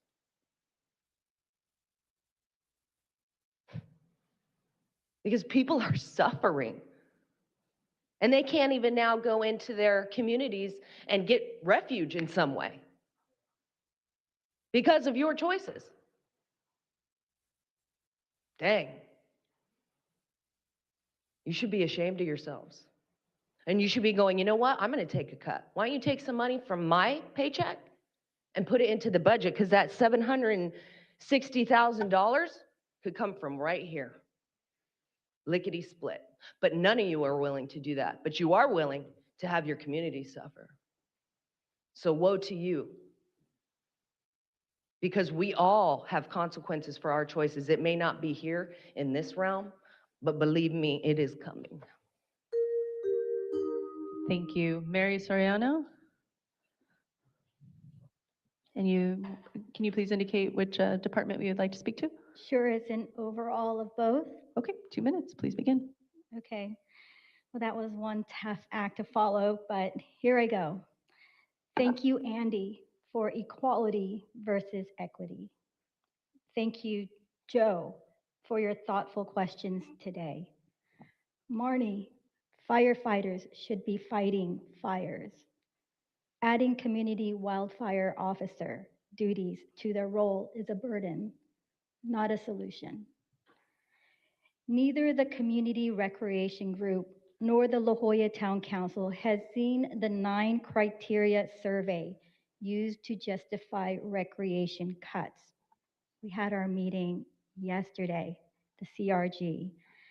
Ask me about the nuances on special event permit costs and requirements. We held the first multicultural festival by the sea at the rec center. Hire local. Neighborhood staffing bring pride and care. Finally, the mayor's resident budget survey. I asked AI, is it a false choice?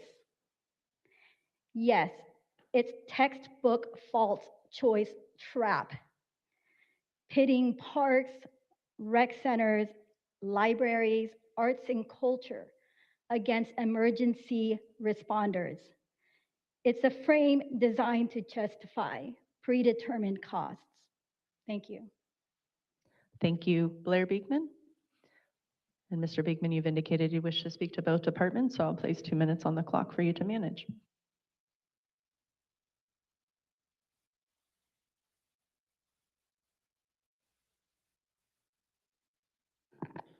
Hi, thank you. Blair Beekman. Thanks for your efforts today, learning process for myself. I could just go over broad things. And so it's learning to seeing how you guys are actually starting to talk about things. And year 2, I thought we'd be not talking about more library cuts. We made agreements back in 2015 to 2020 that libraries were incredibly important to us. We worked to make libraries open 7 days a week. Why are we cutting that now? Why do we have to continue that discussion? Really good luck on working on it. And with park issues, I've mentioned, for a long time how we can consolidate technology, surveillance tech use, and it can still provide the same public safety in local neighborhoods and at a tremendous cost savings, reducing the amount of technology we need. We're not having that conversation here. It's so plain and simple, yet it's not being presented at all. Why? Good luck what you can be doing. I know that with President Von Wilpert, she was asking questions about Balboa Park fee allocation things. The March 9th memo, city council meeting here, where you worked with the Zoological Society, the memo clearly states that staff had a specific goal initially that parking fee allocation for Balboa Park was to go not only to the Balboa Park Fund, but to the general fund. It's a time that we need to be asking clarification on that, and we're clear and accountable on that idea. What exactly is being parsed, and how can Balboa Park get more funding as needed? Good luck, and we're clear on that basic concept. Then we can talk about larger issues. Thank you. Thank you. Our next speaker is Kofi Asante. You will be followed by Nicole Lilly, Brenda Fake, Helen, and Alex Moreno. If those individuals can please come to the front of the room. And Kofi, you have indicated you wish to speak to Parks and Rec, so 1 minute on the clock. Good evening. Thank you very much for your time. My name is Kofi Asante. I'm a founder of a nonprofit organization called Black Star Polo, where we provide aquatic opportunities to communities of color, specifically those in San Diego of the Black and Brown communities. Speaking to the potential closure of the pools for 13 weeks, I want to just echo some of the comments earlier, that the potential costs of pools being shut down removes the right for children to learn one of the most important life-saving and life-changing skills, which is how to swim and drowning prevention. It can cost anywhere from $25 to enroll somebody to learn how to swim, and the effects of drowning can cost the community a minimum of $1 million, even all the way up to $11.2 million from paramedic costs, pool closures, insurance. So I want people to take that into account on saving swim lessons for $20 can go a lot more than suffering a risk of $11.2 million in drowning for a city to help the Black and Brown communities in San Diego. Thank you. Thank you for your concluding remark, Nicole Lilly. And Nicole, you have indicated you wish to speak to libraries. 1 minute. Hello, my name is Nicole Lilly. I'm a 23-year-old renter, resident of District 3, and the executive director of Our Time to Act, a youth-led nonprofit organizing powerful youth for a more inclusive, equitable, and sustainable future. I'm here again today to urge this council to prioritize people over police. Growing up, the library was where my brother and I spent our summer vacations. It's where I came to love learning, exploring worlds beyond my own neighborhood. It's where I learned to type and use Microsoft, where I escaped to plan and prepare for my future. Part of that future included serving on my county's youth commission. Here in San Diego, the Office of Child and Youth Success plays a critical role in supporting youth in every stage of their development into adulthood, including the essential role of supporting the city's youth commission, fostering deep leadership development of youth shaping their futures every day. As a 23-year-old executive director, I am telling you firsthand how invaluable the work of this city's libraries and OCYS is to young people's success. Eliminating their funding instead of canceling the FLOC contract and reallocating those dollars would be a catastrophic failure of leadership and unacceptable. Do not balance this budget on the backs of youth. Thank you. Thank you. Brenda? And Brenda, if you can please indicate which department or departments you'd like to speak to. It'll be for both, please. All right, 2 minutes, please begin. Okay, as the chair and founder of the La Jolla Coastal Conservancy and the Friends of Coast Walk Trail, I'm here to ask you, Winston Churchill, when asked to cut funding for the arts for the war effort, he reportedly said, then what the hell are we fighting for? Sadly, here today, this question applies. I'll be very clear, San Diego shoreline parks are not amenities. They are revenue generating infrastructure. Libraries are safe sanctuaries. Scripps Park, the Cove, La Jolla Shores, Mission Bay, Sunset Cliffs, to name a few, are all at the core of San Diego's tourism economy and global brand. Yet this budget process to reduce the very operations that keep them functioning. Beach teams reduced, restrooms closed, maintenance scaled back, employees furloughed. On paper, those are only items by those removed from realities of city operations. On the ground, the impact looks like this: litter that sits, kelp that rots, flies, odor, fast declining visitor experience. And let's not forget, employee morale takes a very deep dive. The very people who actually do the work, and the impact on institutional knowledge with people leaving, you can't recover. The support and experience declines, so when everything's systematically connected to it, this administration and the following administrations cannot promote a world-class destination with any level of integrity while quietly underfunding the basics to make it work. Other cities understand parks and libraries and consider it revenue generating and invest accordingly. New York has invested millions in waterfront parks. Chicago Millennium Park generates hundreds of millions annually in tourism. Miami continues to reinvest heavily in its beaches and public access. San Diego tourism competes head to head with these cities who invest forward, while today we debate, we even plead to not pull back on basic maintenance. Then there's the implicit impact stated clearly when parks decline. And I did not get enough time, but to tell you at the very end, San Diego doesn't compete in office towers or industry. We compete on visitor experience. Thank you for your and closing tourism. remark. Anybody wishing to expand their comments can also submit comment to councilcommittee@sandiego.gov, and we will post those and distribute them to the council members. Helen? And Helen, you have indicated you wish to speak to Parks and Rec, is that correct? That is correct. All right, in 1 minute, please begin.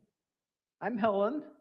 I've benefited for over 70 years from the Parks and Recreations Department here in the city of San Diego.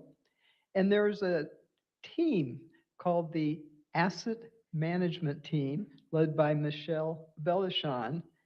The Asset Management Team is made up of licensed professionals of landscape architects, architect, engineer, all park designers who conduct in-house design and partner with a multitude of nonprofit organizations who bring millions of dollars to the department and make park infrastructure projects happen. They do this at a low cost, cutting the expense to the city. At this point, the leader of the team, along with the 2 park designers and 1 analyst, are destined to be cut from the budget. It will be catastrophic to the department's ability to continue their vital work. Thank you. That does conclude your time. Alex Moreno? And you have indicated you wish to speak to Parks and Rec? 1 minute, please begin. Good afternoon, council members. My name is Alex Moreno. I'm the assistant coach at RBHS. I'm also a founding member of International Golf Academy of San Diego that helps youth golf. I got here pretty early because I wanted to listen to your session, see you guys in action, and I do not envy your position whatsoever. You have a tough job. Man, big order in terms of what we have to balance. But I'm here on behalf of youth golf, high school golf. There was one statement that Mr. Hilo Rivera said, and I don't, verbatim, it was, we're gonna lean into a fund that helps few to help others or more. I don't remember exactly your words. And I don't think that's accurate, because when you look at the enterprise fund, since its inception, it has helped junior golf, high school golf, adaptive golf. So I respectfully request that you consider not having an impact on those programs. Thank you for your concluding statement. I'm going to invite the final group of speakers up to the front of the room. Daniel Aldrich, Jonathan Snyder, Sandy Wilczewski, Bradley Schnell, Todd Kaysen, and Michael Hayes. We will begin with Daniel Aldrich. And Daniel, you have indicated you wish to speak to Parks and Rec. All right, 1 minute, please begin. Hi, council members and the staff. My name is Dan Aldrich. I'm the one-arm president of the North American One-Arm Golfer Association. I'm also a board member of the United States Adaptive Golf Alliance. I'm also a 40-year paralyzed arm individual. First sport I started playing after I got injured was golf. The impact that golf can have on somebody's life, specifically somebody that has an injury that goes through some traumatic issue, and then they find a sport that they can re-enter life and re-engage life, is tremendous. I'm actually dressed the way I'm dressed because we just had an adaptive golf championship at Torrey Pines today, where the amount of life vibrancy, people coming out for the very first time. I played with a guy that came off the couch to be with us today, and it changed his life. So when you're talking about impacting a program, golf, it is impactful across an entire spectrum for changing people's lives from a medical, health, and mental to getting back into golf. So thanks for your time. Thank you. Jonathan? Jonathan Schneider? Sandy? Sandy Walczewski? Bradley? Oh, excuse me, Sandy? Okay. Oh, excuse me? You're Brad. Do I have Sandy? Sandy here? Okay, thank you. Bradley? Would you like to speak to both? Yes. All right, 2 minutes. This is a tough meeting. I think we've really lost the plot. We should not be talking about cutting parks and libraries. We should be talking about investing. We should be talking about our future. My name is Bradley Schnell. I am the leasehold owner of the Mission Bay Beach Club, the former Mission Bay Visitor Center. And I have been actively redeveloping that site for 8 years.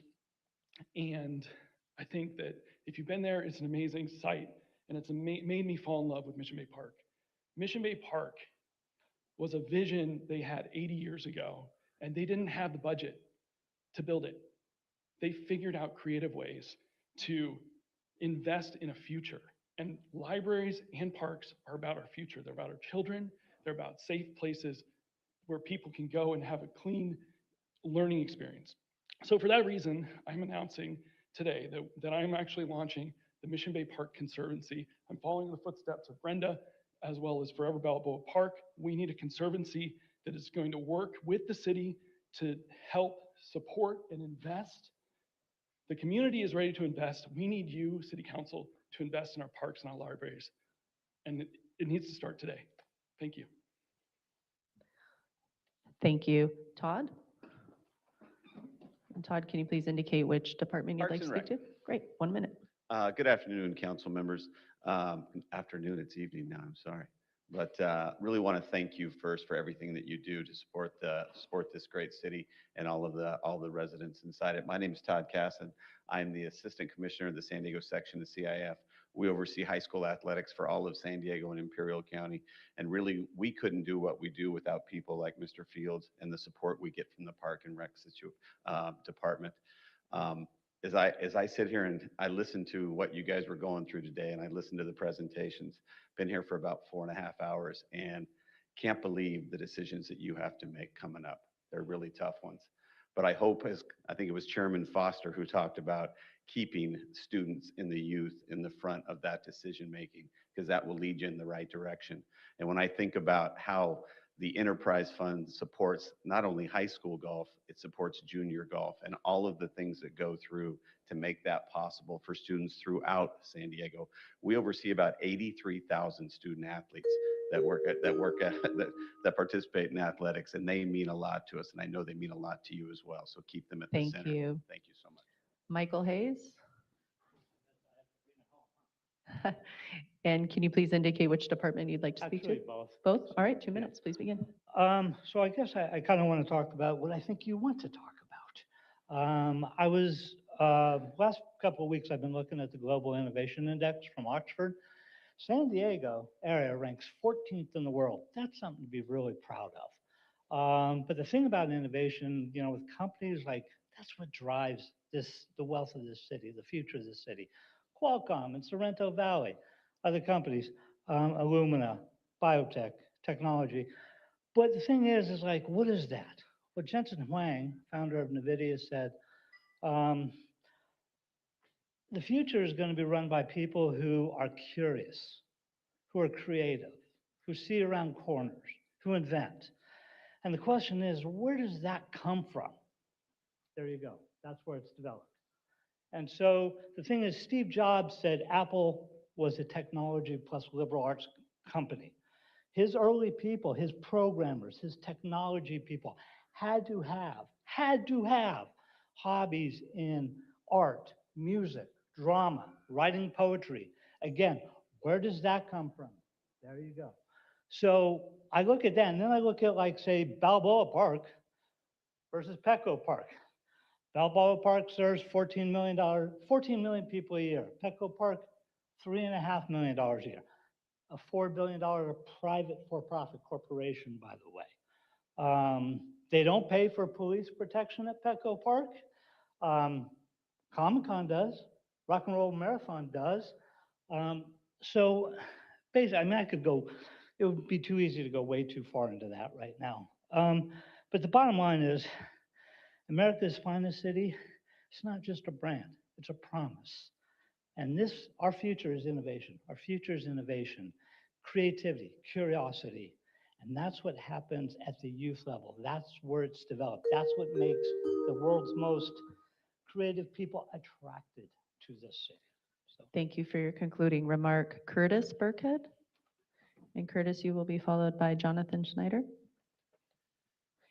And you've indicated you wish to speak to Parks and Rec? Yes, correct. 1 minute, please So my begin. name is Curtis Burkett. I'm the director of golf at a nonprofit Pro Kids First Tee of San Diego, founded in 1994. So we teach life skills, education, and core values through the game of golf. I'm actually a product of the First Tee of San Diego. Started learning the game in 1998. The locations in City Heights community. I grew up in that community. Turned golf not only to a lifelong sport, but to my career choice.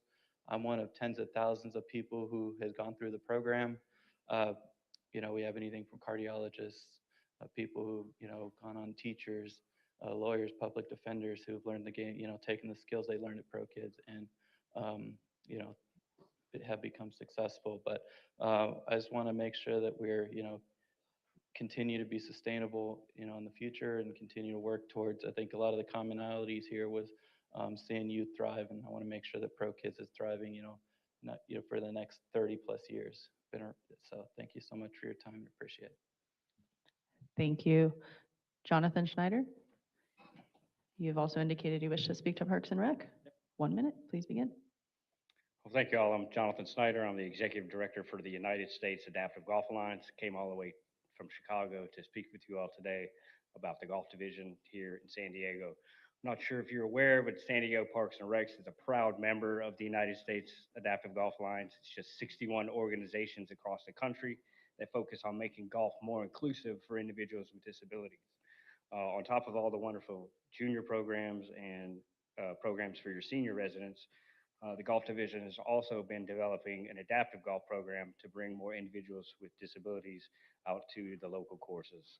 Balboa, Mission Bay, and Torrey Pines have all opened their doors and allowed individuals with disabilities to be able to use golf as therapy, to come out and enjoy the great game that they've created the space for.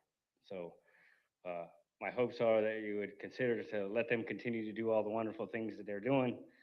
They've been quite successful at this since 1991 is when I believe that the golf division has their own separate fund. So thank you very much.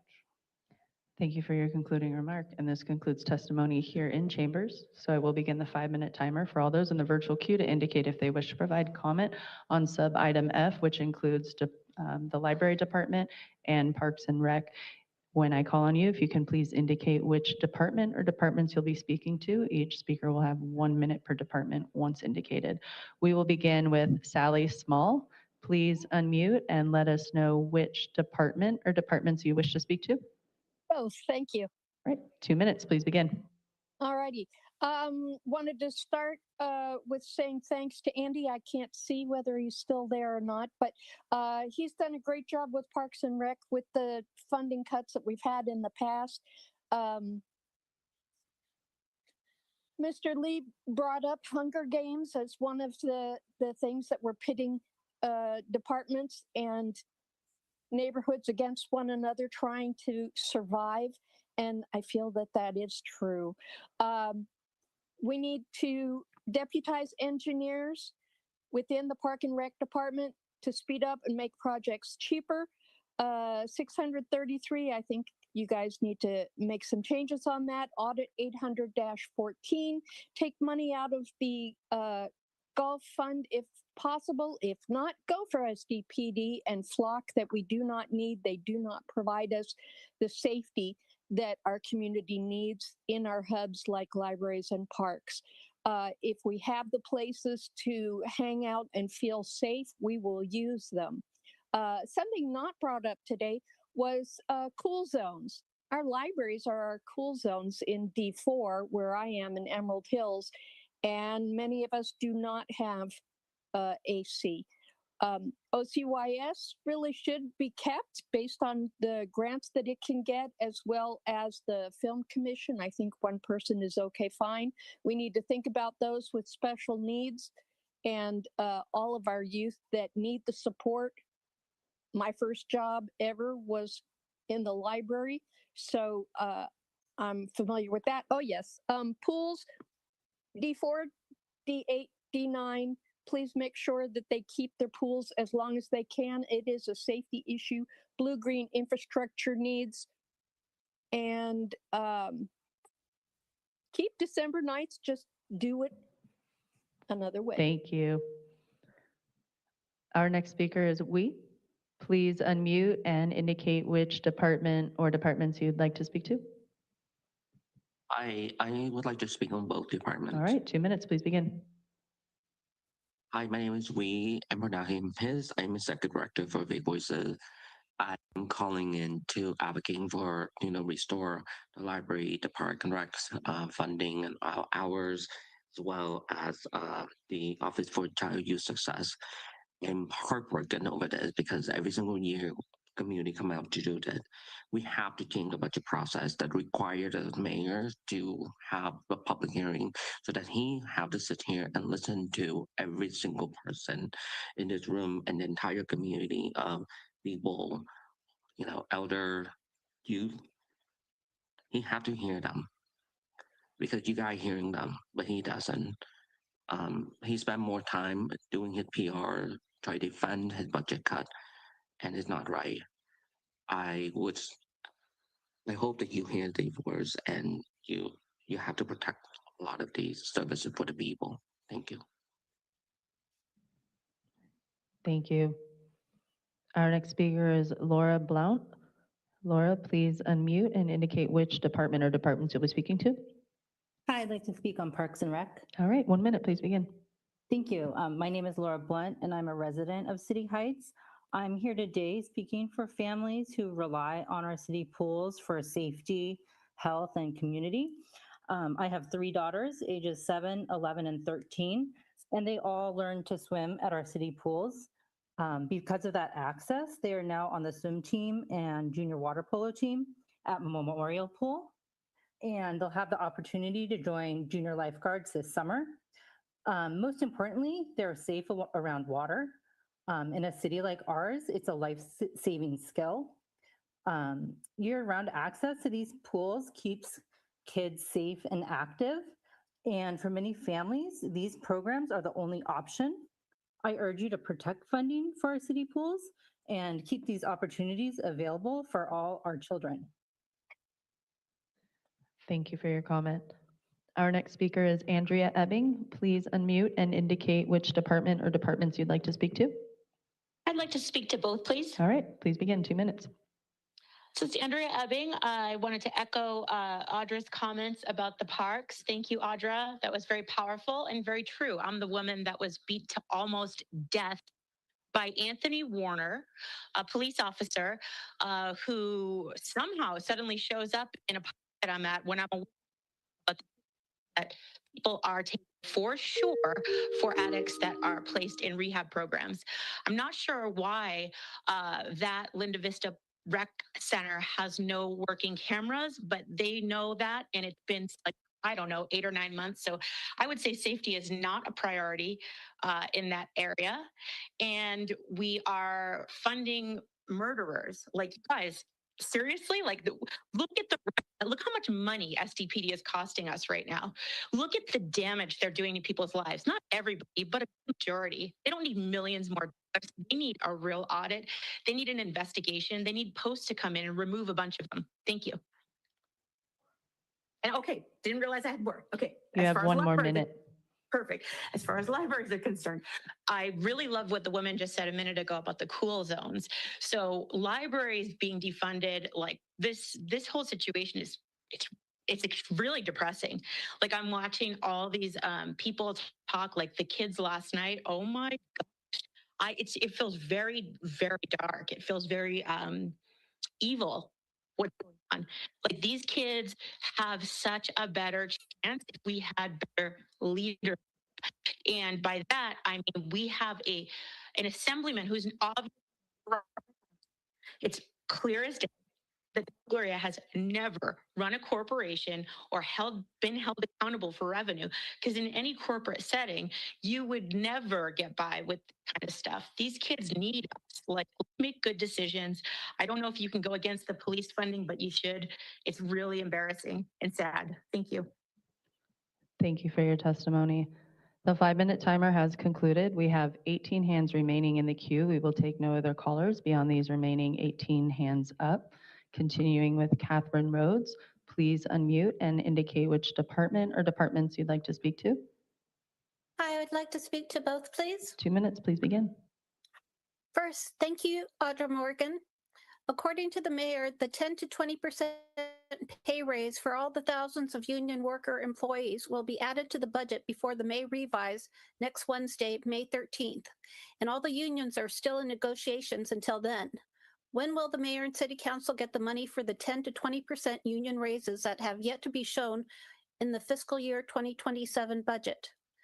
How can the city council think they could give unions massive new negotiated raises while cutting libraries and recreation hours? Where's the silver bullet to fund these unknown millions in imminent union raises? San Diego Mayor Todd Gloria will release his May revise for the budget. We are asking that the mayor, city attorney, and IBA identify all potential future alternative funding by analyzing our TOT reform ballot measures within this week by May 13th, 2026 May revise, and the IBA write a report documenting the amount of potential new revenue that is expected if measures 1 and 2 are approved by voters, so that the revenue projections can be known for the public and the city to use. In 2 weeks at the Rules Committee, we'll hear Mandy Havlicks and my 2 TOT reform ballot measures on Wednesday, May 20th, 2026. We would also like to have the IBA's written financial analysis before the vote to move this measure forward for discussion for the full city council. If the city can start to collect over the $200 million in TOT reform ballot measures, if it passes in November, will the library hours and the recreation hours that had to be cut be reestablished? And then I kind of want to go back to, irrespective of our TOT ballot measures, at any time, the city could borrow against the SDG&E underground surcharge for infrastructure projects. You could actually do it, but you could build the Thank you. This does conclude your time. Our next speaker is Francine Maxwell. Please unmute and let us know which department or departments you'd like to speak to. Both. Can you hear me?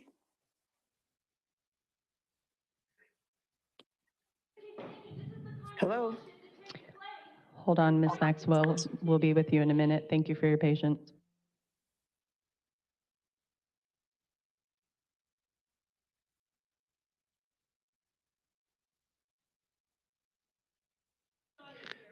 I'm going to give you your first warning for disruption. I'm going to give you a second warning for a disruption.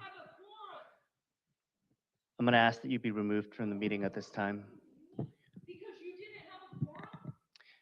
We do have a quorum. We continue to carry a quorum through the meeting.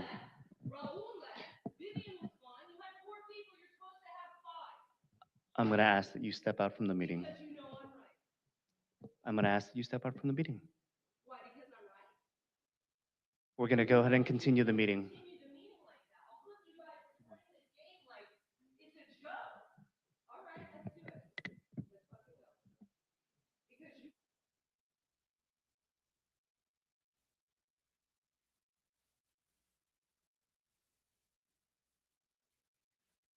We've politely asked you several times to stop disrupting the meeting.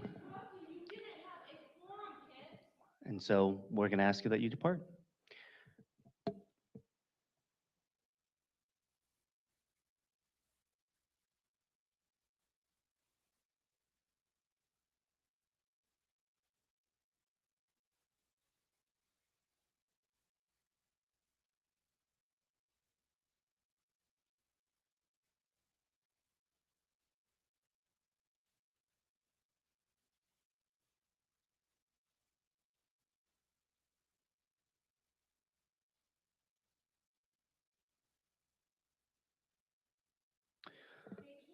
We'll recess the meeting for a few minutes until the disruption is concluded. Thank you.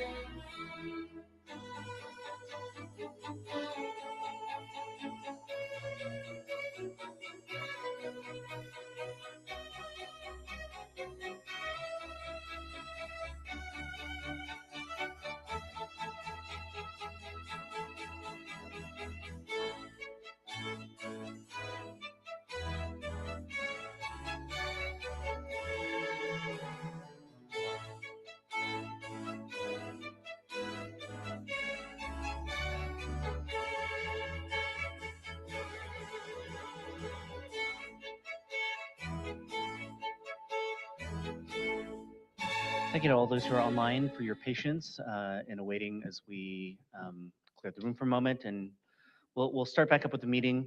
I'll start with a, I guess, roll call just so that we can we start, and then I'll make a comment after that.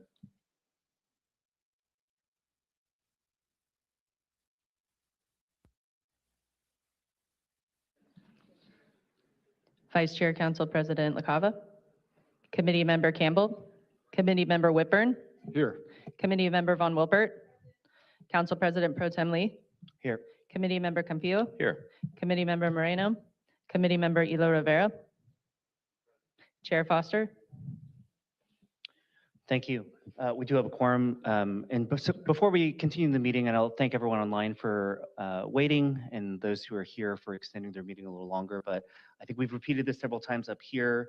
The council, even in the back, we have speakers, whether you're using the restroom, which I'd like to believe any colleagues who need to do that are welcome to do so, if they're grabbing a cup of water or something. That continues to hold our quorum as we continue the meeting. So again, I thank everyone for working through the disruption, and we'll continue with public comment. Thank you. We'll continue with Francine Maxwell. Please unmute and let us know which department or departments you'd like to speak to. Both. All right, 2 minutes, please begin.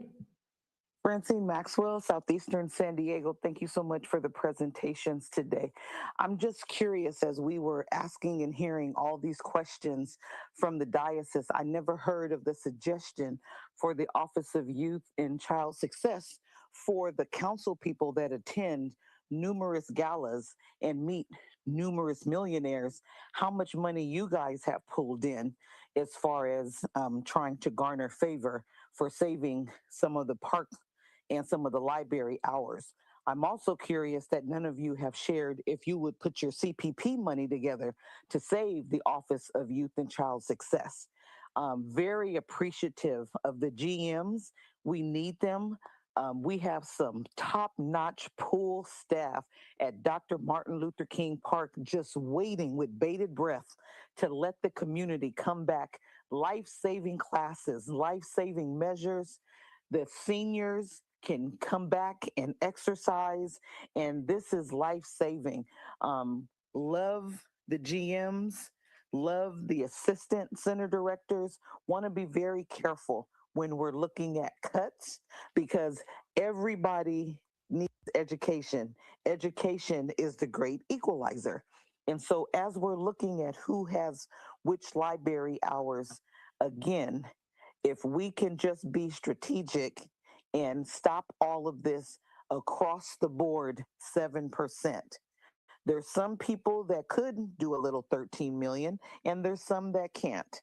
And so if we could go back in our mid view as we get back ready to relook at it, and we have the IBA coming to the community, let's not do the check the box presentation. Let's come in and educate the community on all of the different streams of money and accounts that we have. Thank you for allowing me to speak. Thank you.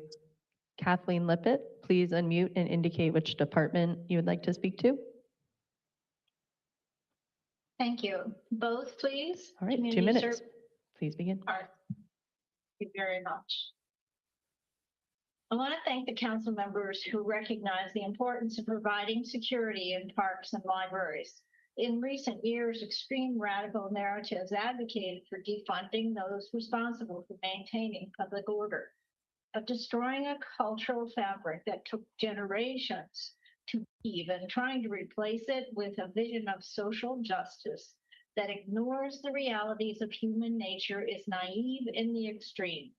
Civil and criminal laws are designed to protect the public. There will always be a small percentage of humans who will exploit societies with liberal laws, hold them individually accountable, instead of broad brushing all of their colleagues and calling for all of them to be defunded. Social windows theory has been recognized as a critical tool to prevent low priority or public disorder crimes from escalating. Police should begin prioritizing what are now considered low level and minor. They should not be considered too minor for police to respond, as crimes like graffiti, littering, smoking, open drug use, drinking, urinating in public, noise disturbances are crimes. They are visible signs of public disorder that signal lawlessness will be tolerated. They invite more serious crimes to follow when they are not intervened upon. And preventing them is critical to preventing more serious crime, as those in the early stages of criminal behavior might be doing. Hold them accountable. It's in their best interest as well. Thank you for letting me speak. Thank you.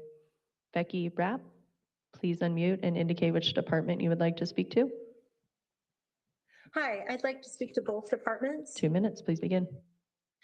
Thank you. And my name is Becky Rapp, and something feels fundamentally off when community members are coming forward begging for basic access to libraries, parks, and recreation, core public services that support children, families, and community well-being, while at the same time we're struggling to maintain those spaces as clean, safe, and substance-free. People are not just asking for parks, they're asking for parks that are smoke-free, that are not filled with litter, and that are not becoming sites of drug use or discarded paraphernalia. They want libraries and recreation spaces that feel safe and welcoming. This situation is difficult to uphold, as smoke and vape shops near and around our parks are selling illegal products. A smoke shop down the street from my home is blatantly selling Kratom by advertising with a large neon sign. The same shop also has sold high-potency marijuana products. The concern is the same. Weak enforcement allows illegal sales to become normalized in plain sight. The contradiction is hard to ignore. We're being asked to stretch limited public dollars to maintain and expand libraries and parks in order to support the mental and physical health of young people, while not enforcing the rules that govern nearby retail sales that directly affect the safety and quality of those same public spaces. This is not about choosing one priority over another. It's about recognizing that enforcement, public space quality, and youth prevention are all connected.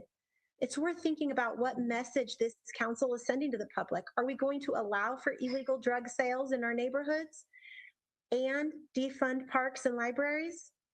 Or are we going to choose to keep our children and our youth safe in a protective environment? Thank you. Thank you. Our next speaker is Bradley. Please unmute and indicate which which department you would like to speak to. The libraries and Parks and Rec. All right, 2 minutes, please begin. On the Parks and Rec, with all the, to lean on the golf community, only lean on Fairbanks Ranch. I've been playing golf at Balboa 20 years, 30 years, Torrey Pines for 30, since like 70. And Fairbanks Ranch is skating by with a lot of money. You got to squeeze them. Got to even open up for the city card to work there, so we get a deal there a couple days a week. But all the other guys came from nowhere. Mission Bay is really pumping now. Balboa is doing great. There was nobody there like 10 years ago. They're doing great. They got all these programs. Leave them alone. And then the other parks like Logan, take Logan Heights. Or no, the Barrio Logan. The Barrio guys out there, all the people that live there and have lived there, they should get their own mayor. Just elect a guy, go to your garages and have a separate election. The city has not been your friend over the decades. You have your own mayor. The city wants something done, they come to you guys. You tell them where the park goes and build your own park. You guys build parks. Those guys work construction. They could build a park in a week. You know, it's ridiculous. Then the libraries, it's just, it's almost frightening, man, that you're letting these kids not be in the library. You know, it's weird. And another way to raise money on the parks, let that Mr. Evans guy have De Anza and build like a 6-story hotel there. Any of that guy shows up in the city, his name is Mr. Evans. To you guys, give him a front row seat. He's running the whole boat. He's like putting the gas in the boat, and you guys are sinking the boat. He's the guy filling the boat up with gas and building the boat, man. His hotels are great. Thank you. This does conclude your time. Our next speaker is Travis Butchert. Please unmute and let us know which department or departments you'd like to speak to. I'll be speaking to both. Okay, please begin. Yeah, first, thanks to Sean and Kent for showing some anger today. If this budget does not make you angry, you have zero business being in politics. In Flock, cap police overtime to 29 million, fund parks and libraries at 2025 levels, and youth services with that savings. Sean talked a lot about false choices today. Good on him. Real choices in front of you. Create a police surveillance state while defunding parks and libraries, or grow a spine and tell SDPD to kick a rock and actually be a part of the San Diego community. In closing, in Stephen Whitburn's own words, we live in a time where people are scared of their own government. And your solution is to violate their Fourth Amendment rights daily with Flock cameras. Steve, others that voted for Flock, you're full of shit. Fix it. Lastly, defunding December nights. Todd Gloria is officially a villain. So support Parks and Recs, please. Defund the police just a little and make us all better humans. Thanks again, Sean and Kent, for showing some fucking anger. Thank you. Thank you for your testimony. Our next speaker is Youth Will. Please unmute and indicate which departments you would like to speak to. Library, please. 1 minute, please begin. Hi, Claire Snyder with Youth Will. I think a lot of the questions that the council members asked about the Office of Child and Youth Success were questions that I also had, specifically about the Child and Youth Plan. You know, that plan is supposed to be a holistic approach to ensuring that children and young people in San Diego are able to be successful.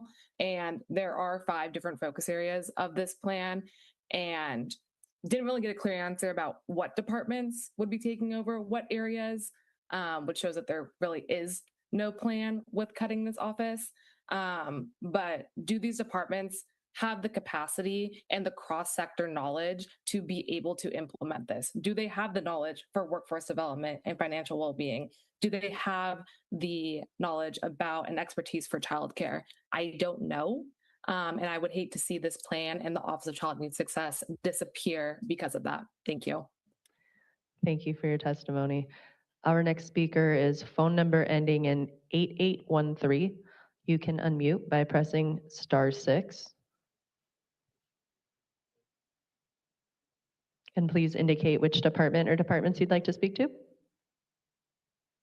Hi, before you start my time, I'd just like to, for the record, state how when Andrea Ebbing was speaking, for some reason, out of all the callers and speakers, hers was the only one that was cutting in and out. And that's, considering what she's going through, that's pretty scary. So for the record, I'd like to just say that and get to the bottom of that. Okay, so I'm speaking on both items. This is Consuelo. And yeah, I first want to start off by saying, you know, something feels wrong. Yeah, that's right, Becky, because we weren't meant to live this way. And I've been saying that. It's going to get worse with drugs because people need an escape from the system. You know, quite frankly, their souls weren't intended to be struggling like this. Okay, so, you know, there's a pattern here. Libraries, arts, parks, and rec. They don't want an educated people. They don't want a healthy community. They don't want a thriving community. This local government has gotten away with far too much, especially over the last 6 years. Break the word government down in Latin, and it points to control of the mind. And that's exactly what this feels like. They control it all, operating like parasites with blank checks, spending our money however they choose. These are the end times of this corrupt system. And reminder, every empire collapses roughly every couple of hundred years or so, and the time is up. And unfortunately, those of you sitting on the dais have behaved sloppily, recklessly, passing policies that will come back and affect every one of you and your families. And you've been disrespectful to even your own constituents, especially you, Foster, going as low as to call your own concerned constituents punks. So low. You all have sold out to the agenda. And I urge the people to get informed about the UN agenda for the 21st century. I say this over like a broken record. It's what's happening right now. People are just barely waking up to this agenda. But Thank please you. do Your due time has diligence. concluded. Thank you for your comment. Our next speaker is Renee. Please unmute and indicate which department or departments you'd wish to speak to. Both, please. 2 minutes, please begin.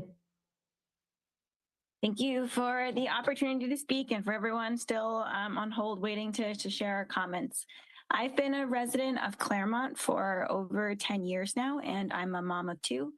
Over the past year alone, my family has used multiple rec centers across the city, Kearney Mesa Rec Center, Linda Vista, Tierra Santa, Memorial, Claremont. We've used the pools, we've used the kids' sports programs, and the field use for different adult programs and sports leagues. And we're not alone. A lot of my neighbors couldn't be on the call this long today, but I personally know half a dozen families on my neighborhood block who use the rec center spaces multiple times a month for, again, like youth sports, open gym time, and community programs. So these aren't nice to have amenities. They're really essential infrastructure assets that we have for our community to stay healthy and connected. So in line with that, I want to bring up 2 main points. The first is the impact that this has on our routine habits. There's a long-term economic and social impact when we consider human behavior and the habits we form. When families look for places like YMCA instead of the rec center for activities, that becomes their new habit. And so when rec centers get funded again, we lose a user group that used to go there for activities and for that structure. And that's a permanent behavior change. The second point is just the trade-off of short versus long. Many others have brought this up. Cutting these programs now is a short-term cost savings, but really these are preventative investments. And on libraries, which, is this at the end of my first minute or my second minute? You have 12 seconds remaining. Okay, for libraries, I just want to say that our habits have changed, but not in a good way. We used to drop in all the time, and now half the time we go, it's closed, and it's really hard to track which libraries are open or closed at any given time. Thank you. And libraries. This does conclude your time. Thank you for your comment. Our next speaker is Madison. Please unmute and indicate which department you'd like to speak to. Hi, thank you. Library and Parks. 2 minutes, please begin. Thank you. So as a mother of 3 young children, I would like to ask you to prioritize funding for our libraries and parks, because these are some of the most important tools we have to protect and strengthen our youth. Just this week, I chaperoned my 3rd graders' field trip to the library, and I was reminded how truly special these spaces are. The staff were welcoming, the programs are engaging, and the kids were excited about books, about learning, and about being in a safe and enriching environment. Our libraries are doing remarkable work. They're feeding families through partnerships with the San Diego Food Bank. They're serving thousands of meals to kids in the summer while also supporting literacy. Young children are reading hundreds of thousands of books through early learning programs that prepare them for school and for life. These aren't extras. These are essential services that directly impact youth development and well-being. And it's not just inside library walls. Parks and libraries together create safe, healthy places where kids can spend time, especially in the world where they are increasingly exposed to harmful influences. When we invest in clean, well-maintained parks and fully staffed libraries, we give young people positive alternatives, places to learn, play, and grow. At a time when we're discussing reducing library staff and services, I would urge you to consider what's at stake. These cuts don't just affect budgets, they affect children, they affect families, they affect the future of our communities. If we truly want to protect youth in San Diego, we need to invest in the places that nurture them every day. Libraries and parks are at the heart of that mission. Thank you. Thank you. Tristan Beery, please unmute and indicate which departments you'd like to speak to. Library, please. 1 minute, please continue. Hello, everyone. My name is Tristan Beery, and I'm the youth organizer for Youth Will. I, along with many other members of our team and young community members, were in attendance last night. And after listening to today's meeting, I'm incredibly disappointed to listen and hear with what little regard the Office of Child and Youth Success being cut was given. It is sad to hear that there was little to no discussion with OCYS as a means of preserving their goals, and it's greatly discouraging to myself and the youth around us. The lack of a contingency plan for what happens once the office is cut only serves to highlight the disparity of care being given to youth in San Diego and their development when compared to the developing a surveillance state. That's why I'm here to once again repeat our demands that we restore the director level leadership for OCYS, maintain the OCYS's operational budget of $350,000, retain OCYS staff, and prioritize employ and empower interns to support the understaffed operations, and divest from surveillance and into youth programs like OCYS, youth drop-in centers, and libraries. Thank you. Thank you. Marco Espinosa, please unmute and let us know which department you would like to speak to. Both, please. 2 minutes, please continue. Thank you.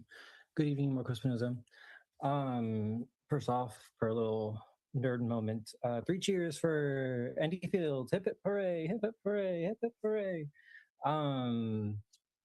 Anyways, I love my city, I love my county, I love my state. It is a beautiful place to be, to live, to grow up, to feel a part ownership in, a stewardship, a better word to use.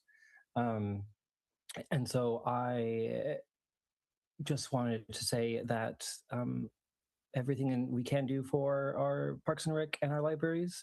I go to the downtown library often. It's right by the trolley track, so it makes it pretty easy. I remember when I first went in, when it first opened, I thought, why is there so much concrete? So ugly.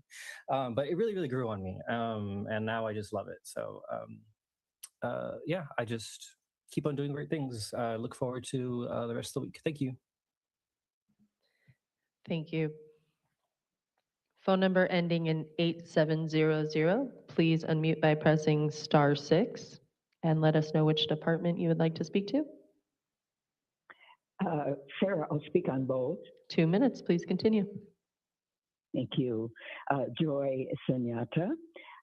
Begin with a little extra. My default is we stumble even as we live the miracle. Thank you. Okay, the budget. Dear public speaker, thank you for the Churchill quote. I'll edit out 3 words so it will miss his punch. I have a feeling he won't mind my edit. Okay, excuse me, I have to take a deep breath. A lot has happened today. Okay, his question is, Churchill's question is, without the 3 words, what are we fighting for? Then what are we fighting for? Then what are we fighting for? Council Member Elo Rivera, truly, what city are we trying to be? Thank you very much for that question, Councilmember Elo Rivera. Okay, so one more thing before I give you a little tangents here and there.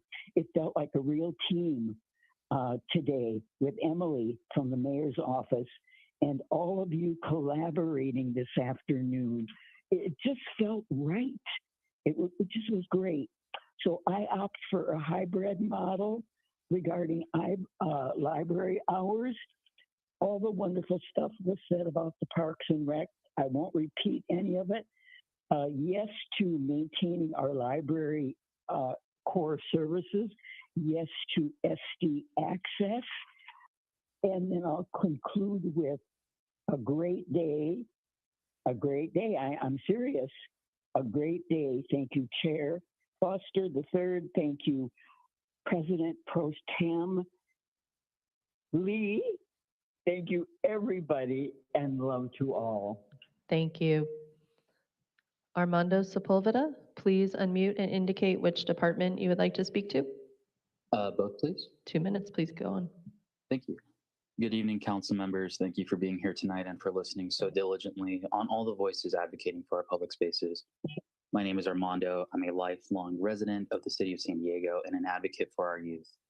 I'm calling in to ask that you maintain the funding for our parks and libraries. You've already heard so many folks speak eloquently on the importance of these departments for the betterment of our city and how important it is to keep the Office of Child and Youth Success for investment in our future. All of you have been elected for your vision and leadership, and now is the time to show it. We desperately need you all to be the progressive leaders we elected you to be by protecting these departments from cuts and being honest on what this budget is prioritizing. You've already been given realistic solutions on where to reallocate the funds. Stand up to Todd and his friends in the SDPOA. Our city needs leadership, and we certainly aren't seeing it from our mayor. Be better, do better, and be a voice for all the youth and community members that have come before. Thank you. Thank you for your comment. We'll continue with the final four hands remaining in the queue. Deborah, please unmute and let us know which department you would like to speak to. Both, please. 2 minutes, please continue. Hello, my name is Deborah Johnson. I grew up in North Claremont and I'm a resident now with my family of North Claremont. I actually wasn't going to speak, but I've been watching this since 2 o'clock and watching yesterday. And I was urged, I said, I better speak up or no one else will.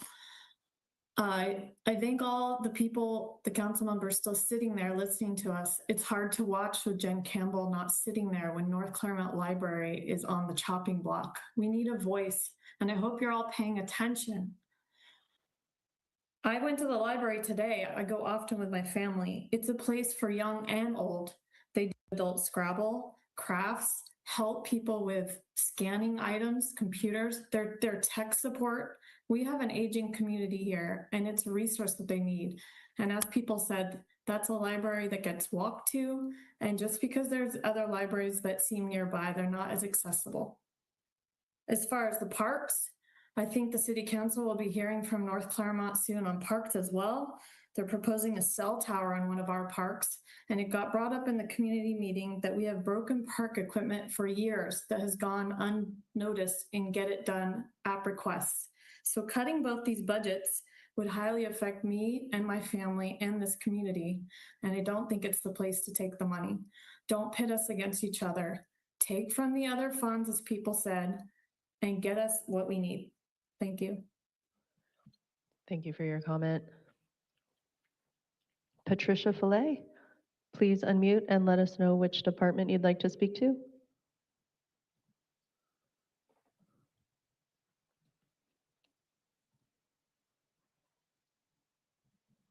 Patricia Fillet, I've given you permission to speak. Please unmute and let us know which department or departments you would like to speak to. Thank you for your comment. Patricia Fillet, please unmute and let us know which department you'd like to speak to. Yes, hi, can you hear me? We can hear you. Can you please let us know which department you'd like to speak to? Patricia Fillet, I've given you permission to speak. Please unmute and let us know which department or departments you would like to speak to.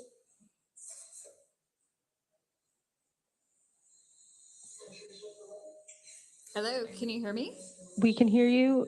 I'm going to return to you. There's an echo. I will give you a final opportunity to speak. Yeah. Tony Bevel. Tony, please unmute and indicate which department you would like to speak to. Hey there, this is Tony Bevel, resident of District 9, speaking to the library. Thanks to everyone for sticking around with comments this late. I just want to reiterate that we should provide support for the Office of Child and Youth Success, their mission to provide centralized leadership and outreach to underserved communities and lifting up youth-focused priorities. I'd like to remind everyone that even though Mayor Gloria has touted OCYS as a significant part of the city budget that should be cut, last year the entire budget for OCYS was less than 0.02% of the city budget, less than, I think, $700,000. Just absolute couch cushion money compared to even oversights in this budget. Do we really want to slash an office that provides support and organization for communities with children experiencing economic hardship? What kind of message are we sending about our priorities with this? Maybe we should shave some money from the flock camera surveillance allocation. Let's just not be short-sighted, and let's protect OCYS and look after our youth. Thank you. Thank you. Araceli, please unmute and indicate which department or departments you'd like to speak to. Hi, everyone. Good evening. I'm going to speak on behalf of Parks and Rec. 1 minute, please go on. Thank you. So as a mom of four, keeping our pools, community pools open is it isn't just about something fun or for our kids to do, it's about their safety. And as we all know, every year we hear about children drowning, and it's something no parent ever wants to imagine happening to their child. So learning how to swim isn't optional anymore, it's a life-saving skill. For so many families like myself, the pools throughout the San Diego Rec and Parks Department are the only safe and affordable place my kids can go to learn. All my kids have learned how to swim at the age of 6 months due to the Parks and Recs, and I'm very grateful for that. Not everyone has access to private lessons or even a safe place to practice. So these pools give our kids a chance to build confidence in the water, learn from trained staff, and stay active in a positive environment. It's a space where they can just be kids, make friends, and stay healthy. Taking that away would impact so many families who rely on these programs, especially during the warmer months. Thank you so much, everyone. Thank you for your testimony. And returning one final time to Patricia Fillet, I've given you permission to speak. If you can participate via the audio on your phone and mute your TV or computer, you may be able to hear you a bit more clearly. Okay, can you hear me now? Wonderful. Yes. If you can please indicate which department or departments you'd like to speak to. Yes, both, please. 2 minutes, please continue. Yes. Did you know there were 3 fires yesterday within 500 feet of our National Historic Landmark? Also, our First People Descendants burial sites. Over the last 3 years, this native site has had 4 homicides, and this area continues to be desecrated. Last Saturday, we joined I Love a Queen San Diego, led by our park ranger, only to remove 500 pounds of debris, including needles, bottles of opioids, including fentanyl, fire burn evidence, enforced Prop 1 funds. And where are those trash fees going? Keep our parks, recs, libraries open, clean, and safe. Don't force our kids, students, next generations an excuse to find community elsewhere. Public safety goes hand in hand. Remember, when you read land acknowledgement, we have a plan. Talk and work with us, early descendants. Thank you. Thank you. And Chair, that was the final speaker in our queue, concluding testimony on sub-item F. Thank you to all the members of the public for participating. We'll go ahead and move on to final council member remarks on sub-item F, starting with Councilmember Campillo. Thank you, Council President Pro Tem. I'll keep my comments short and save them for my next memo that we do on the budget, on the revise. Just want to thank the callers who stood up in favor of parks and libraries, and our parks and libraries directors who've been sitting here with us all day. They do a great job, and they are faced with a tough challenge ahead of them. But let's just be very clear that parks and libraries are one of the most equitable services the city offers, because it helps everyone of all ages, incomes, and backgrounds, and has a deeper impact for those who live in vulnerable communities. I'm just going to say that Office of Child and Youth Success, I understand why some people think this isn't a core service or core responsibility, but it's an office that had been operating on a very small budget. It often relied on employ and empower interns, so it didn't impact our general fund, and the office helped us get grant money into the city. So we're losing capacity, and we're saving a small amount now, but risking a lot later. I heard the mayor's office respond that there's a lot more for young people to do. There's going to be someone looking out for them, and I don't doubt that. But without this particular office, without at least one person whose job it is to connect different departments and keep them at the forefront, children and youth do not stop being a city responsibility. They just become nobody's full-time responsibility. So I'm absolutely in support of putting that back in. Lastly, on Balboa Park and Mission Bay Park, I want to flag that the proposed restroom closures and maintenance reductions, Shoreline and Fiesta Island, it's hugely important assets that we have to get those basics right. That is one of those basic things that just makes everyone stop trusting the city government when we can't do that at least. So I want to prioritize investment in that. And there's just a lot of seniors and a lot of young people who can't go that far without a bathroom. So let's just take care of those people while we're thinking about it. And I'll have more to say about this later. Thank you, Chair, and thank you for running a good meeting. Thank you. We'll turn next to Councilmember Woodburn. Thank you very much, Chair. Thank you for the presentations today, for fielding all the questions, to city leadership for being here this evening. My team and I have taken notes. We'll be submitting some thoughts for the May revise. But since Councilmember Campbell could not be here today, and there were a few people who spoke in opposition to a closure of the North Claremont Library, I just want you to know that Councilmember Campbell would be here if she could be here, but she can't be here. She has been monitoring, and she has shared with me that she is opposed to any suggestion that the North Claremont Library be closed. So I'm sure she'll be making that clear to the powers that be in the coming weeks, but know that she's engaged on that issue. Thank you, Chair. Thank you. We'll turn back to Councilmember Campio. Just wanted to reiterate my support. Having one person who's in charge of film, bringing in films here, seems like that we can find space for that given the investment it can come. And let's think of the ramifications of not having that much really good paying union jobs that want to come film here. That's important to me as well. Thank you. Thank you. Seeing no other comments from colleagues, I'll go ahead and close this out. As many of you were here last night as well, so I want to thank the executive team especially for really sticking it out for all of these conversations, all the department staff and department heads that are just here to listen to the public. I think last night I talked a little bit about how it felt like deja vu, in part because it just seems like we're hearing from the same folks from the community year after year. And again, it even in different budget situations, the commentary tends to be the same.